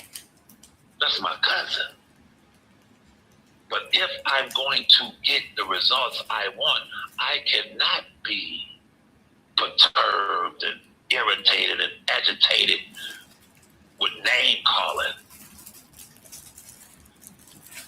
Because this is not a street situation or a moral situation. This is a legal situation. Let's discuss this work. And sure enough, and Larry, if he were honest, would tell y'all, he did tell me that. I said, now check this out. I said, there's a man, a white man from years ago, just way back, his name was Ralph Waldo Emerson. Google it, Ralph Waldo Emerson. And he made a statement when I was in school that I read that I found to be quite profound. What he said was this: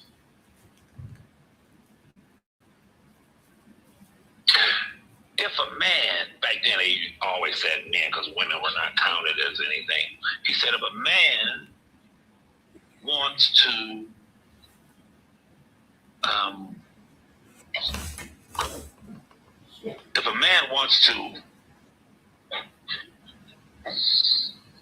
undermine or wants to down or gain the trust of the people or want to down someone else or this inventor or that inventor, he said there's one thing about this country. You don't have to down those who have created this or that. He said if a man wants to make his point, all he has to do is create a better mouse trap. And the world will be a path to his door. I remembered that in middle school. create a better mousetrap, and the world will be the path to his door. He was speaking about the mousetrap, the little square wooden thing, and the thing when you put the cheese on it and it traps the mouse, it traps the rat. He was speaking about this way back in the 20s. I think it was like the 20s, 30s. And guess what, y'all? You can go on a Home Depot, Lowe's, any hardware, and you'll see that same mousetrap being sold. With the wood square and the wires and the little clamp, is still being sold today, 2026, which means the family of that inventor is filthy rich because he patented it. But Ralph Waldo Emerson said, all you got to do is create a better one. And they'll turn away from that one and beat a path to your door. But no one has created a better one that is practical. So I told Larry that quote, and I said, we have created a better mousetrap. Now, because of what we're doing and how popular we are, you can best believe now they're going to try to come over here and debate you. And Larry said to me, I know, you think so? I said, I know so. But when they do, you have to promise me that the gates will be closed and they won't be able to do it because they had an opportunity to do it, and all they have done is attack you and myself. Larry said, cool. I look up, there's Trent on his channel. I look up and he let him in because he's, what I say, a finesser. He, like, we totally different when it comes to those principles. Y'all fell out. They came on and everything went to shit.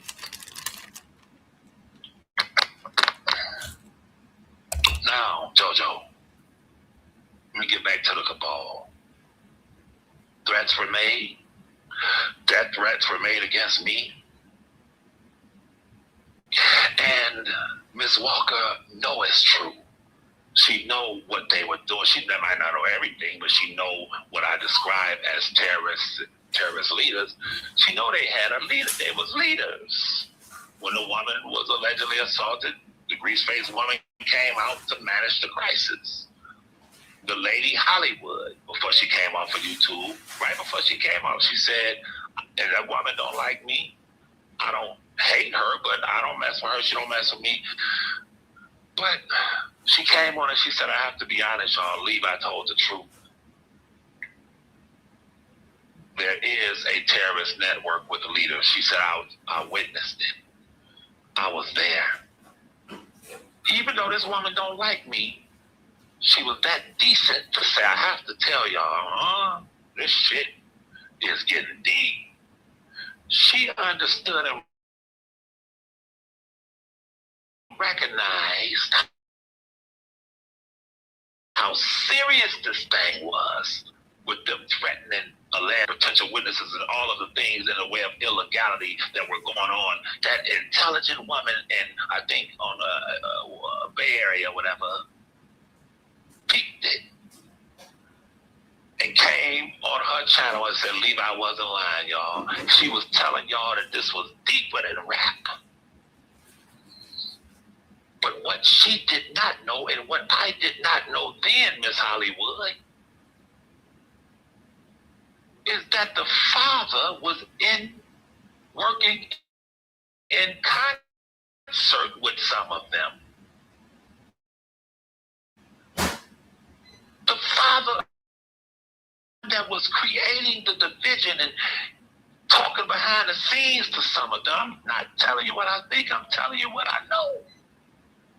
Because he was in a predicament that it was by any means necessary that I and my wife are not called to testify, because like Larry said, if we do what we deposit in the way of testimony, they have no other choice but to unseal those indictments against us as unindicted co-conspirators. Nowhere in the hell they would allow them to sit up there and tell what they did, and the jury and the judge and people not say, well, hell, why weren't y'all charged? Y'all were the one who trafficked her. Y'all did the enticement, see? See how it goes, Miss Hollywood? But I didn't know it. You didn't know it back then. He was pulling strings back then. Getting back to JoJo. It was a cabal with soldiers. I'm not speaking for nobody else but me, bro.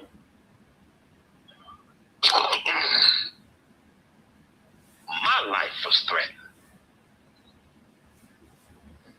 And that is as serious as it gets. To JoJo.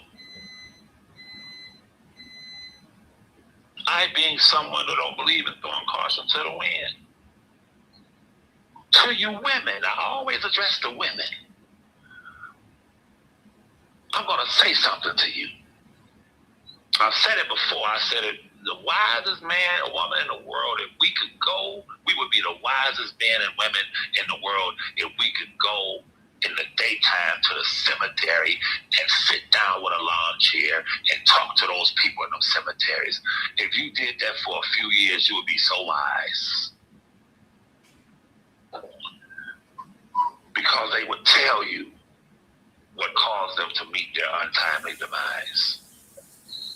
They would tell you how the man they trusted, the husband they trusted, the brother they trusted, how they betrayed them.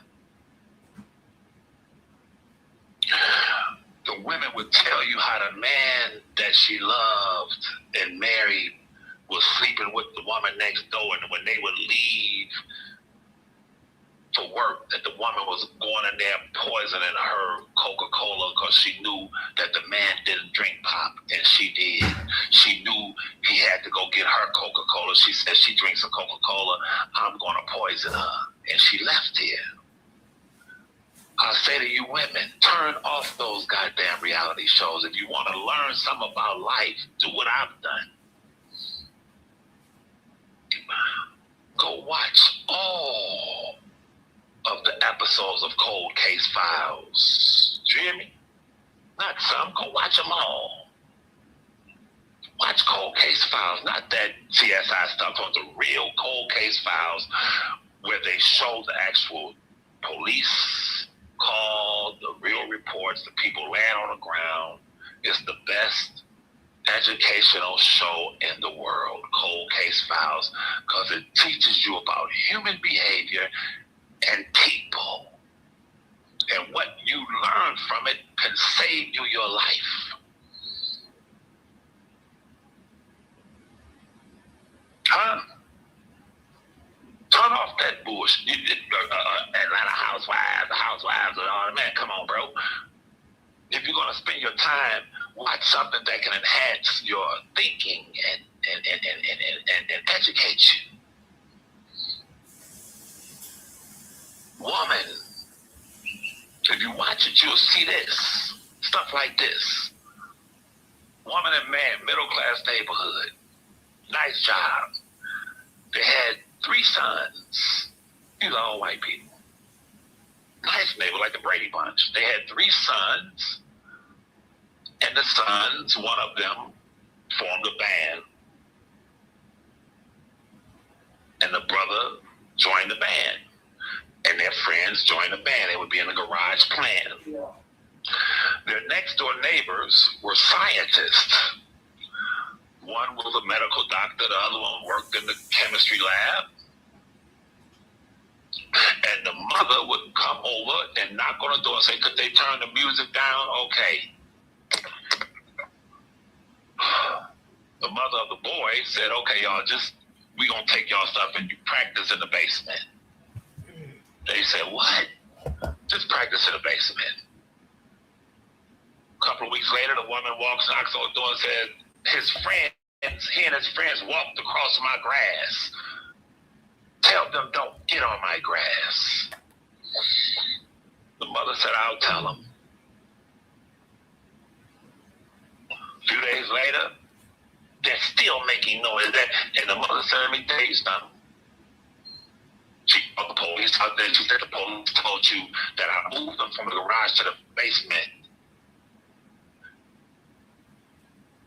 So they're not doing anything in the way of the ordinance.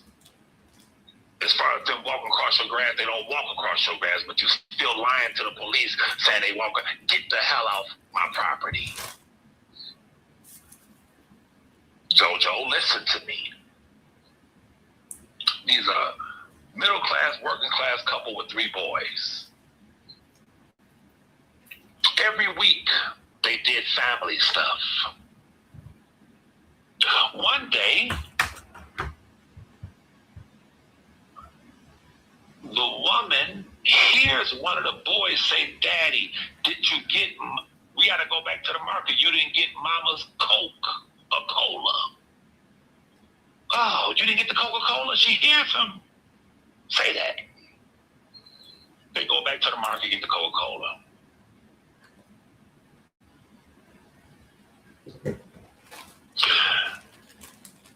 As the months progressed, one of the boys and the mother started to get sick. I remember that one. The boy was younger, but both of them were hospitalized.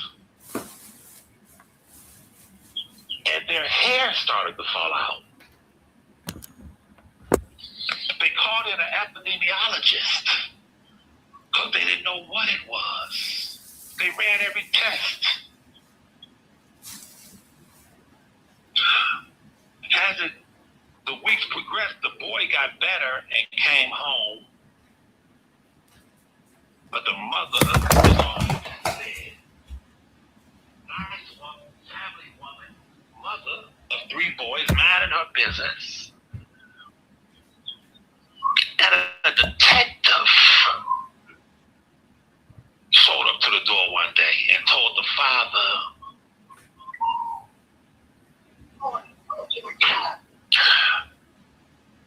"Your wife is clinging to life."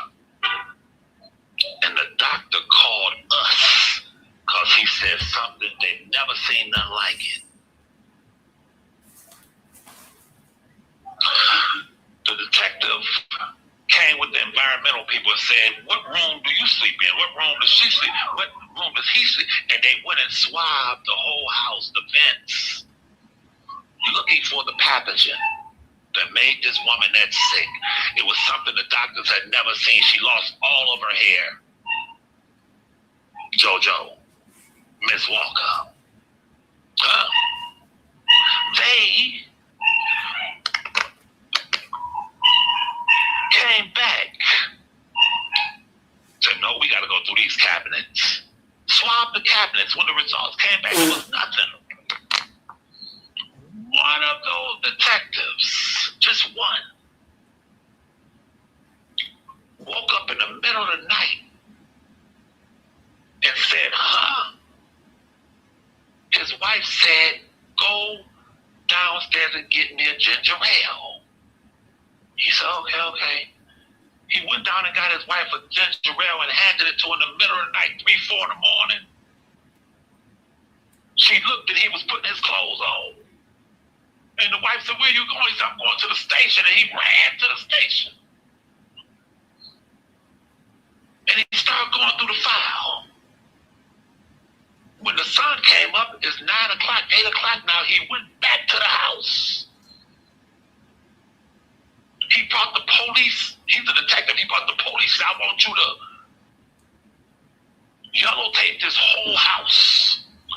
Father, sons, go get a hotel." The father said, "What?" He said, "Your wife has been given 24 hours to live. Your mama has been given 24 hours to live. And the doctor said if I can track it down, they may be able to come up with a remedy." He called the forensic people and he went in there. He went through everything and he called the father on the phone. He said, "I'm looking at your refrigerator and I want you to tell me everything that your wife only eats. Mayonnaise, nope, we all eat it. Mustard, nope, we all eat it. Ketchup, nope, we all eat it." He's going through the cabinets. the spaghetti. We all eat it. Well, she don't like vegetables, but and he said, okay, I see the 7-Up. We all drink it. She drink it sometime. The Coca-Cola. The man on the phone said to the detective, my wife is the only one who drinks Coca-Cola. And I'm upset right now. I'm upset right now because people leave here being damn fools. The detective told him, stop. Get in that trash can and get those bottles. I saw that story. Take these 5 cases of Coca-Cola to the car, to the lab.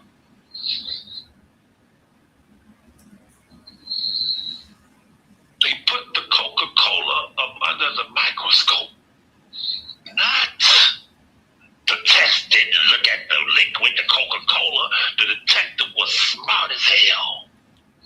And he told the people at the lab, first thing I want to know, if any of these bottles have been tampered with.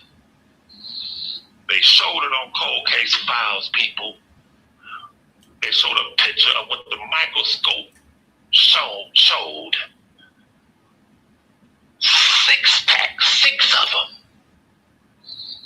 They showed the scrape marks on the top and the bottle where the woman was taking a screwdriver, opening them up, putting the poison in them, and selling them back.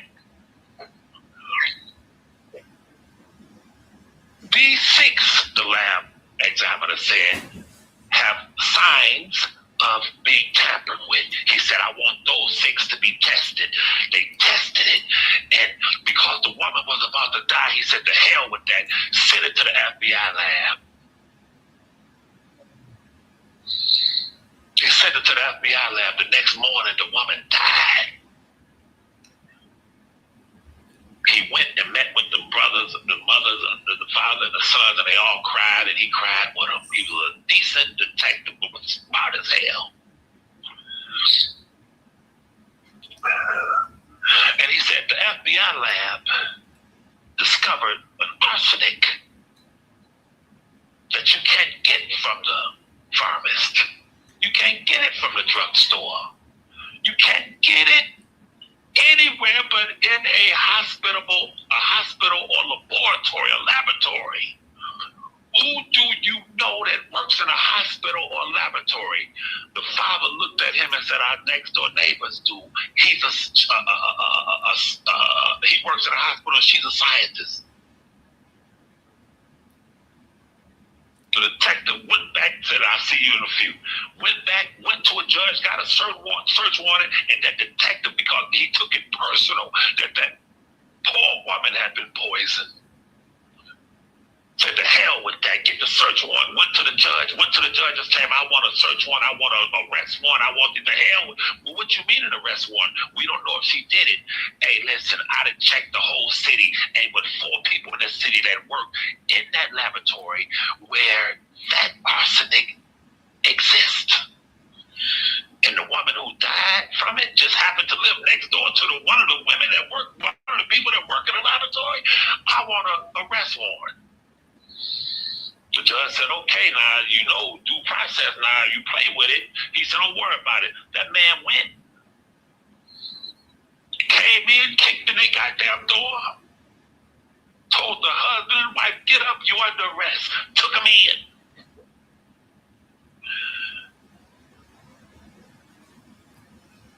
And during the questioning, the husband told the detective, I told her not to do it. You told her not to do what? When that woman slammed that door in her face, it did something to her. She would look out the window when they would leave. Every time that woman would pull up to her house, she'd be peeking out the curtain, hating her. Such to the extent that one day she went to work and knew that she could put an arsenic, this right here. I forgot, I left the part out. Remember I told you that the doctor said that this is something we never seen before?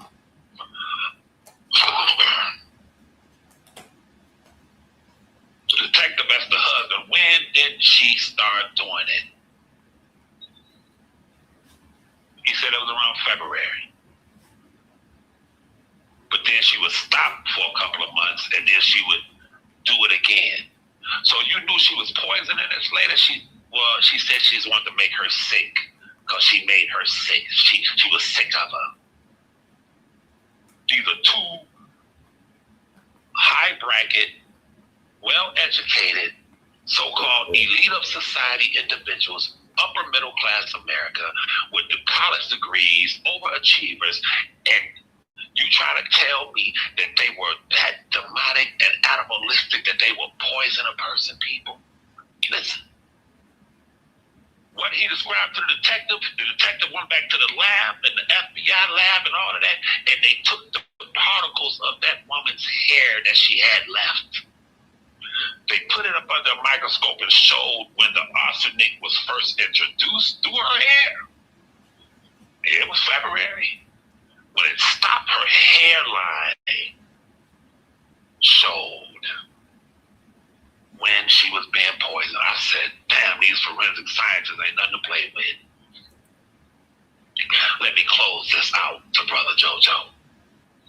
And Miss Walker, I hope you're listening, because if I have lied anywhere in this, please tell me I'm lying. Okay, well, right there, as we wait. One day, not, Miss Walker was about 18 months ago. It was less than 2 years ago. Miss Walker and myself, and I think Larry may have been on the phone back then, I'm not sure. But we were discussing my cousin's cases. This might have been 2 years ago. It was around the time she and I was having a heated debate. And I asked her, I said, Miss Walker, can you send me that document? She said, yeah. And we were talking, and I had a very important office meeting. I remember it like it was yesterday. And as I'm walking towards the building of the meeting, JoJo, I was expressing to Miss Walker why I had so much disdain for the flower lady, the freebasing streetwalker. I said, I don't like her. As a matter of fact, I can't stand her. And Ms. Walker, and let me say this, she mentioned it the other day, not our conversation, but because she's already mentioned it, I think Larry mentioned it. I want to say this to Ms. Walker, if you're listening, I never betray confidence. I never do it, never done it. In my city, you can get people killed betraying confidence. You can get someone killed. I don't do it. Never do it. There's so much I know about people on here, I would never disclose. Somebody tell me something, I don't do that. But now that it was already mentioned, I'm going to say the account, JoJo. And Ms. Walker knows I'm not lying, and Ms. Walker knows that I would never, if this had not already been discussed, I would never come on here and talk about it because I don't betray confidence. Miss Nisimo. I'm walking in the building. I'm talking to Ms. Walker on my earpiece. I said, damn, I sit down at a bench, nice building, and it has benches out there. And I sit down, and I'm going through my paperwork, and I said, I got it. And I thought I forgot something. I put it back. I said, yeah. And I closed my thing, and I start walking in the building, and Ms. Walker says to me, yeah, but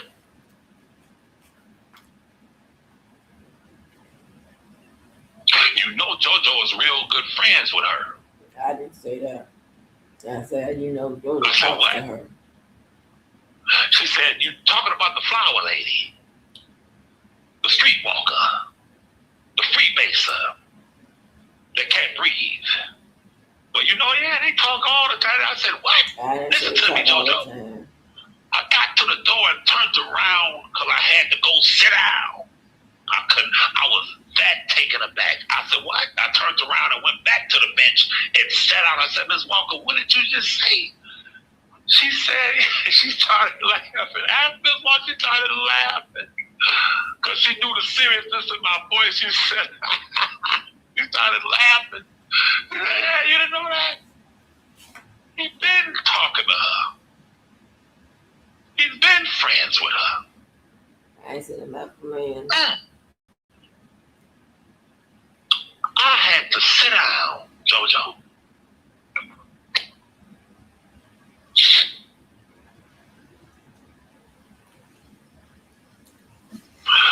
I didn't say nothing about it because Miss Walker told me and I don't betray confidence. Then you fast forward. And the exact same way that I have described the terrorist network and their leader cabal that I have expressed today, you go back, I don't want to misquote it because I say 3 months ago, they say it was 5 months ago, and I don't know what I'm talking about. Whatever it was, it wasn't that long ago.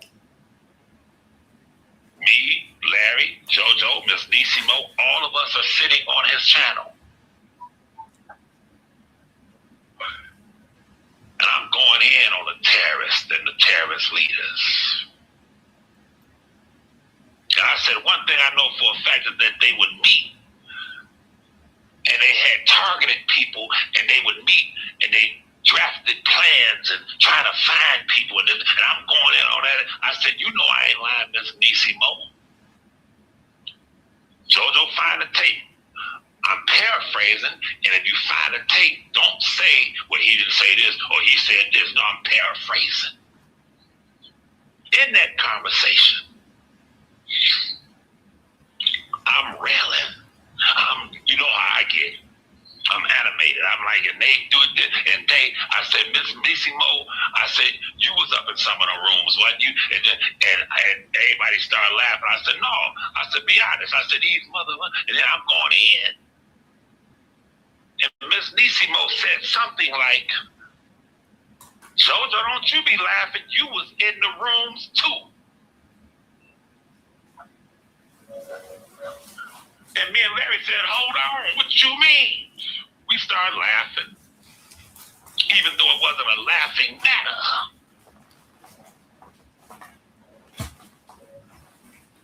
I'm listening. I said, what you say? Joe, you know you was there. And Larry said, JoJo, what she said? Yeah, man. I said, no, explain it.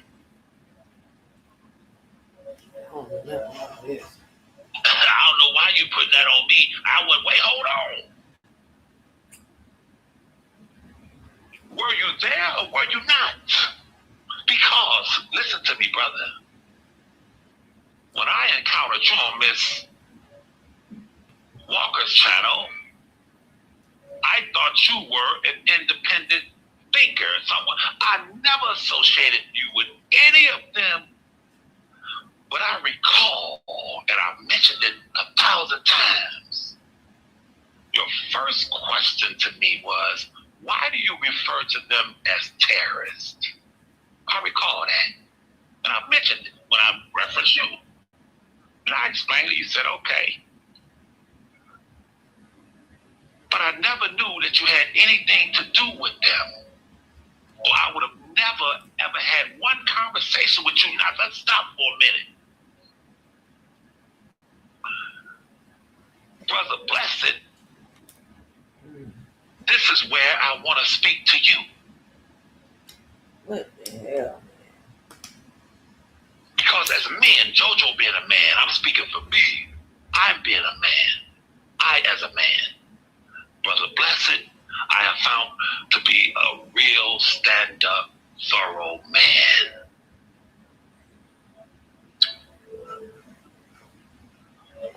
Street savvy as they come, Brother Blessed. He's a street savvy nigga.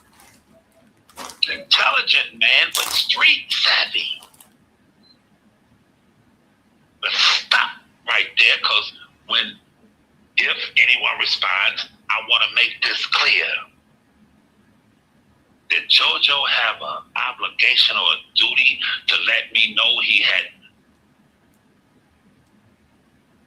been in association with any of them? I heard him the other day say, and Larry said that I'd be talking on the phone every day to the flower lady. That's not true. I never talk to her every day. And I'm thinking, what you mean every day? Listen, that's like me saying to my woman, you said I was going over there every day screwing that woman. I never went over there every day screwing her. What the woman gonna say? You women, what y'all gonna say? Not about how many times a week you went over to that bitch's house. Were you there in the bed with her? What you mean? You can't deflect and say, you said every day. No, were you there in the bed with her or not? That's a deflection. Give a damn if it was 2 times a month, every day, every other, whatever. Now, let's be clear, because I want to make sure I'm clear as a man. Because I know people have the tendency to distort what you're saying. And this is why I'm addressing Brother Blessed, because I see him and JoJo as the brothers. Did Brother JoJo have a responsibility or duty? Was it any of my business who he had formed relationships with in the past, and the phones and the people he corresponded with, interacted with? Did he have to disclose that to me? He being a man and I'm being a man? Not at all. He had no duty or obligation to disclose that to me. I'm not speaking for Larry, I'm talking about me. If I assume that he was not a part of any of them people that I don't fuck with, then that's my assumption. That's where I faltered. But when Ms. Walker told me that, I had to turn around and sit down. I was so taken aback. And when you hear that kind of stuff, you think, well, damn. I've had countless conversations with bro. We've been on live with bro. I brought up the flower lady's name. He's never said that he know her. He never said, well, that's my girl, y'all, or don't talk about her. Or he, kept it to himself. Listen, Brother Blessed.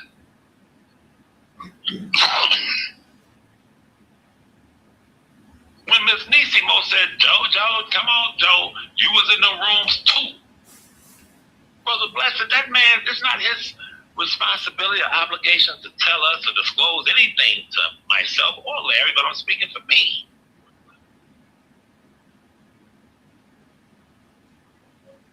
But when someone details a conversation that says he told us that he was going to get next to them guys, he was going to get down to the nitty gritty and he's going to befriend them guys. I don't believe in slandering people. I don't know if that conversation took place. I know only about me, Brother Blessed. And I know you're the kind of man that you're going to back your brother's play regardless, and you're supposed to. I'm that kind of man. I got to be clear to you, Brother Blessed. I was sitting at a house off 7 Mile Road in Detroit years ago. And my cousin from Detroit came with me, and we go see my man, and we sitting there drinking, and we having a nice time, and there's a guy in there that I never seen before who walked in. There was an Asian chick that I was hitting. She was Filipino. My cousin from Detroit knew I was hitting her. She knew the guy whose house we were at. We didn't know that she knew the guy that came in. I never seen this dude before. Street nigga. East side nigga. From the east side. But he knew my man. We all sitting there talking. The Filipino chick's name came up. The cousin that was with me is not a street guy. I am. Brother Blessed, and you know I ain't lying. In the streets, when there's words exchanged, you never sit down when someone stands up. See, Brother Blessed, you know this. The street rule. If we're sitting down talking and someone gets irate and stands up, I gotta stand up, nigga. You ain't gonna stand up, but in a twinkling of an eye, my cousin from Detroit, who is not a street guy, when the Filipino chicks a name came up, he said, yeah, Levi been hitting that. And he starts laughing, my cousin. Tell him how she approached you on Grand River and how when you met her, she told you she wanted you to hit it. And he starts talking. The guy that we never seen before said, who? We talking about the same bitch? And when he said it, he started pointing his left hand, his finger, and I'm looking at his thing. Now I'm looking at his waist. And I'm looking in his eyes, and I know he owned that. And he says, man, what y'all talking about her? And he begins to stand up, and as he's standing up, he said, that's my baby mama. He began to stand up. I stand up immediately and stand in front of my cousin. Trapped in Detroit. And I said, my nigga, hold up. Looking at him face to face, looking at his hands. Because if you reach, I'm going to teach. Swear to God. There's a coffee table between us. If you reach, I'm going to teach. And I said, my man, hey, yo. I said, yo. He didn't know that. I didn't know that. I didn't take my eyes off him. I pointed to my cousin. I said, he was out of pocket. Because I've been telling him, when I take you to certain environments, shut the fuck up. I'm pointing to my cousin, but I'm looking at him. I don't turn and look at my cousin. I'm looking at him straight in the eyes, and I'm pointing to my cousin. I said, he talked too goddamn much. But as far as you want to make it that, I said, we going to make it that, my nigga. But I'm telling you, he talked too much. But you had a problem a few times and earlier this week or whatever with me. I guess it's me. I don't know who he was talking about, but I know I've said it several times. Well, I'm telling, whoever I'm with, we going to this company annual dinner or whatever, and I'm gonna need you to, not say this, not do that, and all that. I hate when people do that. They just so high and mighty. No, nigga, I don't want you to embarrass you or me. If I show you how to get out of a conversation and into something else, like, what? See, that other kind of men that I deal with or have around in my life, or women friend, or what have you. Help with your okay, that's me sleep again. Never mind.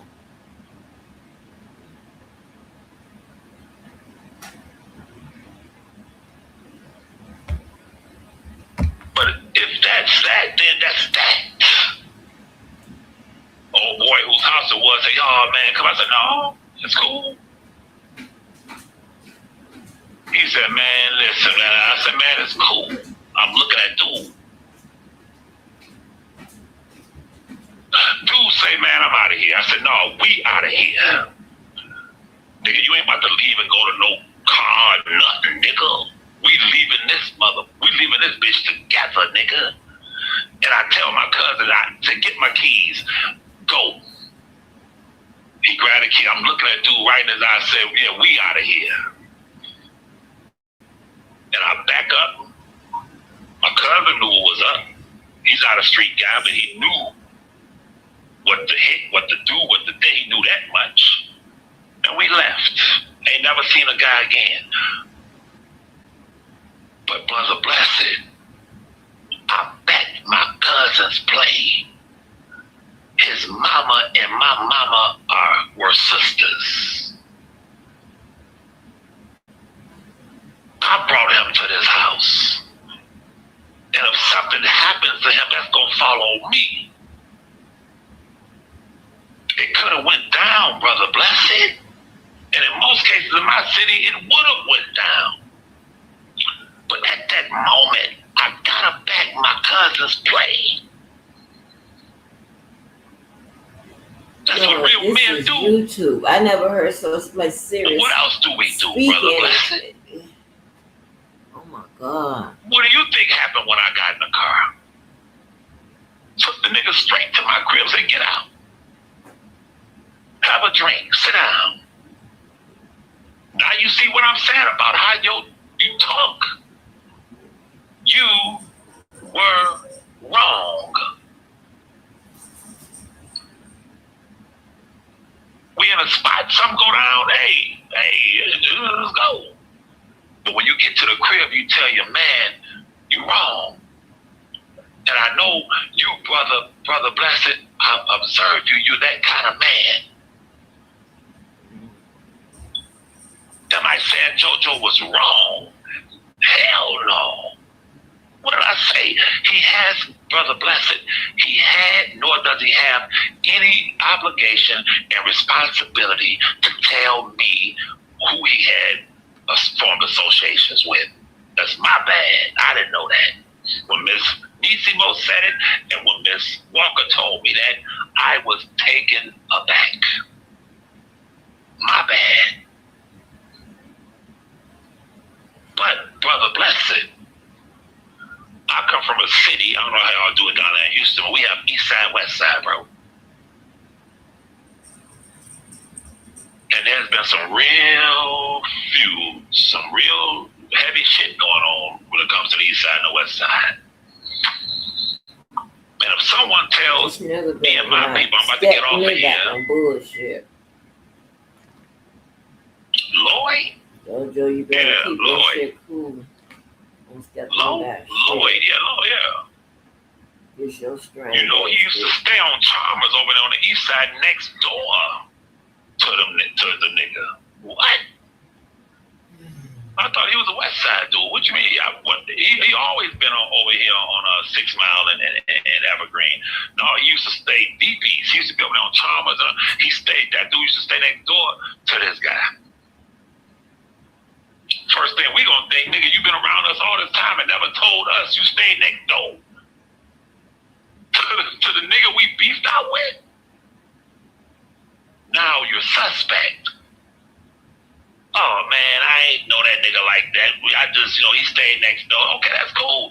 And you ain't done nothing wrong. JoJo didn't do nothing wrong. But from a street perspective, how I was raised, my pedigree, my orientation, I'm not doing anything wrong.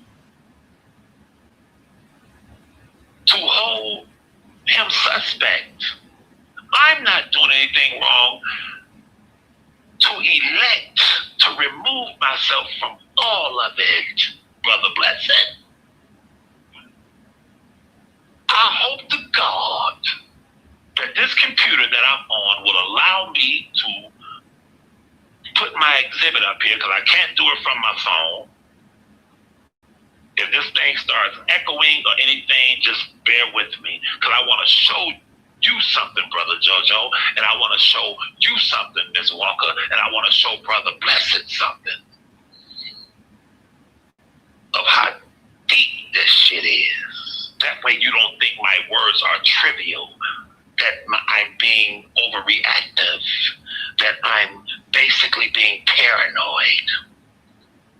Maybe Please they're understand. paranoid. Let me see. But Hold up, in y'all. the world, I didn't talk so long. The damn battery on the phone going out, those and I'm rules hoping I can apply. transfer this to the computer, y'all. And if I'm able to, let me see. Boom. That'd be great if I'm able to. Let me try to do it. I hope this thing don't start echoing. And I hope and pray I'm able to show Brother JoJo this and Brother Bless it so you will have a proper understanding. Okay, enter studio. Boom. I'm going to be quiet for a minute, y'all. Okay. Close. Stop camera. Please allow me to go in here to show y'all this.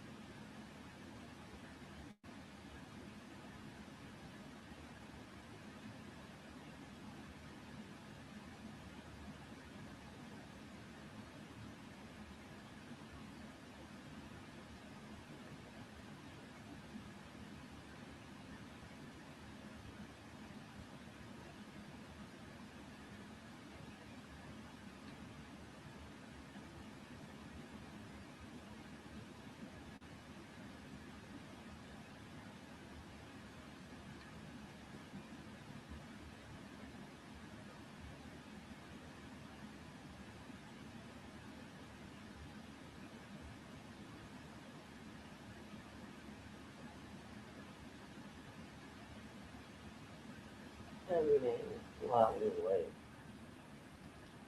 I have no idea what this means. Lord.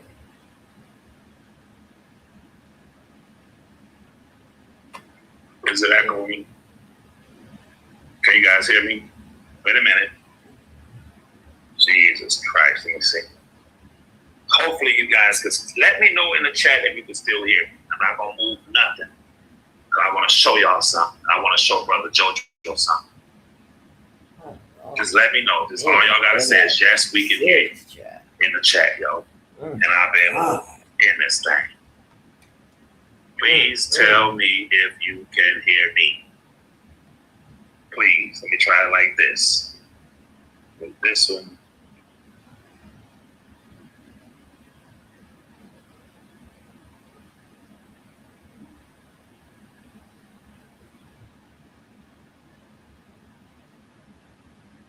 Cool. Tears. Can you guys hear me now? Can you hear me? Right now, can you hear me? Let me know. Because I'm about to show y'all something that's going to blow your minds. Can you, let me do this. Okay, Tears said yes. Cool. Okay, word up. Now let me do this. Hopefully it don't start tripping. Let me see. Let me see. Let me see. Let me see. For the record, you guys hear me right now, correct? For the record, because I'm about to show you something that can teach you something that can save you your life. I'm sorry, Tears, one more time. Can you guys hear me right now? Or anyone? Let me know if you can hear me. Because I might have just messed up. Can someone tell me if they can? I know Miss B was up in here. How you doing, Miss B? Miss Mo? Yes, okay. Now, Tears put, I said, can you hear me? She said, yes, all lowercase. I said, Tears, can you hear me? She said, yes, all lowercase. I'm trying to adjust the thing. I said, can you hear me? And she put all uppercase. It means yes. Oh, she put all uppercase. Yes. See how she's these women now. And if you don't know women, you won't notice. You will miss that She put it all, yes. Damn it. All right, y'all, let me end this thing now. Now, when I say to Brother JoJo, this has always been about life and death with me. When I say to brother, let me be clear now, Miss Walker and y'all. Lord, when I say that, I also said it, y'all heard me say it, so he can't say I accused him of doing anything wrong. I said that he did not have a responsibility to tell me or Larry, but I'm speaking for me, about any of the past YouTube, social media relationships he had formed on here, who he was cool with. Ain't none of our damn business. I said he has that right. None of our business. So I'm not being accusatory. I said to Brother Blessed, you're supposed to back your brother's play. I said I respect Brother Blessed. I respect Brother JoJo. And I said to Brother Blessed, I gave him an example on the east side and the west side. And I said, if we discover that the dude we running with live next door to the people we beefing with, and we was cool for a minute, and nigga, you didn't have to disclose that to us, but once we discover that, to whatever extent, with me, I have a right. Let's be clear, Brother Blessed. Y'all heard me say it. He did not have an obligation or duty to disclose anything to me as it pertains to his current or previous relationships with any of them, of the terrorist leaders. He, not knowing, because I never clarified it, he said, I never talked to the grease-faced woman in the Carolinas, Miss Walker. Let's be clear, Miss Nissimo. Not Miss Nissimo, I get their names mixed up. Yeah, Miss Nissimo. I was speaking I was using the grease-faced woman of the Carolinas as an example, referring to all of the leaders. So when he says, I never talked to the grease-faced woman of the Carolinas, I said, so they say, and I was talking about all the leaders. He'll play it, y'all play it. Ms. Walker has it. It's like someone saying, and so they say he was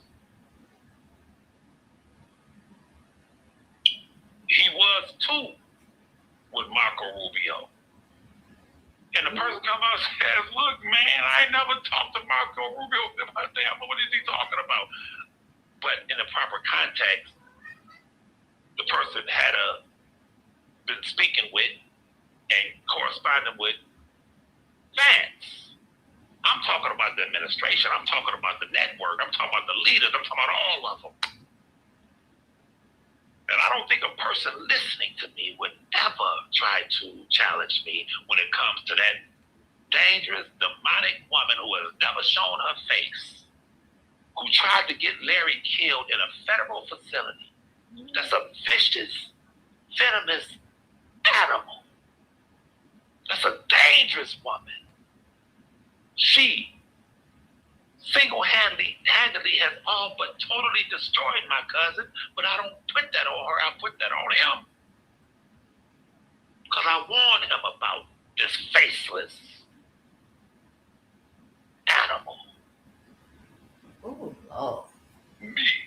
I warned him several times.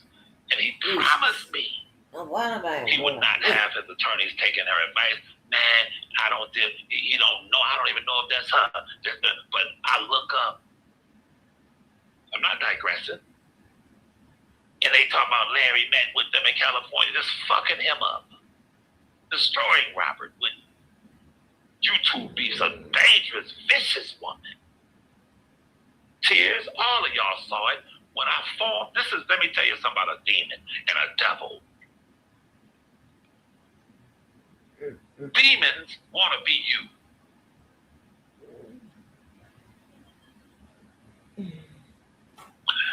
When I formed the relationship with WAC 100, y'all, what did she do? She ran over the clubhouse. I got a call.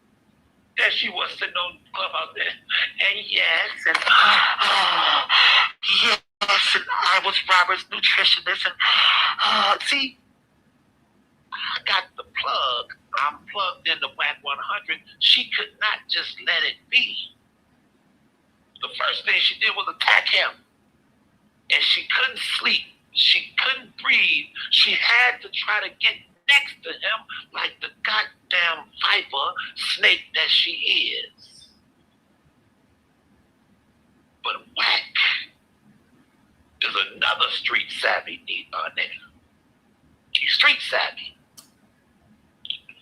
And if he comes to the party with you, he gonna leave with you. So I wasn't worried about that, but I get a call. She's on Clubhouse. And let Whack know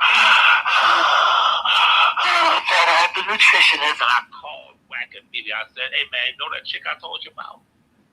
Yeah, who? I said, the one. I said, she on Clubhouse right now. Whack said, oh. I didn't know Clubhouse like that. He said, what's the name of the channel? They give me the name of the channel. And I gave it to him. He said, bye. And he went over there. And he said, hey, who is this?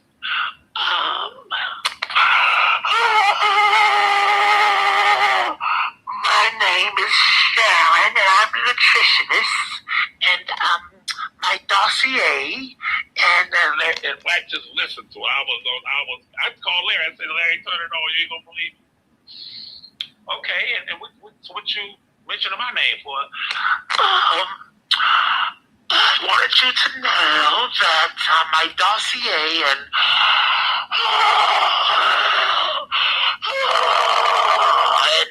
anything you want to know concerning Robert and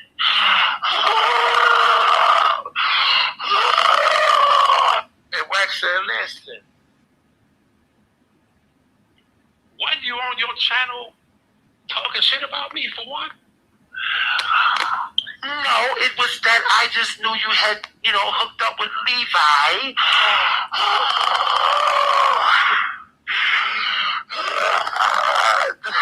He's the fake cousin.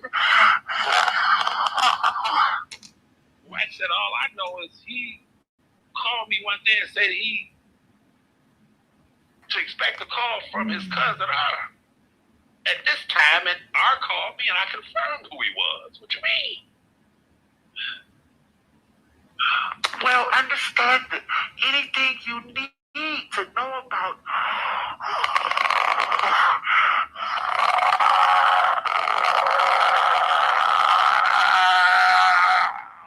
What is wrong with him?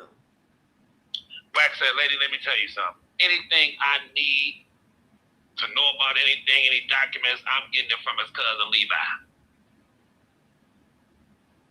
And for you to come on here and try to step in front of him, he said, I already verified Levi with Robert, with R. He calls him R. For one. For two, I don't know what you think you're going to get from me. I've already talked to R several times. I'm about to talk to him today or tomorrow. I already told him I ain't messing with nobody but his attorney and his cousin Levi. So what you trying to do over here, I suggest you get your bitch at you. He called every name in the book, and he told the Clubhouse people, he said, pack up. See, with the Divine Light, one of y'all got it. Y'all got the recording because y'all played it. He said, pack up. And them young people on Clubhouse started calling her every beat, that shit was, me and Larry was dying laughing. Whack called me back. Whack was dying. We all was laughing. He said, hey, what's up, homie? I said, man, you got it.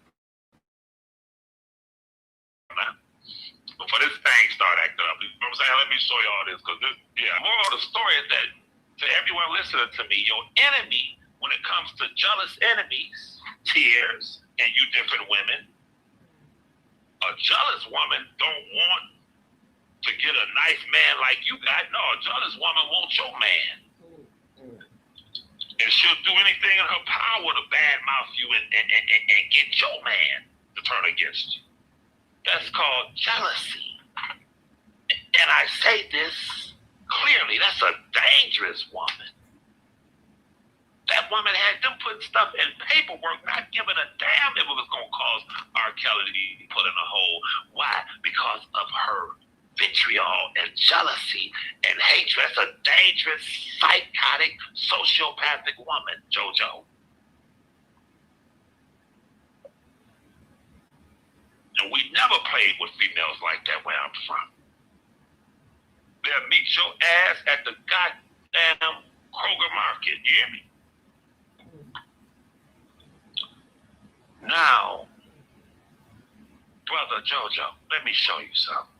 If you think I'm capping, let me show you something. If you think for a second that I wasn't raised properly. Miss Walker, Tears, Larry, all of y'all, look at this. If you think I'm just talking, if you think when it comes to this situation involving R. Kelly that this is not about life and death. When I told you, Ms. Walker, that you're naive and you don't understand life when it comes to the streets and people. I told you that several times.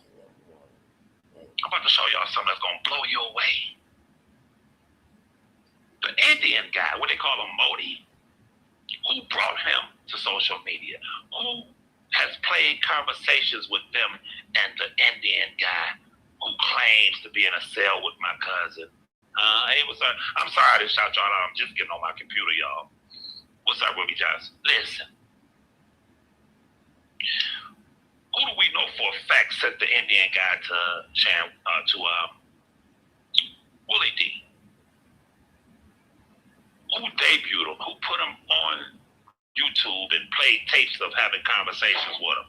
Who even referred him and hooked him up with the firebug?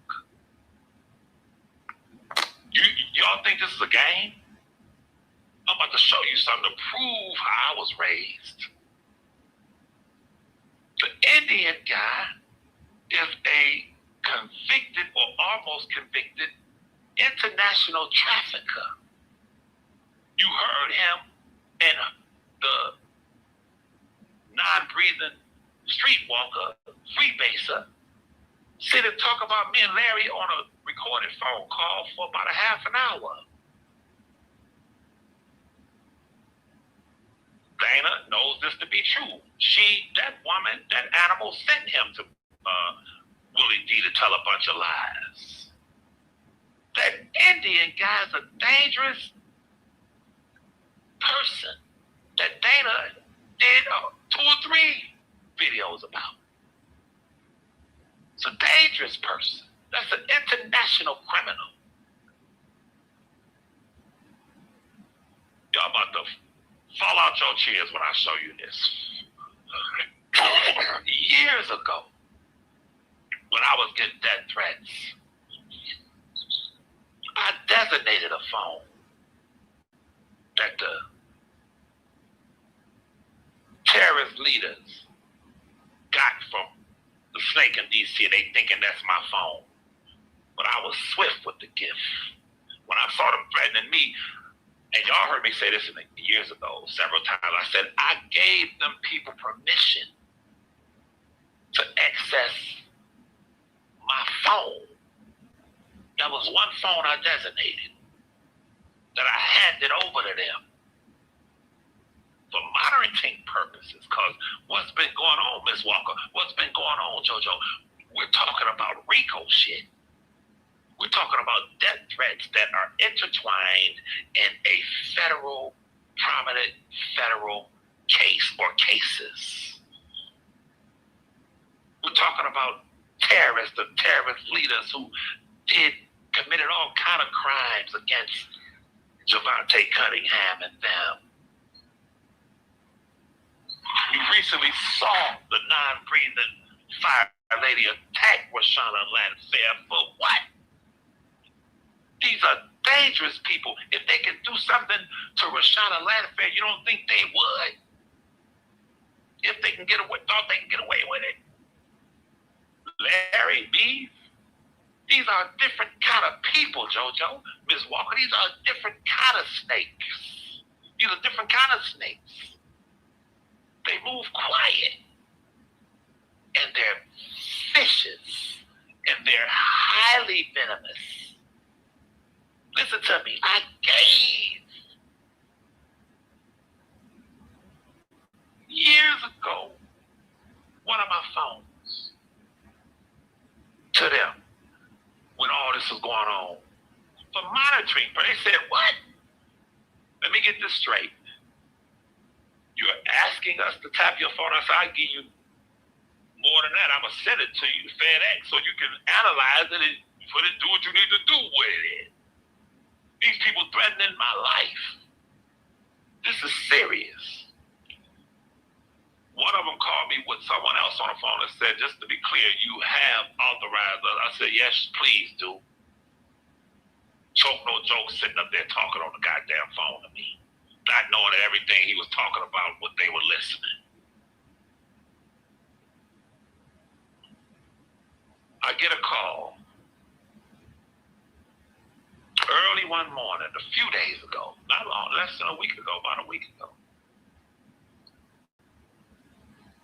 I looked at the thing and I said, oh, this is them from my real phone. Yes, Mr. Levi, someone wants to speak to, might be 3 of them on there. Do you know Krishan?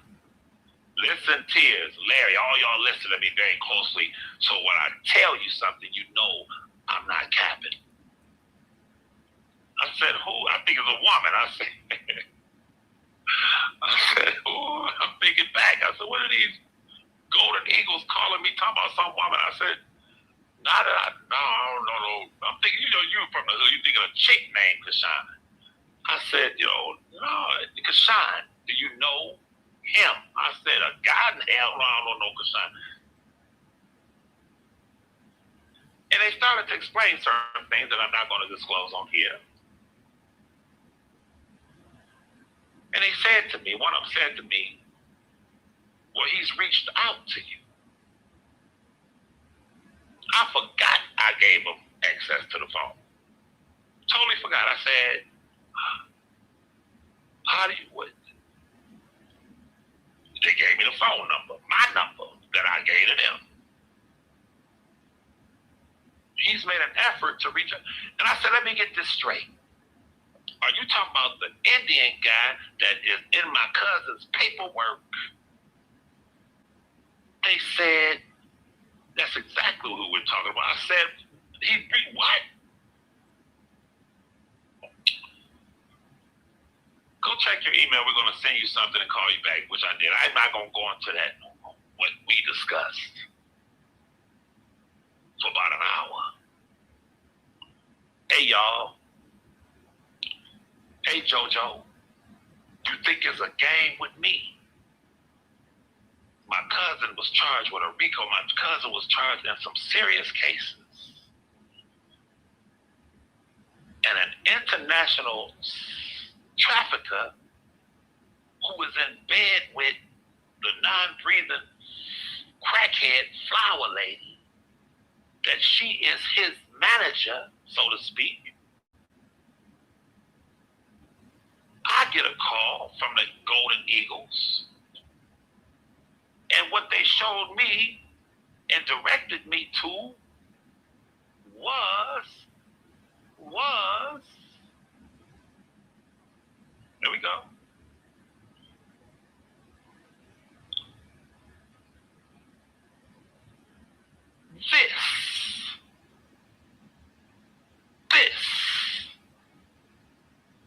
Let it be known, speaking from the mountaintop, that guy, that Indian guy, when I saw it, I said, oh, because of the last name. They call him Modi, or whatever. That's on Willie D's channel, Lion,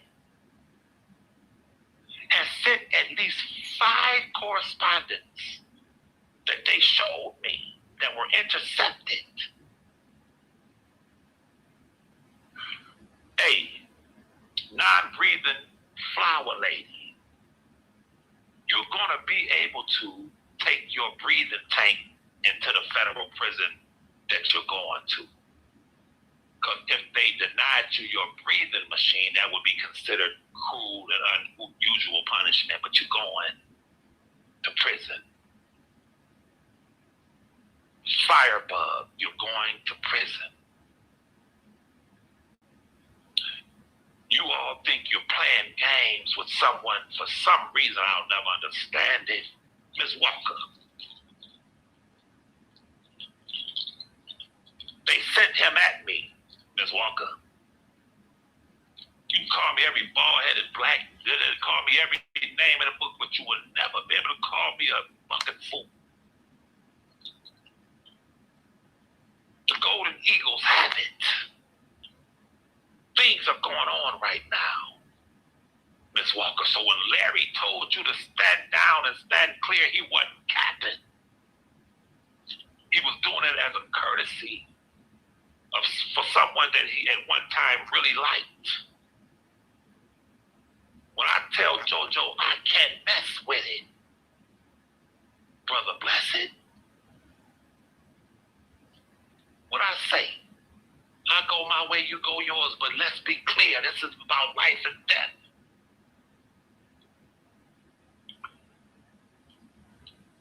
And I cannot leave any rock unturned. This is life and death. Do you read it? You want me to read it to y'all? This is at least 5 attempts in the last week and a half. Krishan Mogadami, whatever his name is, an incarcerated individual. I crossed that part out. Listen closely, y'all. Would like to communicate with you using smartinmate.com. Smartinmate.com is a secure email system used by incarcerated individuals to connect with their friends and family. I'm not his friend. I'm for damn sure not his family. I don't know him, never met him, never talked to him, and never will. But I am wise enough to know that this is a play. But I don't have the technology to dismantle the play. But the Golden Eagles do, Flower Lady, and I'm telling you, you're going to prison playing with me. That's your guy, ain't it? One here on the phone, yeah, leave my end. Ain't that your man, nigga? You think you playing with a fool?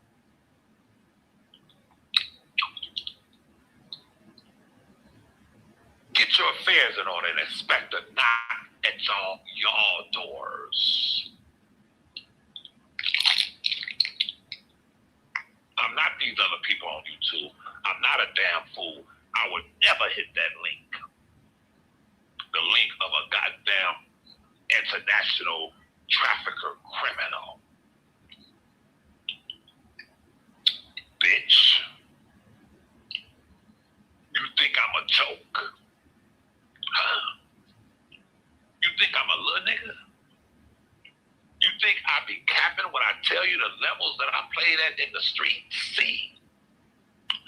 Sometimes I really wish y'all did know my real name, because you would probably just come off of YouTube like this bastard's off of YouTube and run to Mexico. Sometimes I wish y'all really knew my history and who I'm connected with. Because for a fact, I wouldn't be incurring the things that I've incurred. You wouldn't fucking listen, man. You'd be like, leave him alone. Excuse me for chewing, y'all. So I'm sorry for chewing. I was not raised to be sitting up chewing in a thing like that. So I'm sorry. I don't listen. So Brother JoJo, Brother Blessed, what we do in the streets? In order to survive in the streets, Brother Blessed, if you remotely think someone's connected to that and they connected to that, what do you do, Brother Blessed? You don't throw a caution to the wind, Brother Blessed. All I'm asking you to do, Brother Blessed, is respect my orientation, the same orientation that you were raised up under. And when you suspect there's been a breach, Brother Blessed, what were we taught to do? Sabotage. I told y'all years ago, I come from a place where when the people came around, boy, niggas didn't go to their own mama's house for a year and a half. That's how we move. I don't watch folks. You need to start watching all these guys. Ms. Walker, why would I receive 5 of these? 5 what? On a phone that I gave to the people years ago. 5 what? Why would this criminal, international criminal, be reaching out to R. Kelly's cousin, Ms. Walker? Ooh. You couldn't be that damn slow. Who is slow? I'm closing this out. I'm done.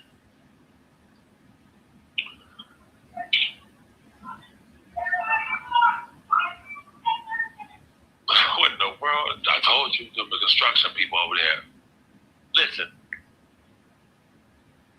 I can't play with it, Brother JoJo. I can't trust it, Brother JoJo.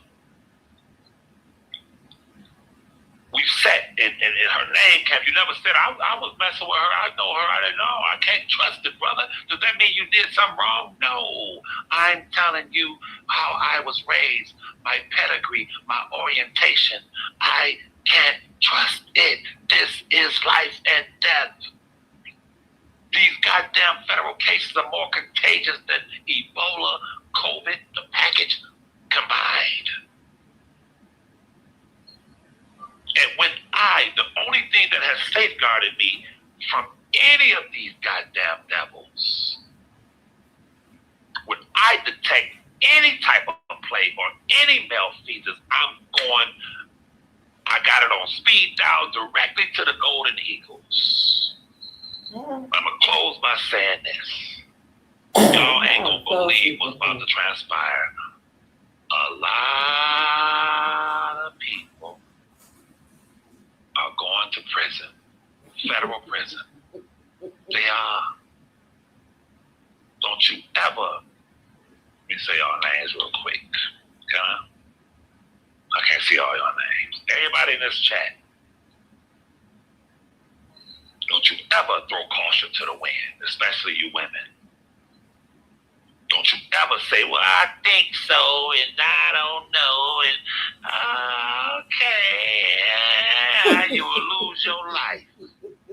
Because they don't know. If you think somebody died in your backyard, you don't go in the house. What was that? Maybe it was a deer or a dog. No, hell no. If you think you need medication, that you turned all the lights off and you remember turning the light off in your bathroom and you ride up to the house and the light in your bathroom is on, you don't throw caution to the wind and say, well, I think I left my light on. Hell no. You hear me? Do you hear me? I'm out of here. But what I just displayed on the screen should tell y'all that this is a serious matter. All the decent people in here, I love you. But all of those who are not, y'all have a very hellish life because you're going to have one. Have a nice day.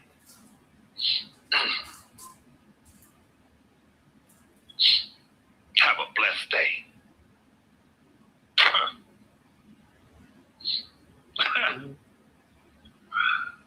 Man. One day, y'all will understand how serious this is. One day. We wanna see who you are. I just show your face. We wanna see who you are. We like what you're saying. Keep it real, you ain't playing.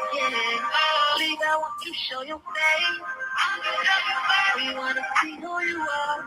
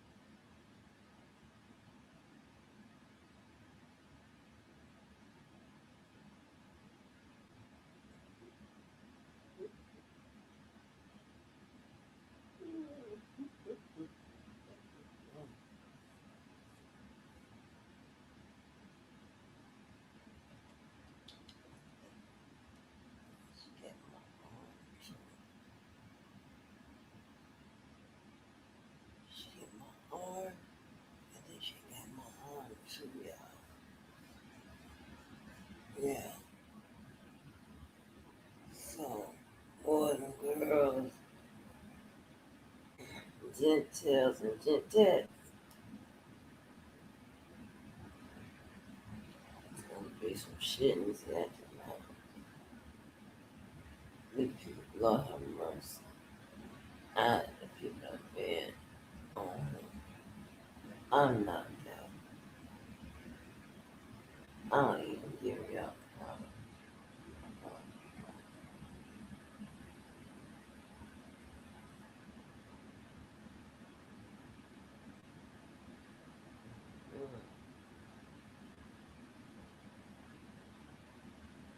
I'm gonna sleep, y'all. Y'all still hanging on there now. Y'all alright. This baby, I was gone. I woke up in somebody else's position.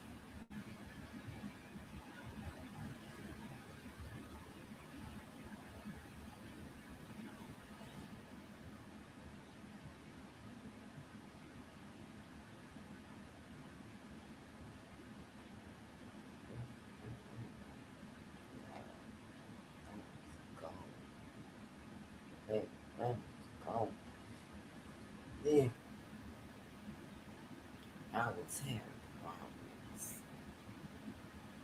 fixing.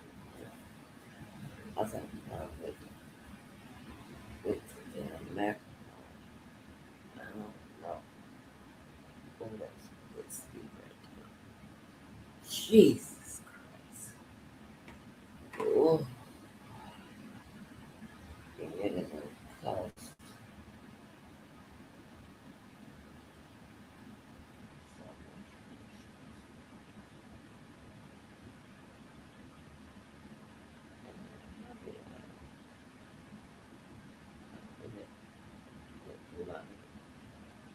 Oh,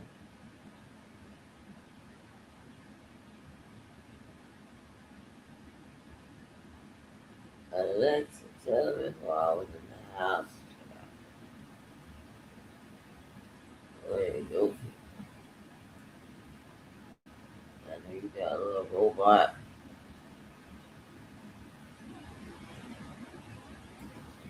Little robot friends.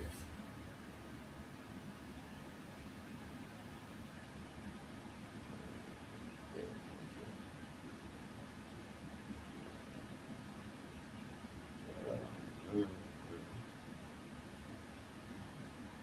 mm. Well, yeah, I have no idea who was said.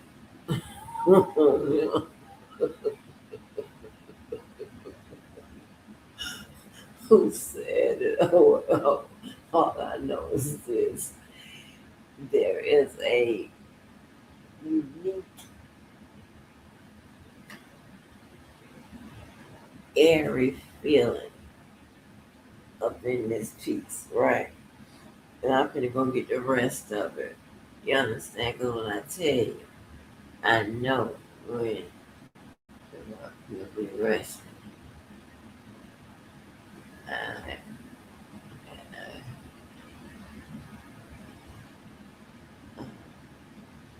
I hate it.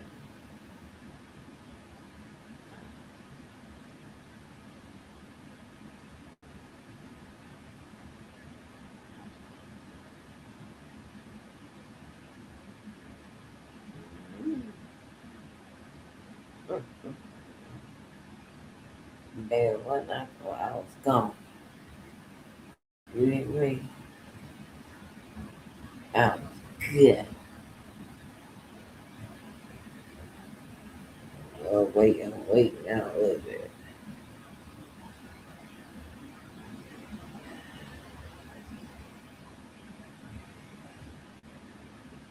So, anyway, uh, there you have it.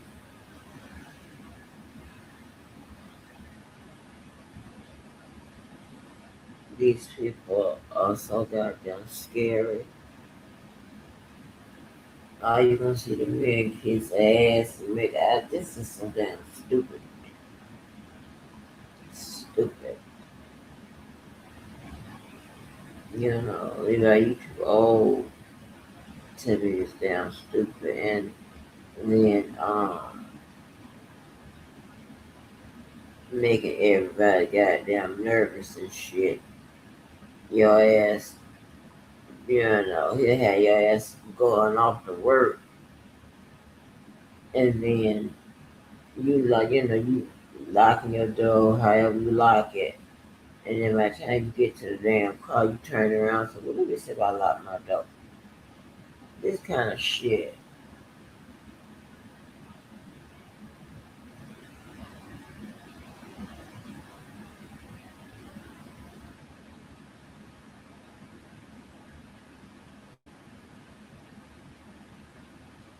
Mm, that's a spoiled brat. So,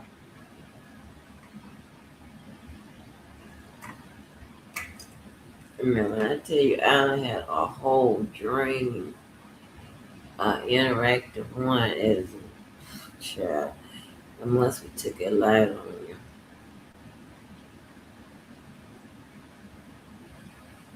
Hmm. Anyway, this time I'm gonna go for real. No, need some more as per usual. Fuck you, you know.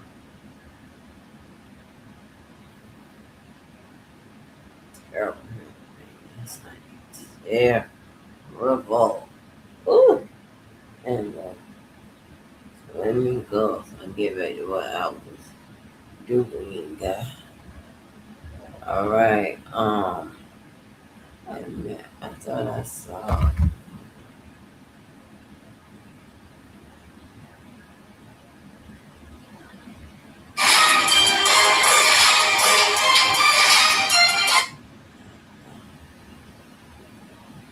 You.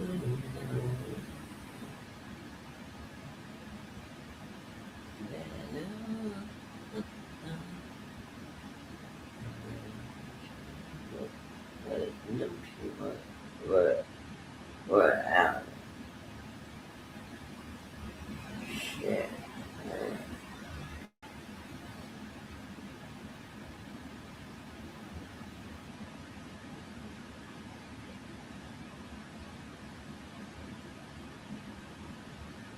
Oh, no. Well, I'm fixing to go. I'm gonna have to come back on him. I really want to. I just really want to go to goddamn bed. Okay.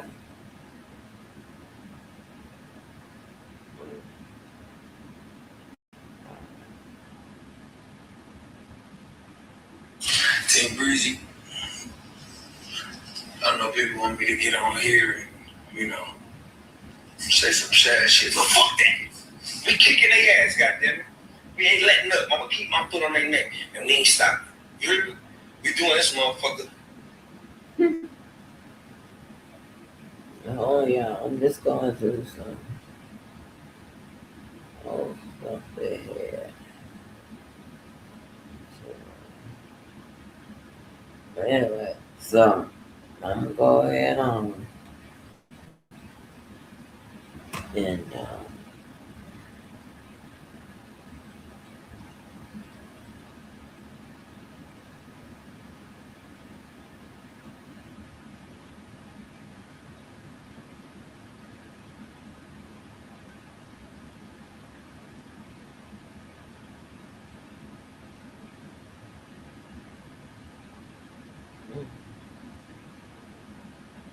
my damn mouth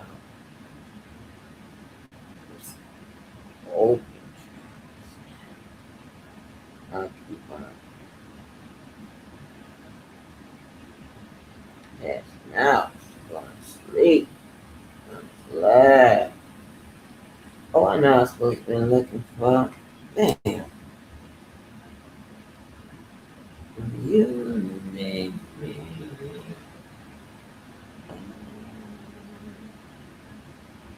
And it's me, in my opinion, it's okay to talk to. other people. It is okay. What's not okay to me is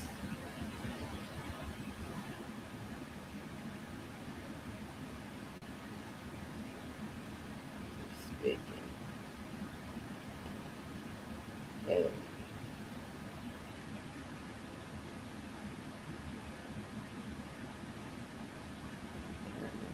none of that is related to their bills now.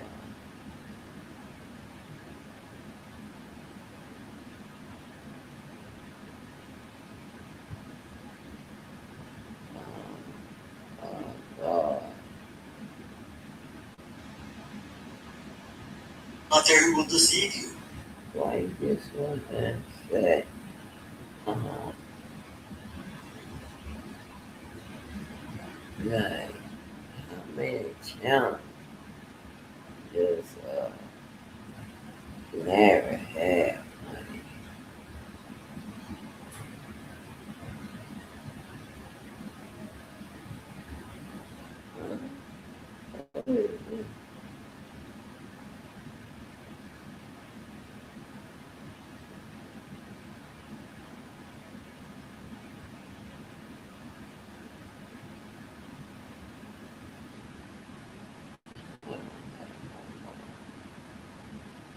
see, I'm doing everything I can do not to drug this goddamn Larry. Look at this post. Okay. It says, I believe he lives with you. Don't know what you're talking about. It says, hold on, who asked you to read them? We know you can't read them. We know who told you can't read them, but you read everything else, every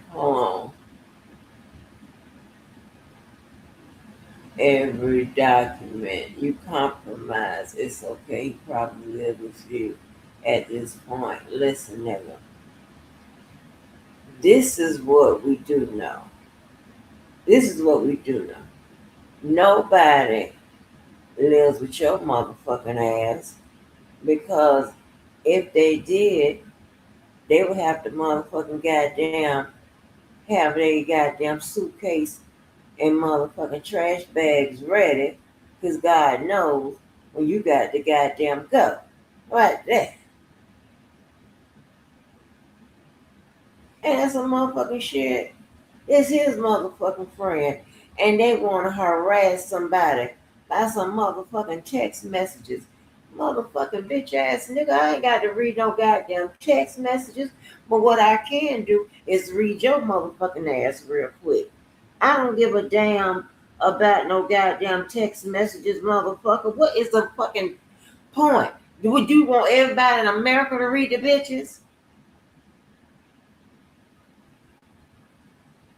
I don't give a damn. Compromise how? Fucking slow motherfucker. Goddamn. Swear for God, some of you motherfuckers act like y'all got a touch of that goddamn syndrome. The fuck? They texting. Now, I guess you back uh as the support of our boy, shut the fuck up. This is a whole big old fucking embarrassment. Come out here on some motherfucking baller ass shit and balling and shit, but you got a goddamn whole cash app or whatever the fuck displayed and shit. What kind of shit is that? I ain't never heard no motherfucking begging baller or no motherfucking broke baller. The fuck is wrong with you? About some reading some goddamn text messages. They act like it's life and death. Like at the conclusion of me reading the motherfuckers, What do I get a motherfucking gold star? Do I get to take a motherfucking first grade picture with an apple and shit? Am I the only one this motherfucker ain't read them goddamn text messages? You know, get your bitch ass on some goddamn way. Now I'm sick of you, motherfucking nigga. I'm sick of you because I've been motherfucking patient. You, motherfucking backstabbing whole ass nigga. Tell about no goddamn text messages and shit. And text messages. The fuck a text message gonna motherfucking do uh with the case? Huh?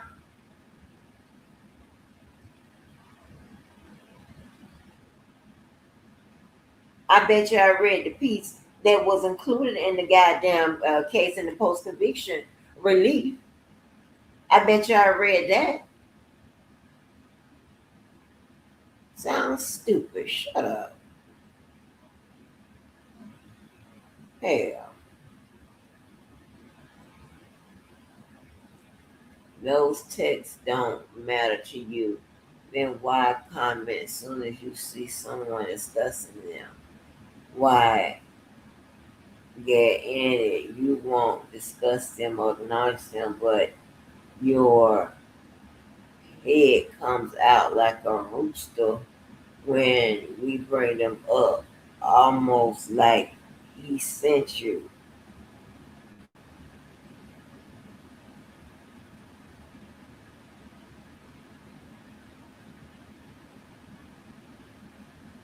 Now keep in mind, whose house did you see him to? Huh? Motherfucker, he lived with you. Okay? He gave your ass a couple motherfucking dollars.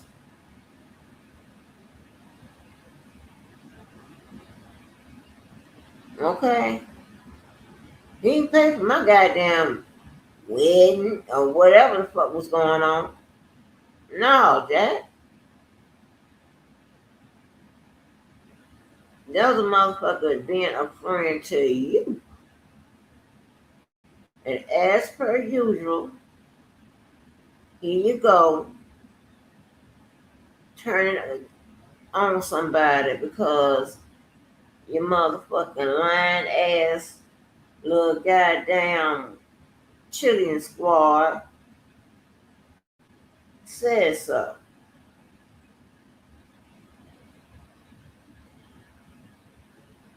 And I want y'all to really understand what the fuck I got to read the text messages for. I ain't got to read shit. This is where y'all get it confused at. I don't have to do a motherfucking thing. Okay? I ain't never seen no motherfucker talk sporty ass shit. And knowing goddamn well you can't back that motherfucker up. He made me. Made me from what? Oh, you on crack. You can't even make your motherfucking self. You couldn't even make the motherfuckers that had channels in your goddamn team, bitch ass nigga.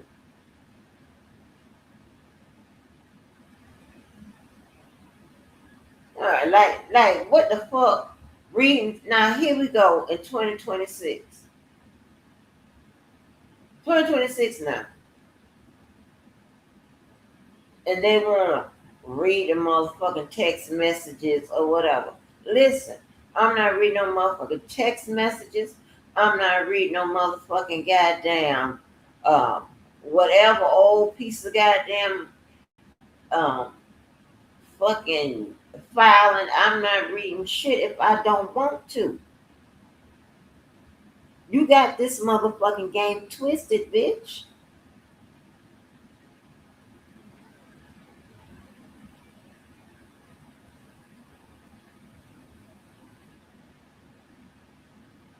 Shit.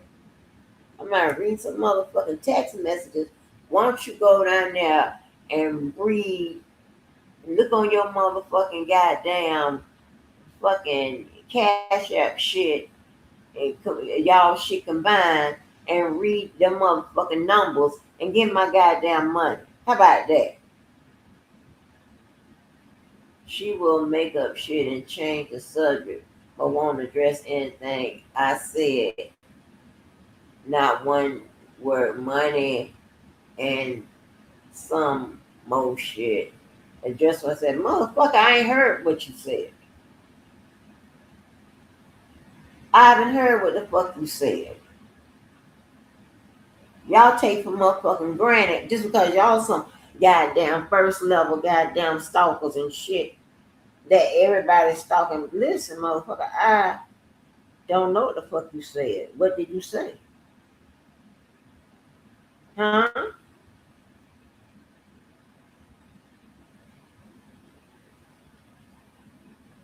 What the fuck did you say? I'm woke now. Tell me what the fuck did you say? And I'm trying and how about this right here? Instead of worrying about motherfucking text messages and shit, you motherfuckers supposed to be the beacon of motherfucking light when it comes to helping alleged fucking victims. Why don't you go out there and help the alleged victims instead of trying to help the alleged victimizer with your confused ass? Why that? And no, I ain't on no motherfucking side. I'm just pointing out some shit that makes you say,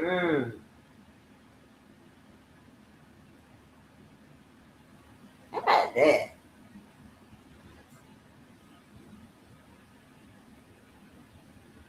Shit, you can make a goddamn schedule. 6 months out the year, you support R. Kelly. 6 months out the year, you support the motherfucking goddamn uh, so-called victims and shit. Harassing me by some motherfucking text messages. Huh? Now, y'all motherfuckers just mad because you know goddamn well ain't shit you can do with them motherfuckers.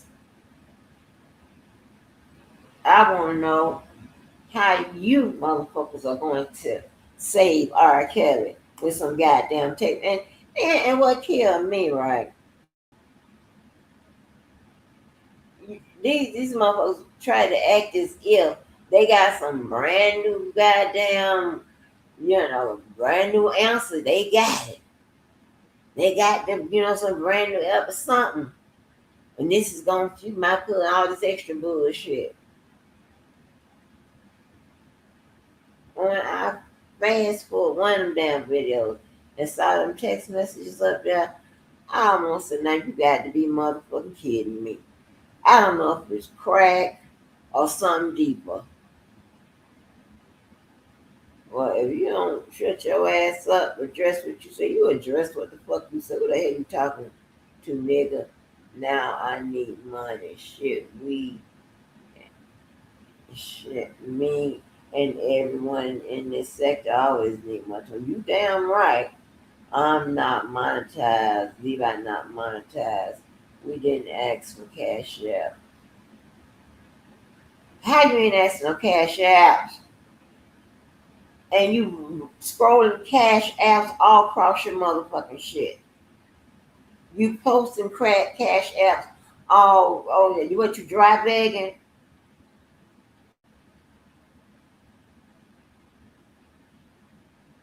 You was asking for goddamn money every goddamn time your ass went live before your ass went in that motherfucking pen. What are you talking about? How the hell I know you cash out? And matter of fact, this what make every three. This is what I make every 3 days. I'm trying to build a company with 150 employees, and we'll be worth 25 million. Your turn. I know what I'm doing. put pressure on everything and everyone around me because when I win, they win. Motherfucker, what are you talking about?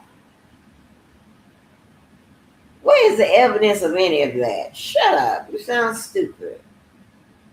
This is why I concede you're not an attorney.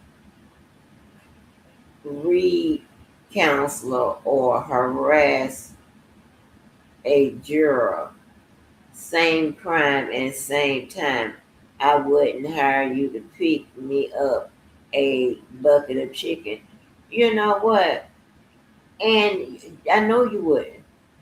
Because one, you wouldn't be able to afford me, like you couldn't hire a motherfucking attorney for your own motherfucking ass. Now, they got this goddamn code here, this this harassing jurors in Illinois. Why the fuck they keep harassing me about some motherfucking jurors and this goddamn law? I ain't said nothing about this motherfucking shit.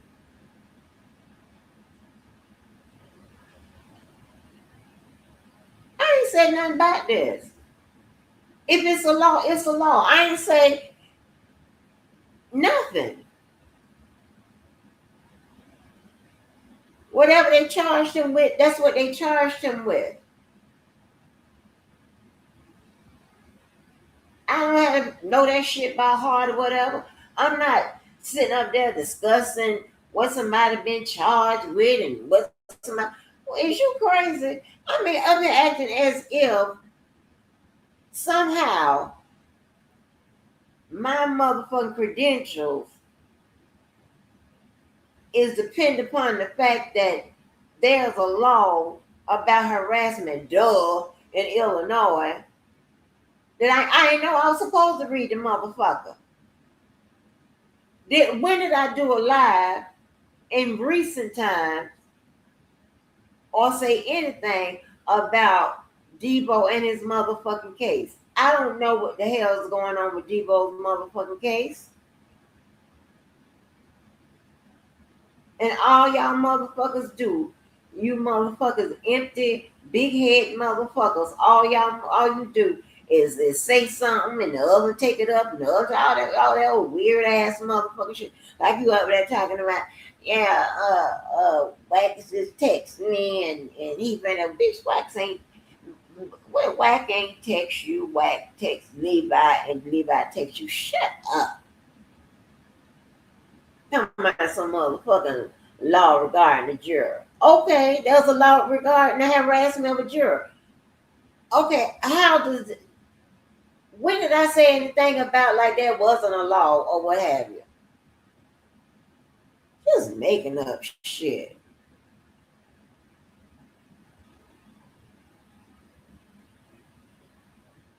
Just making up shit.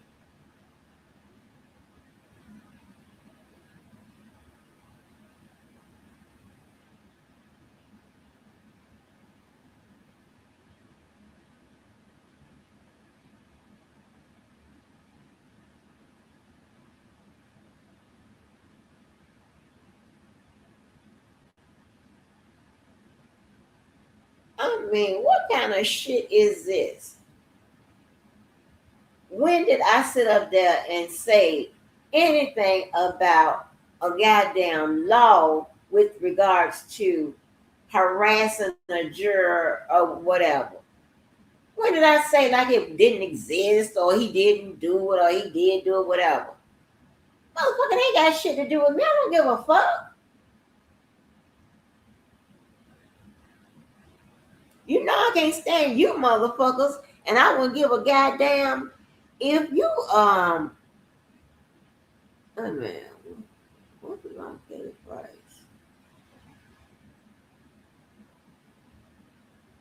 If you goddamn commit crimes, bitch, I don't give a damn what that's gonna do for me. She won't read the text, and she won't read them.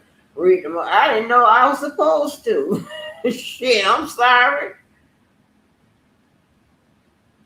I'm sorry.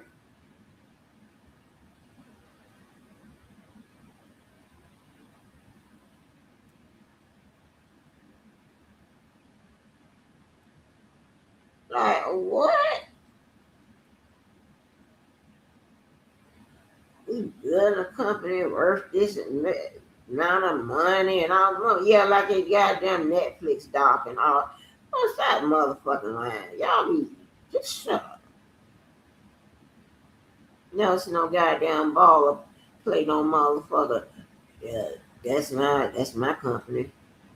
That's my that's my Netflix doc. Like, if you don't get your goddamn ass somewhere and sit it down.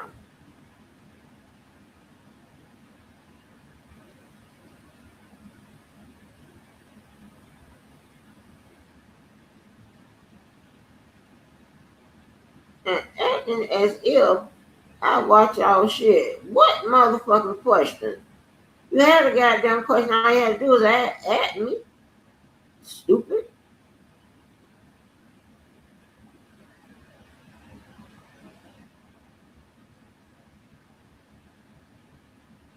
I see why they ran with motherfucking the bozo.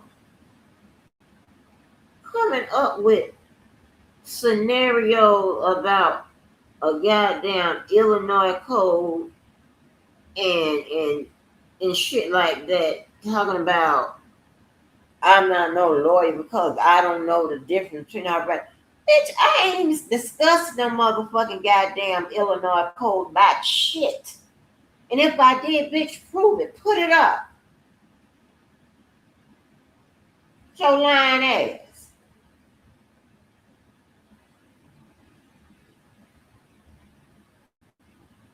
Put it the fuck up. Or sit your ass down some goddamn well. Harassing people about some goddamn uh code and whatever. As many goddamn fucking laws out and goddamn and bitch ass nigga, you on the phone with me getting the goddamn law about how the law works, bitch, not the other motherfucking way around. You can't tell me where I've been wrong about the case, but I can go down a list of shit you done been motherfucking wrong with, and the only goddamn you didn't know nothing about the case for us legally, the procedure. Only thing you can tell people is what he's supposed to have done and who's supposed to have been taking a stand and all that motherfucking bullshit. Half of that shit wasn't even motherfucking true. And that's the shit you was getting from the goddamn daddy. Ain't no 12-year-old white girl took no stand and none of this extra bullshit. Your ass up. That's the kind of shit you had. You had information with regards to the goddamn story that was supplied by the goddamn daddy. You ain't have shit on that motherfucking paperwork, motherfucking nigga, until I entered your motherfucking goddamn life. SpongeBob been in that motherfucker. Why he ain't teach you? Got to teach you, feed you, and all that kind of. If you don't get your goddamn dependent ass on some kind of goddamn way, I don't give a damn about none of that shit you talking about. Acting as if I was supposed to discuss, or I don't know what the fuck he telling me about some. Uh, I don't know the difference between harassing a bitch. Huh?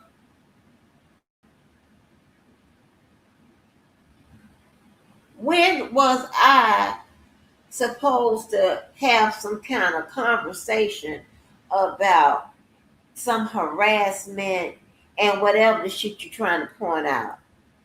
Like,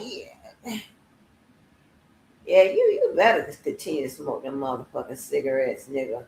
I would have your ass so goddamn nervous, motherfucker. Your ass be light and goddamn filter part of that bitch. Sit your bitch ass down some kind of. Sit your fucking ass down. I got to look at this one again.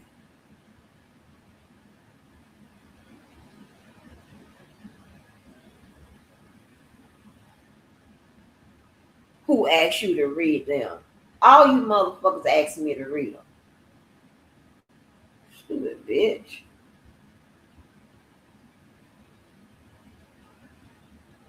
Listen, when the text messages, when it motherfucking goddamn played a role in that motherfucking courtroom, then that's when I'll deal with them. Right now, y'all dealing with them as a way to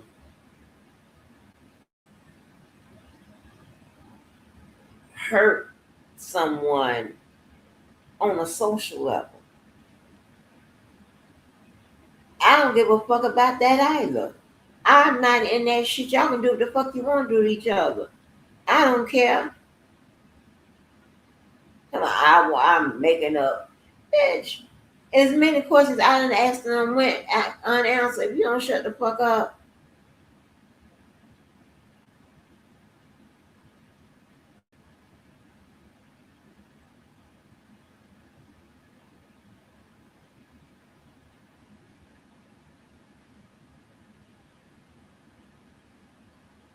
I don't know what is this motherfucking Bozo like receipt talking about some $30. I don't know what the fuck it is. I'm not monetized. So you ain't never been monetized, sir.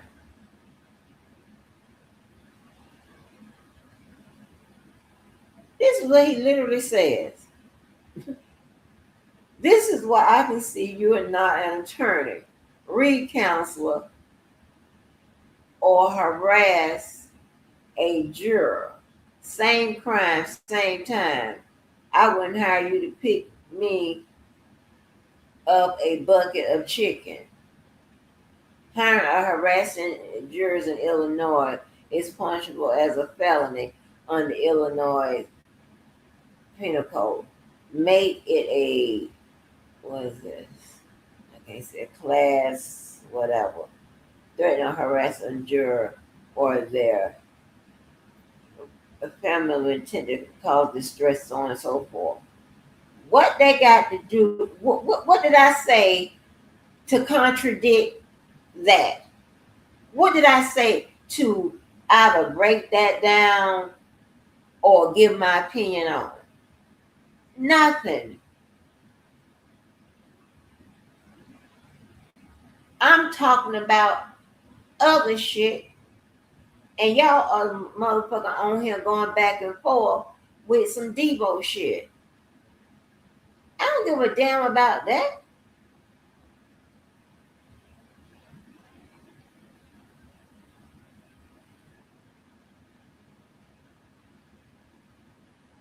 Boy, you motherfucking asses are goddamn disingenuous, baby. Let me see if my favorite fat friend is Johnny. I'm pretty sure he has.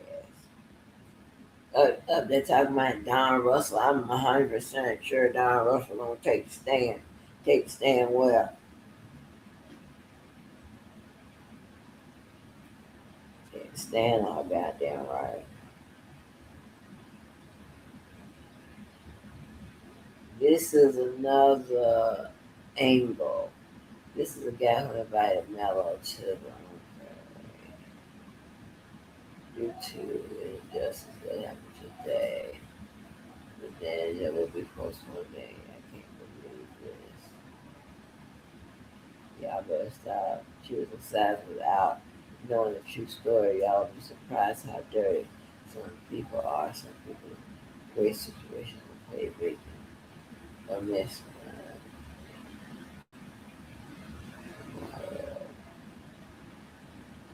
And her lives there indeed. Janet it goes. The Sherman Bush, W.A.K. Andrew Walker, and whoever else I see with. Like that is so goddamn crazy to me.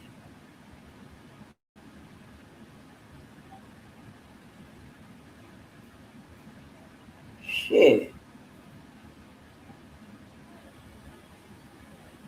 They just create smoke and mirrors and shit that you don't even goddamn know that's being created by your ass. using actions that was never used by your ass. You know what I'm saying? These just some backstabbing ass motherfuckers. They backdoor you, backstab you, and all that kind of motherfucking bullshit. But here's the motherfucking thing: you will never win. You'll never win. You don't know more about the law than no motherfucking body. Okay? None. I can't even compare myself to your dumb ass.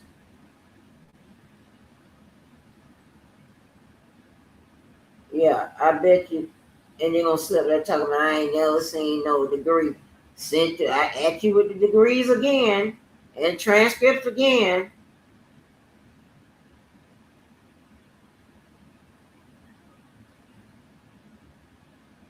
It's a disingenuous motherfucker.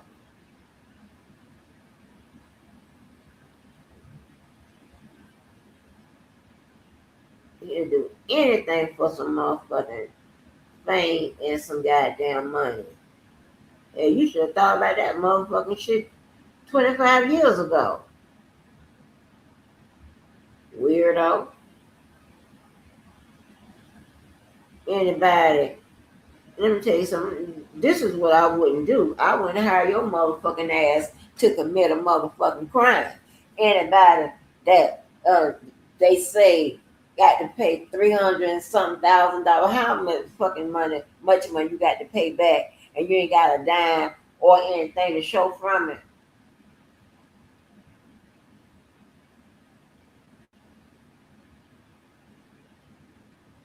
Huh?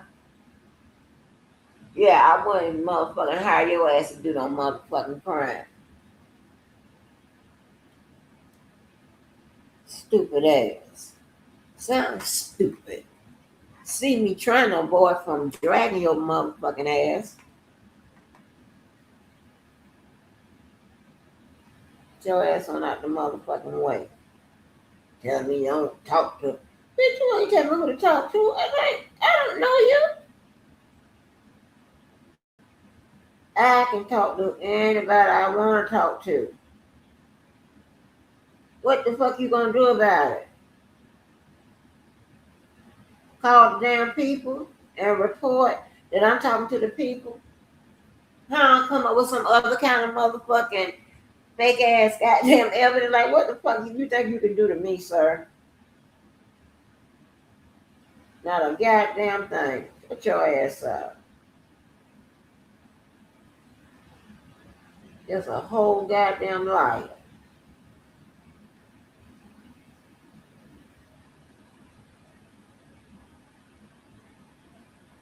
All y'all do is get high all motherfucking day and drink and fuck with people during the goddamn night. If you don't shut your ass up, gonna tell me about a goddamn code and shit like I'm discussing the code and I don't understand what it means, and I ain't discussed the motherfucking code by no goddamn harassment.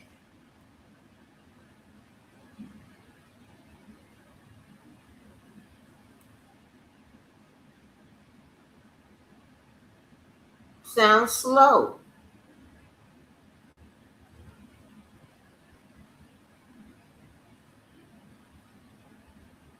And then you got the motherfucking dumb, he going right.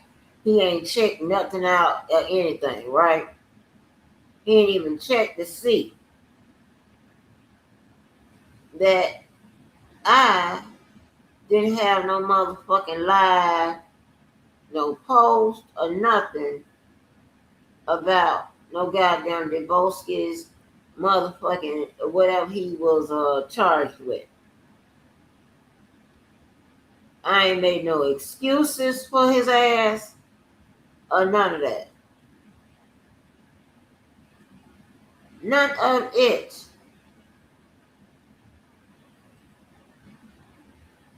And now all of a sudden I don't understand a fucking penal code, no motherfucker. You don't understand.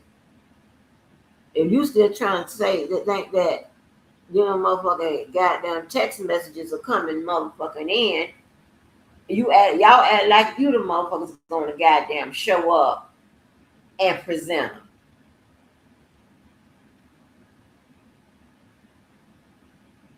That's exactly how you motherfuckers act. You act like you gonna be representing um somebody in the goddamn court of law. But God knows we don't know which side you're going back and forth on, and I don't give a damn. But I'm just motherfucking pointing that out.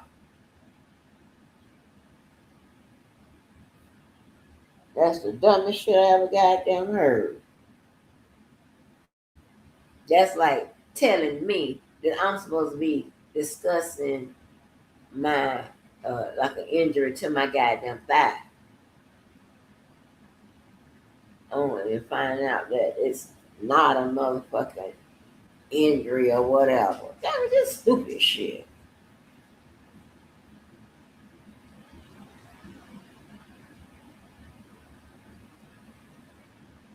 Just trying to find anything to try to make somebody look bad or they shoot their credit, fuck up their credibility or whatever. Look, let me tell you something, nigga.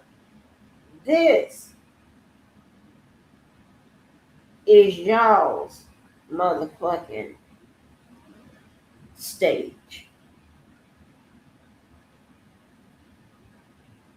You understand that?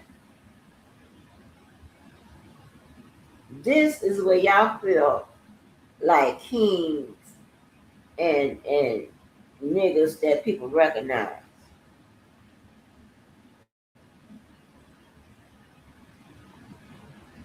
Okay? Now, as of late, it seems like your shit ain't nothing but a gimmick. You know, I know Mr.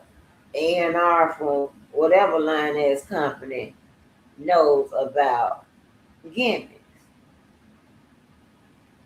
It's coming out, you know, that you do right before your project drop. Mr. A&R,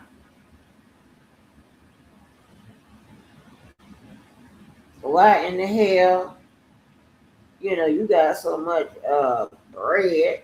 Why in the hell did you not goddamn sign Azrael, agree to manage her or whatever hell? I mean, if you the one help get the African deal and shit, look like to me, your ass would have been able to goddamn help her with her career. And how in the hell, now this for you talking about when Angelo got the deal or whatever, they cut you out or whatever. How the hell somebody that you know gonna cuss you out about somebody you brought to them?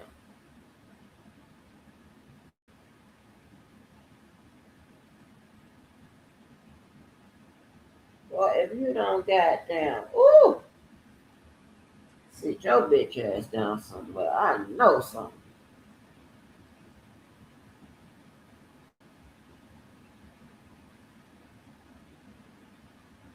Hating ass.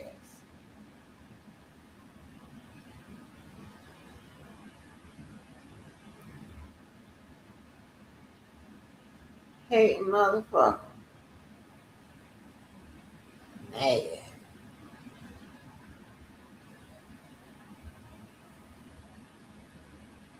you sound crazy. You literally do. I mean, y'all having a full length conversation, honey, about me not understanding some motherfucking goddamn code in Illinois that is pretty much standard in every state, right? I'm the goddamn one that put the Fourth Amendment out here with the Sixth, and I don't understand about that. Boy, if you don't shut your bitch ass up, no, litigation ain't what I motherfucking do. Never have, never had to do it. you gonna tell me that out the clear blue motherfucking sky, all the attorneys that's on YouTube pretty much are saying the same thing.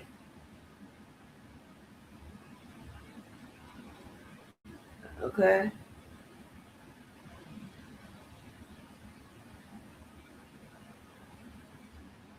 Hey, don't be motherfucking goddamn.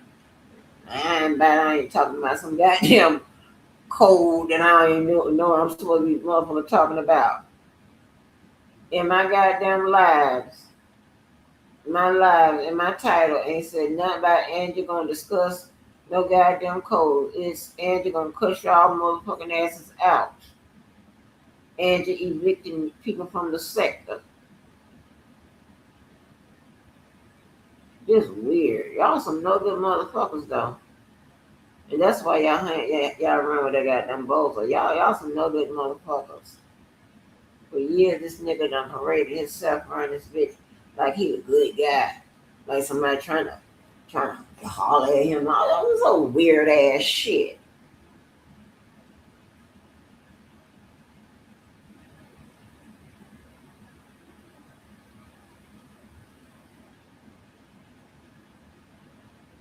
Child, you don't get your bitch ass somewhere. Quick, faster than the goddamn hurry.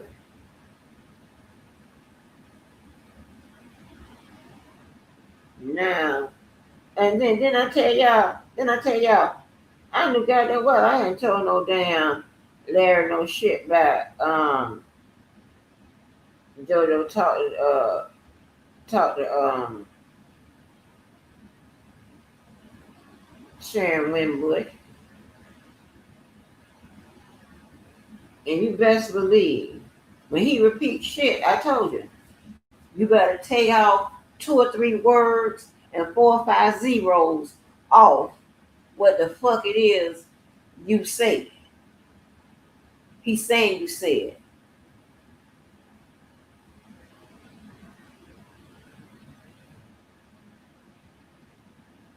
I didn't motherfucking say that to Levi when JoJo and I was old motherfucking K or cordial or whatever. He talking about my motherfucking ass. That's the only thing I goddamn said. And based on y'all and shit, Sharon is one of the most dangerous motherfuckers around. All kind of crazy shit. Man, shut y'all bitch ass up. All these goddamn lies.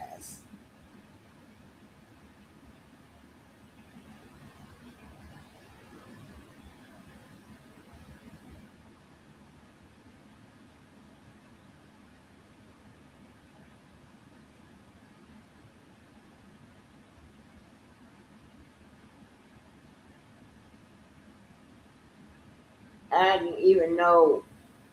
I don't even know what the hell Levi was talking about when he said, I don't know if he was insinuating that Odo said he gonna get next to the guys or whatever, because he didn't fully explain what the hell he talking about. When I tell you I am so far out the loop with this bullshit,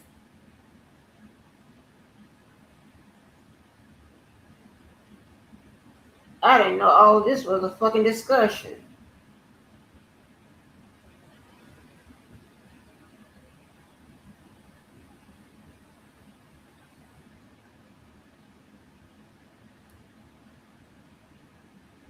Any mother, I'm a baller, a ex-baller, a no kind of motherfucker that feel is comfortable to send a bunch of strangers an email begging for some motherfucking money.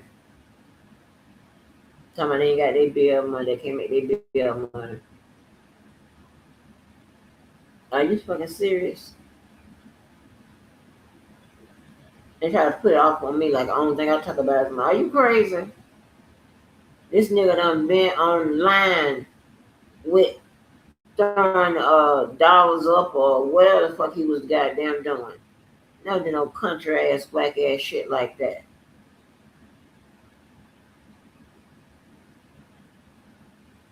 honey, we used to something.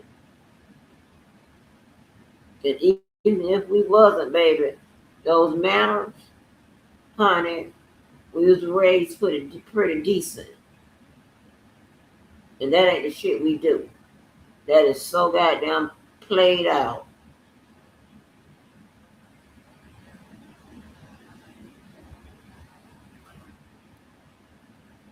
Stupid shit. Oh, you got to prove that I'm not one? God damn. How hard is that going to be? Prove it.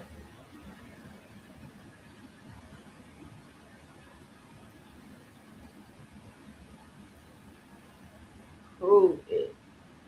You can't even get in the rooms that I done been in.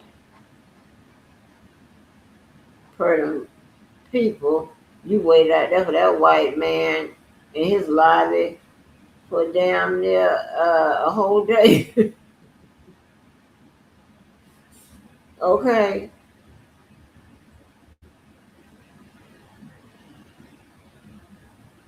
And sitting up there knowing your motherfucking ass up there doing whatever, and you ain't saving no goddamn money. Trying to live like the motherfucking goddamn Joneses will end up living like the goddamn Evanses. If you don't shut your motherfucking ass all the way up,